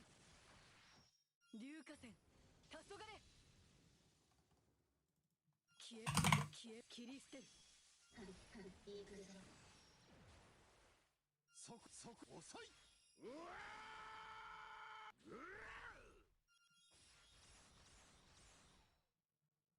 貫く。我が槍傷一つ。And I'm thinking you want the omens to be templated too. I don't know how we do that, but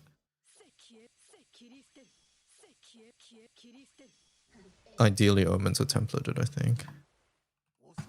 遅い。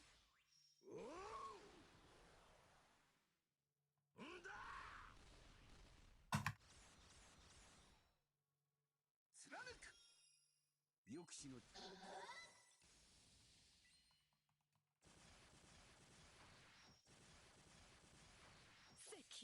切り捨てる。切り捨てる。真相覇者剣精進。脱がー。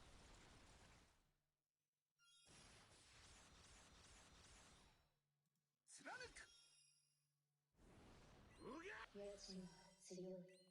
切り捨てる。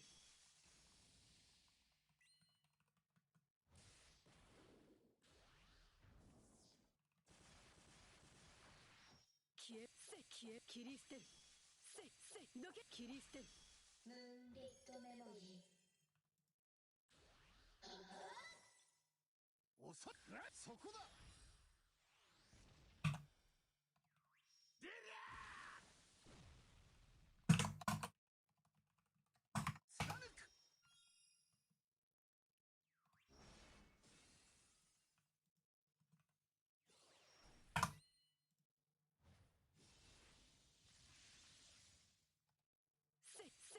切り捨てる。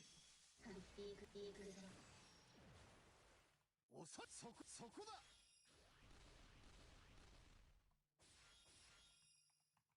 貫く。背後は気にするな。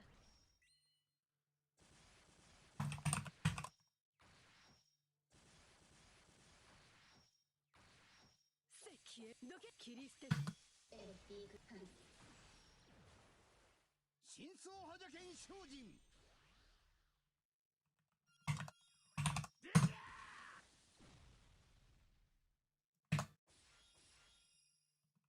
貫くうぎゃ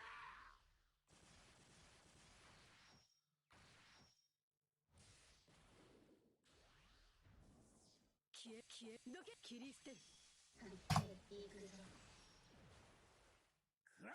そこだ出りゃ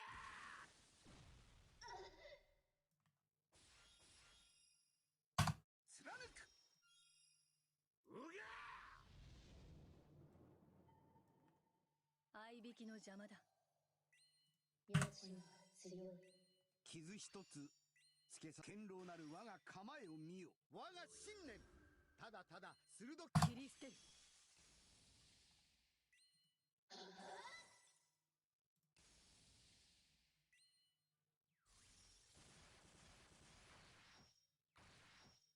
どけ切り捨てる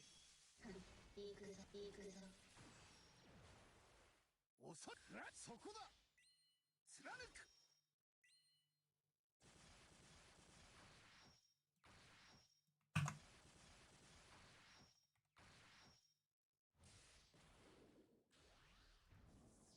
龍火線黄昏どけ切り捨てるそこはい出りゃ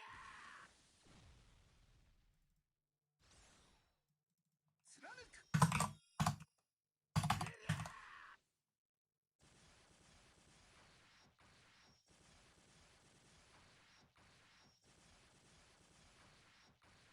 消えどけ切り捨てる消えどけ切り捨てる真相派じゃけん精進脱が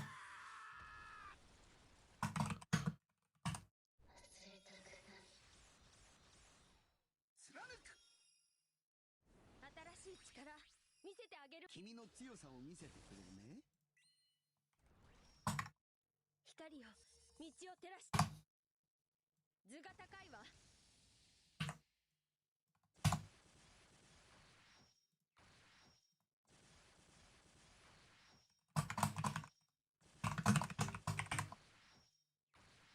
消え切り捨てる消えどけ切り捨てるそれここねおそはい出りゃ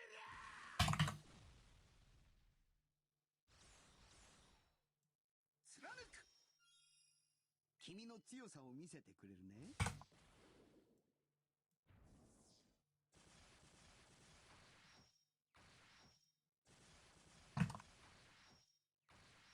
どけ消え切り捨てるどけ切り捨てるそこだうわ貫く出りゃ If I was writing this setup, it'd kind of be like the focus of this setup is using Katsu bubbles to clear 2 mil and Katura to generate lots of bubbles and charge bar. Make sure you have enough TA. Here's what to do during each phase. Here's how you cross 40. Good luck and fun.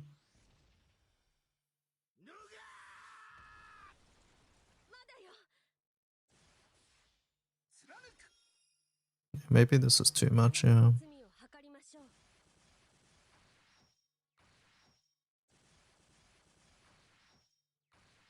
消え切り捨てる理系ミセリコルディアそこそはい出りゃ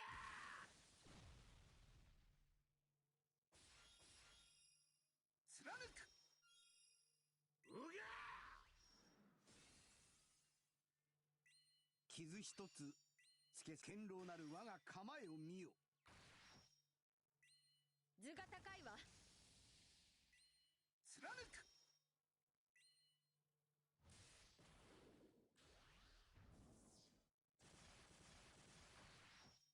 消えどけ切り捨てるここねおそこはい出りゃ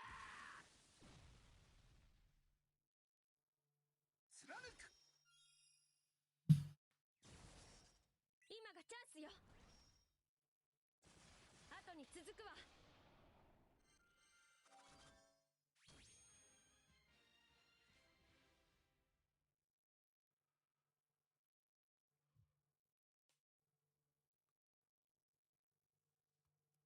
Hmm.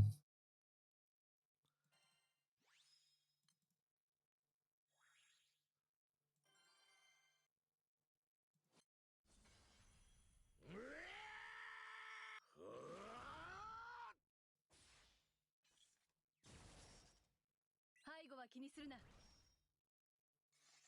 私を頼れ。奴は強い。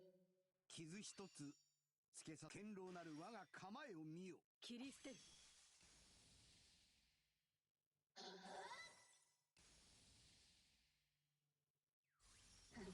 行くぞ。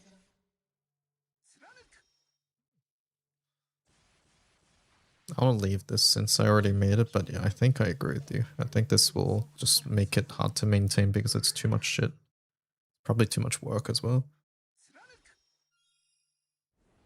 シーケンス行こうかな。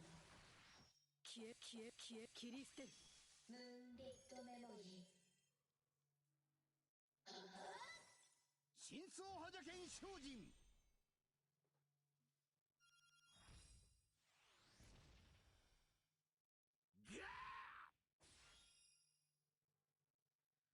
I think the way you wrote it is very focused on what characters do, which is what you want to teach people how to make swaps, but it's probably not likely that they look at it if they don't have the characters.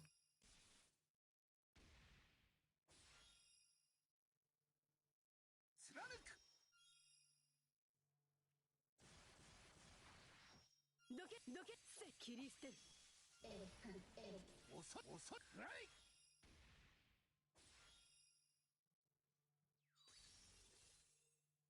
貫く。抑止の力風時か。どけ切り捨てる。遅い。シーケンス切り捨てる。 I'll delete this, I think. I'll just save it there so that I can go back to it if I ever wanted.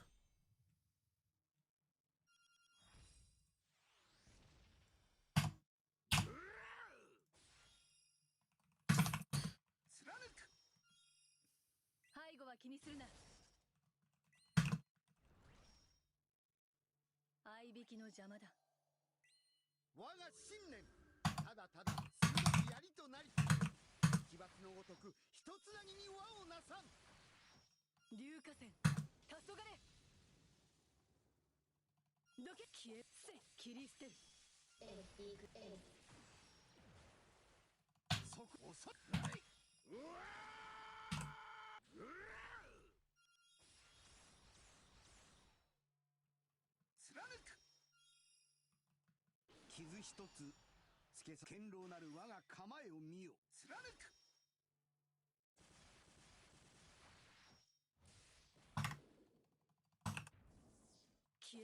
どけ切り捨てる。どけ切り捨てる。行くぞ。そこはい。 This team focuses on performing charge attacks every turn.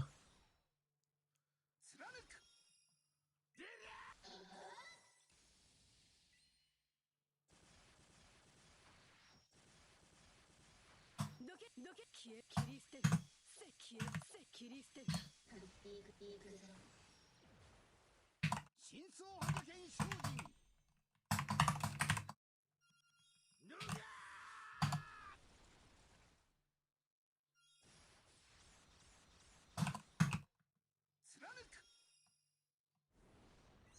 奴は強い。切り捨てる。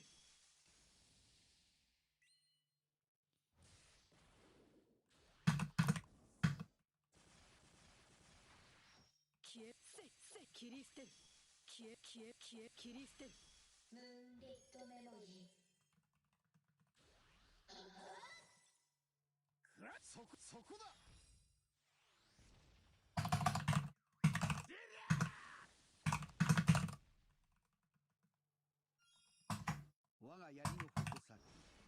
かと見定めよう。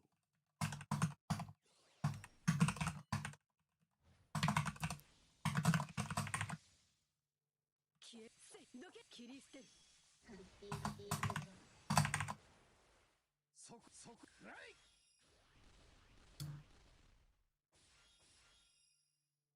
貫く。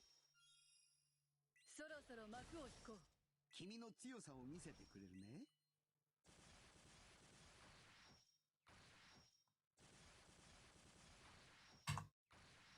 どけ切り捨てる。真相覇者剣精進。出りゃ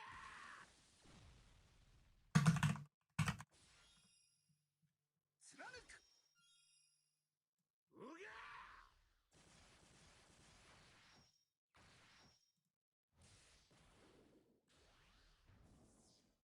どけ切り捨てる。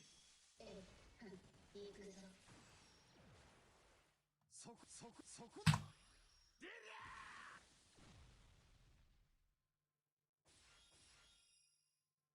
貫く。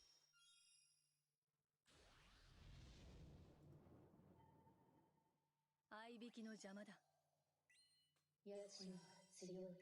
傷一つつけさ堅牢なる我 I が don't think we even need this. ただただ鋭く切り捨てる。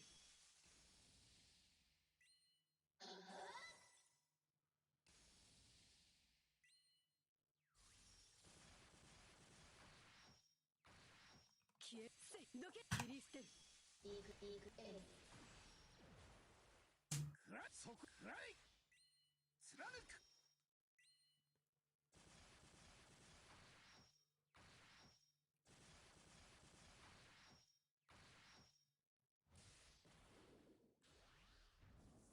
硫化線黄昏。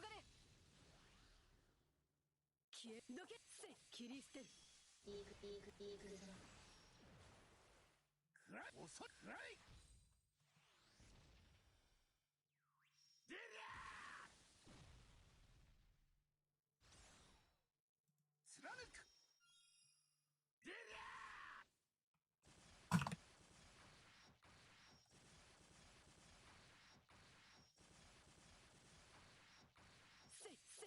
切り捨てる。どけ切り捨てる。真相覇者剣精進。脱が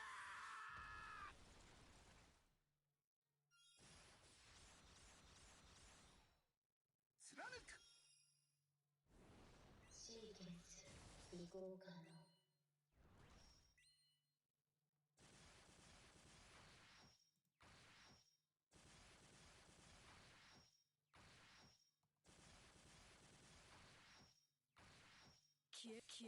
切り捨てる。どけ切り捨てる。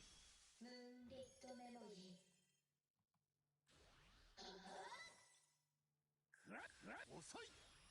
出りゃ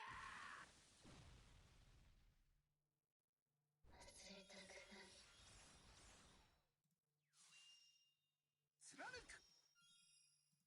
新しい力見せてあげるわ。光よ道を照らして。図が高いわ。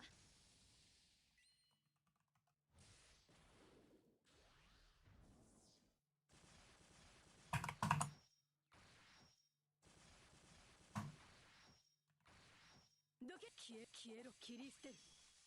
どけ切り捨てる。そこ遅い。出りゃ貫く。行きましょうジャスティス。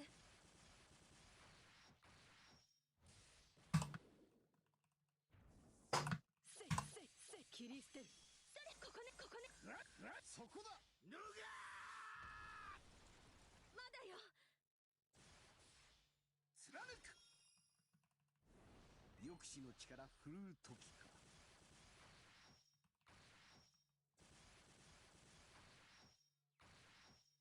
どけ切り捨てる。ここね真相覇者剣精進。出りゃHello Pincel, how's it going?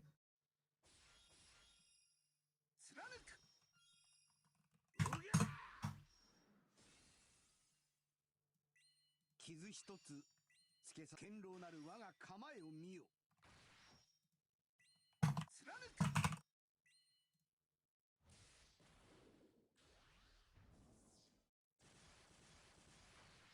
どけ消えせ切り捨てる。遅い。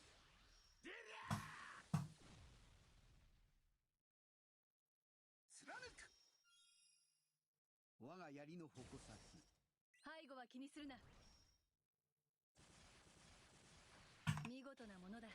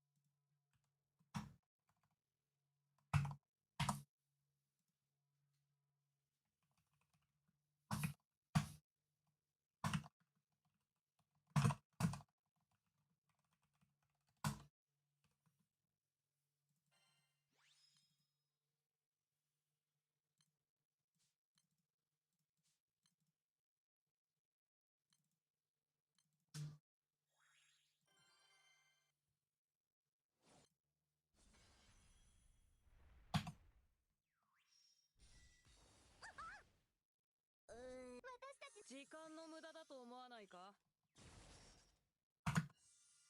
見せてやりなよ。Used came from night shift. Oh, you just came from night shift. How am I doing? I'm doing well. I'm just working on some wiki stuff at the moment. そろそろ行こうか。よそ見はダメだよ。立ち込める暗雲、切り払わん。合点。はっ、どうか。はっ、じゃあ、そうだ。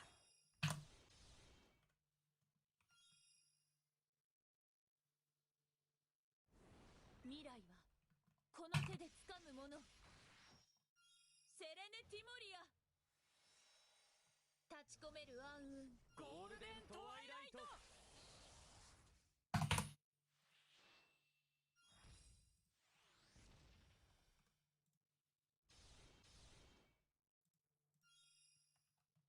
よそ見はダメだよ。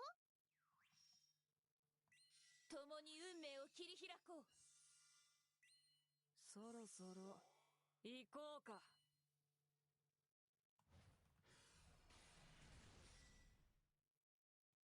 フェルトロナン。はっ、そうだ。はっ、そうだ。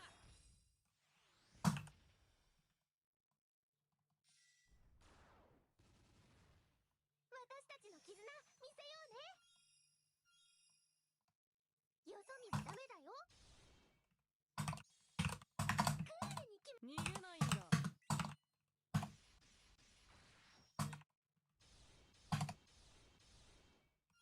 セレネティモリア。立ち込める暗雲、ゴールデントワイライト。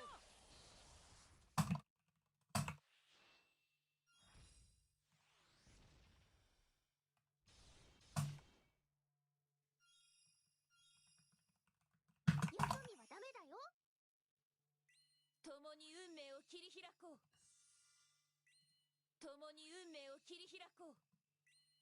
そろそろ行こうか。そろそろ行こうか。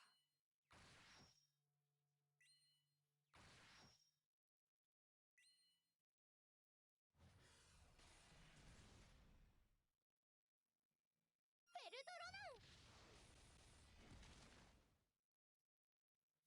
そうはっはっ、そうはっ。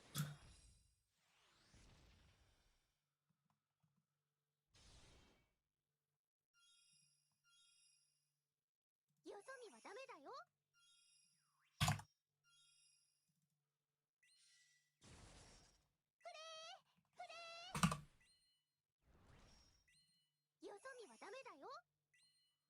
みはダメだよ。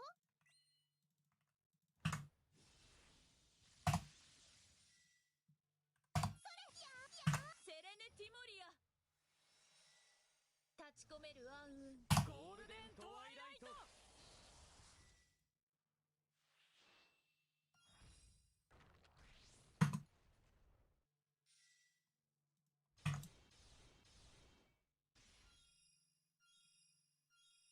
よそ見はダメだよ。未来はこの手で掴むもの。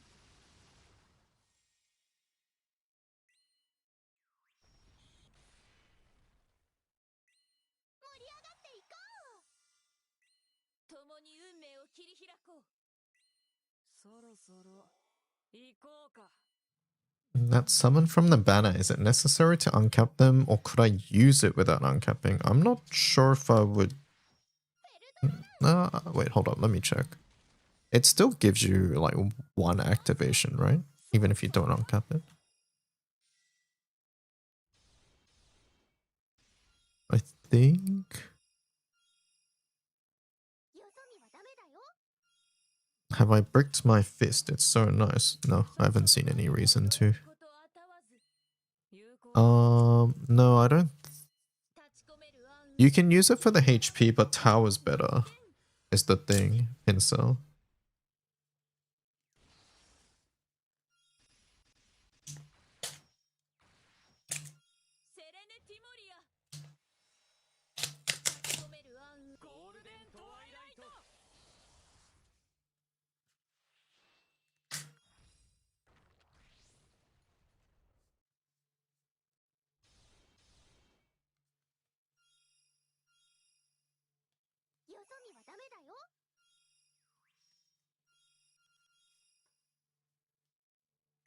So, do you want it uncapped? Probably yes. I don't recommend uncapping this at the moment though, I will say.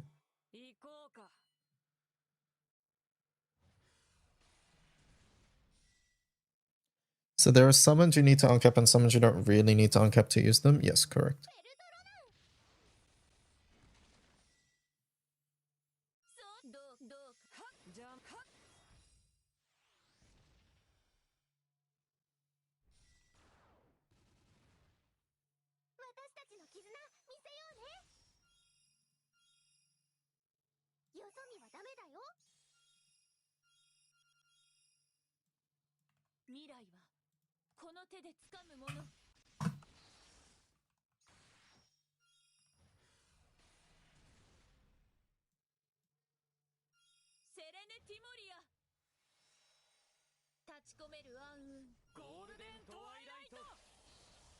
Is this too much as well, Rev? What do you think? We'd obviously make this look a lot better, but...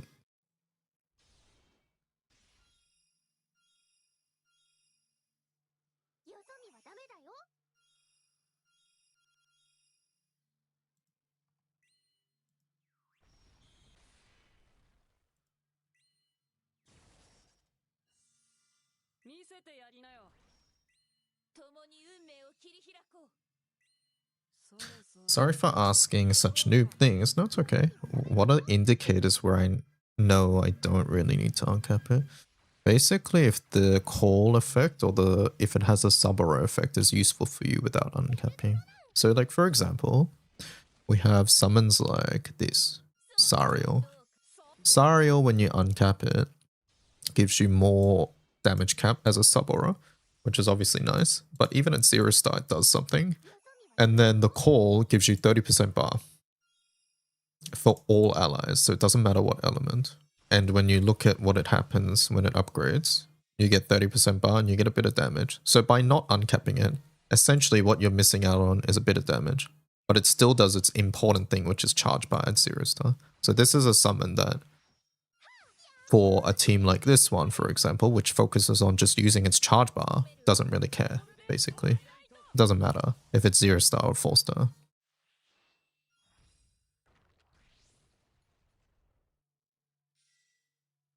Whereas other summons, if you read them on the wiki, you might find, hey, they give their important thing at 4 star, so therefore it's more important to have them uncapped. In general though, if you're newer, what I recommend is just not touching any sunstones and only using them for your Arcarum things. Because Arcarum summons like this one here will need sunstones, and these will lead to very important characters as well. It's team dependent somewhat, yeah. But yeah, for now, just be very conservative with your gacha summons.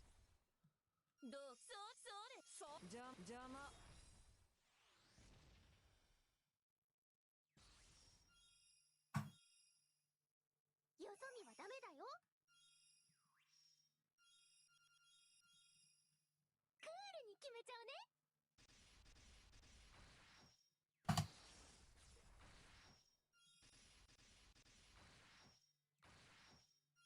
セレネティモリア。立ち込める暗雲。ゴールデントワイライト。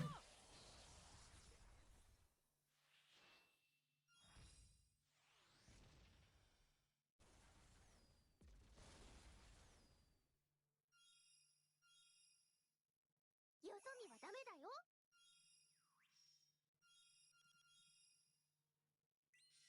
我らを呪うことあたわず、タブララーサ共に運命を切り開こう。手伝おうか。The damage ones, yeah, getting the damage ones to 4-star would be priority. But that being said, if you want to get the evoker, then you gotta get all of them up anyways, and all the evokers are good.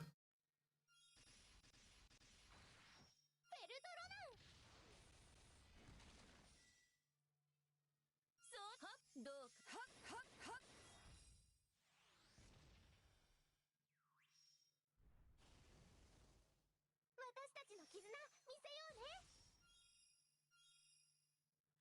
よそ見はダメだよ。さっさと終わらせよう、ハングドマン。フレーフレー。よそ見はダメだよ。 I want to template this.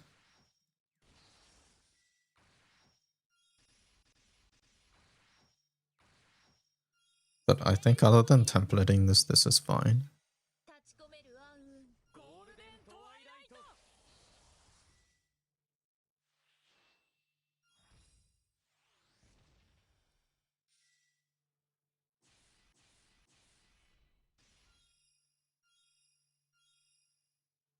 よそ見はダメだよ。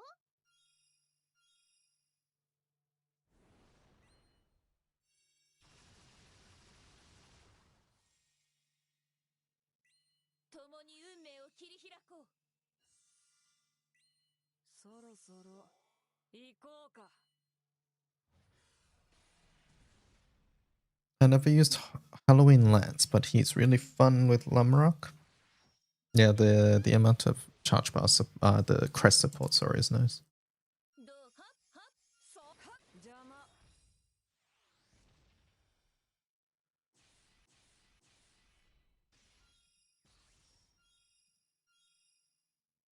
よそ見はダメだよ。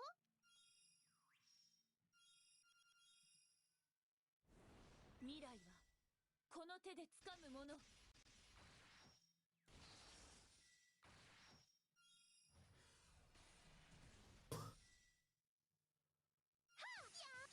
セレネティモリア。立ち込める暗雲。ゴールデントワイライト。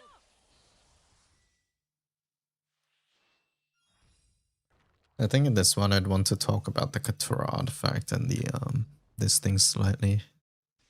The replacements for Mirren. よそ見はダメだよ。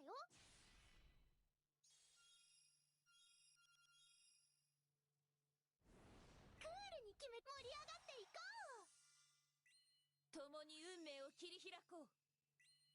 そろそろ行こうか。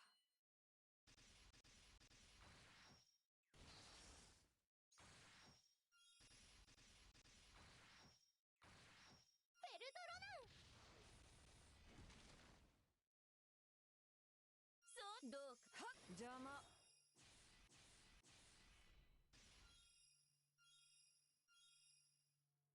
よそ見はダメだよ。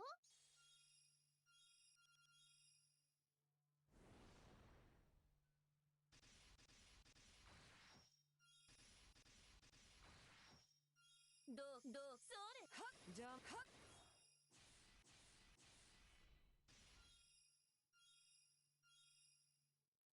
よそ見はダメだよ。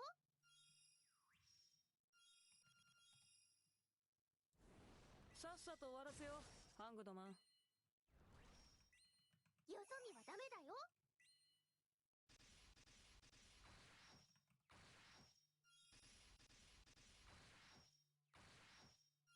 セレネティモリア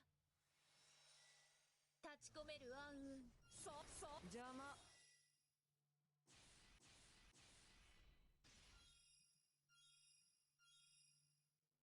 よそ見はダメだよ。未来はこの手で掴むもの。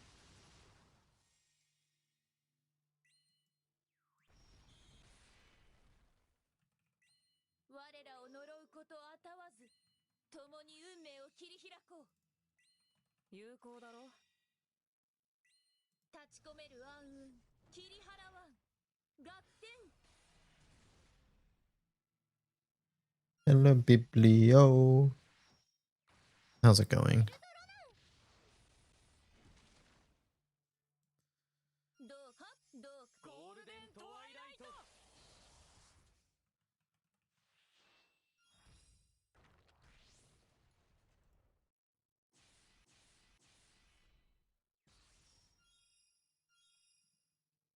よそ見はダメだよ。 Can it be Guild War already? I want to stone stuff.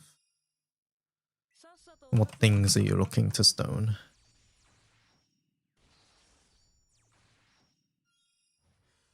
Fairy Princess. Oh, yeah. セレネティモリア立ち込める暗雲。そら。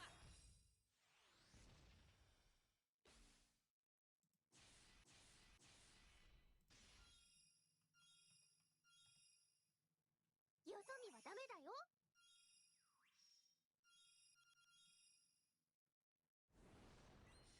共に運命を切り開こう。そろそろ行こうか。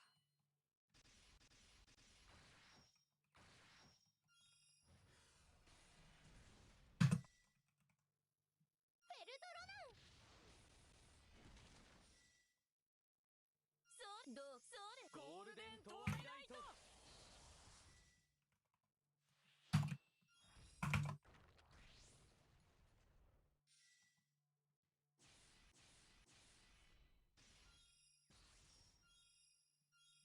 よそ見はダメだよ。 When do I think they'll drop it? 結末に一歩近づいて。 I hope for Light Play's sakes it's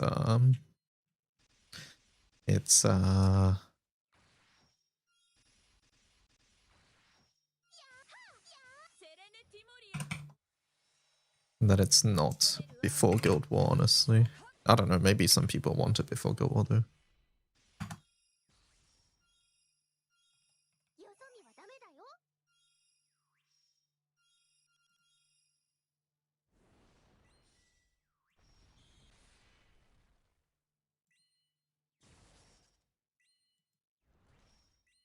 盛り上がっていこう。共に運命を切り開こう。じゃあはっ遅れるなよハングドマン。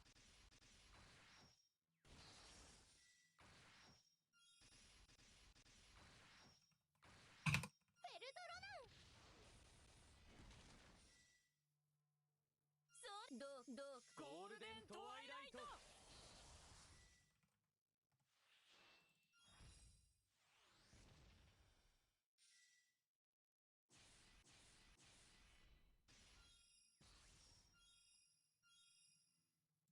よそ見はダメだよ。クールに決めちゃうね。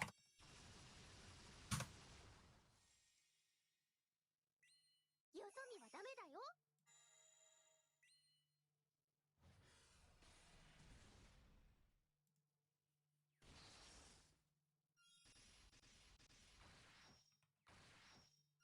セレネティモリア立ち込める暗雲。邪魔。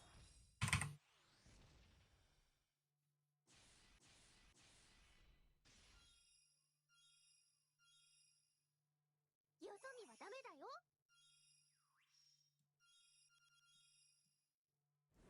未来は共に運命を切り開こう。邪魔。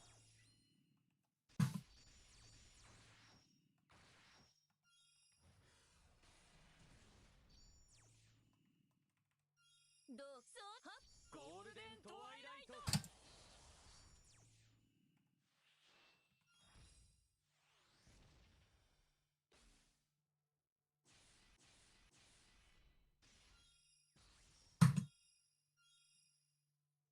よそ見はダメだよ。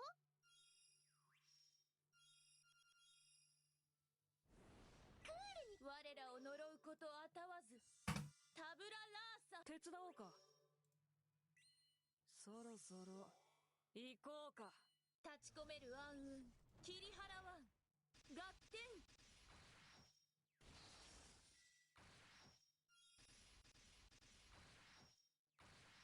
フェルトロナン。セレネティモリア。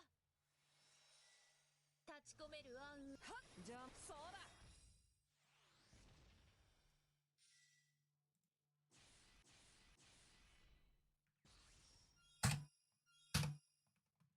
よそ見はダメだよ。共に運命を切り開こう。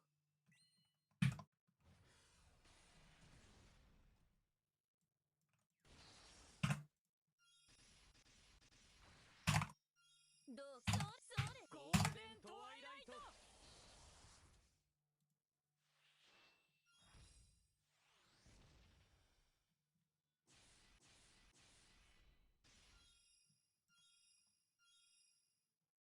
よそ見はダメだよ。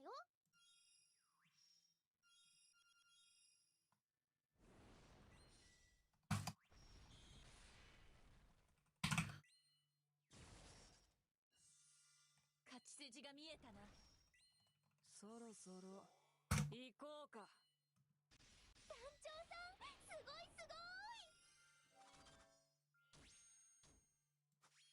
い。みんな無事かい？先に結果が見えていても心配なものは心配さ。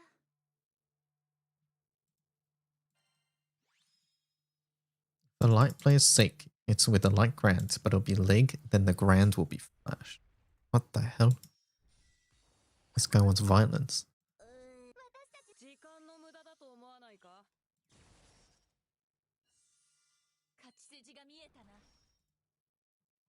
盛り上がっていこう。我らを呪うことあたわず。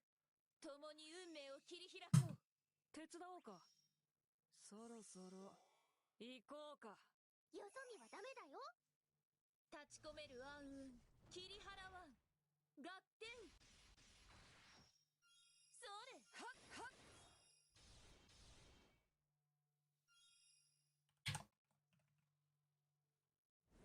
未来はこの手で掴むもの。セレネティモリア。立ち込める暗雲。ゴールデントワイライト。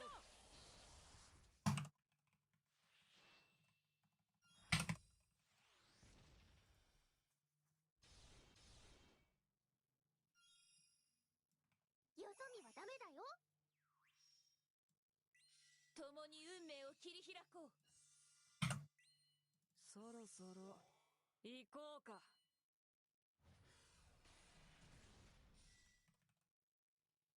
フェルトロナン。どうはっそれ。はっはっはっ。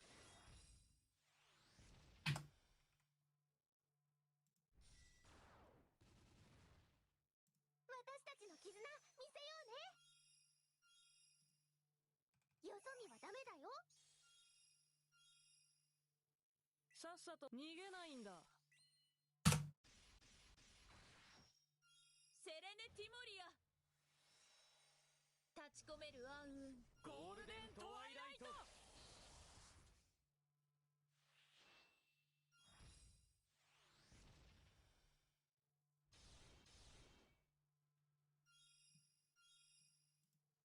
よそ見はダメだよ。共に運命を切り開こう。共に運命を切り開こう。そろそろ行こうか。そろそろ行こうか。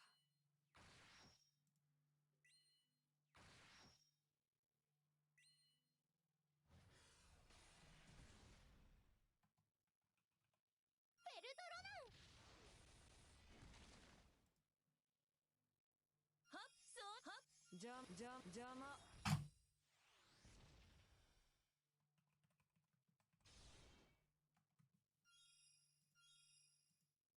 よそ見はダメだよ。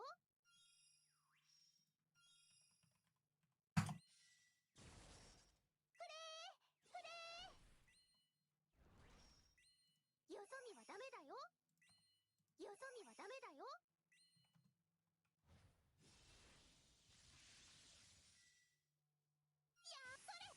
セレネティモリア。立ち込める暗雲。ゴールデントワイライト。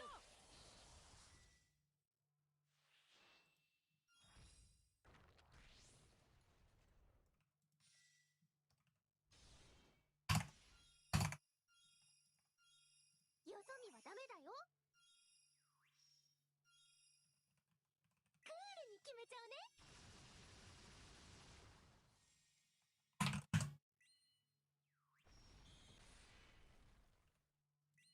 盛り上がっていこう。共に運命を切り開こう。そろそろ行こうか。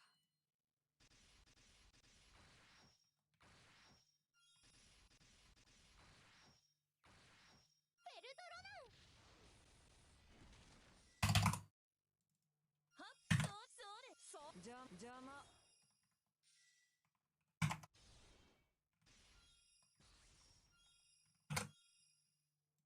よそ見はダメだよ。未来は我らを呪うことあたわず。有効だろ。立ち込める暗雲。切り払わん。合点。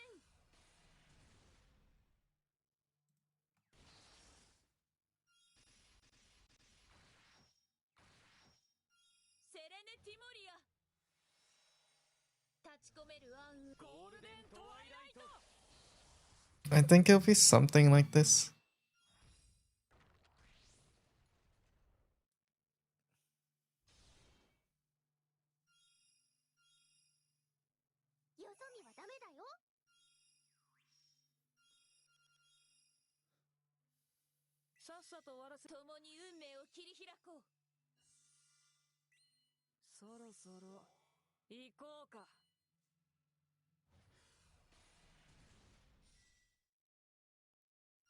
Maybe we'd have 40% above here as well.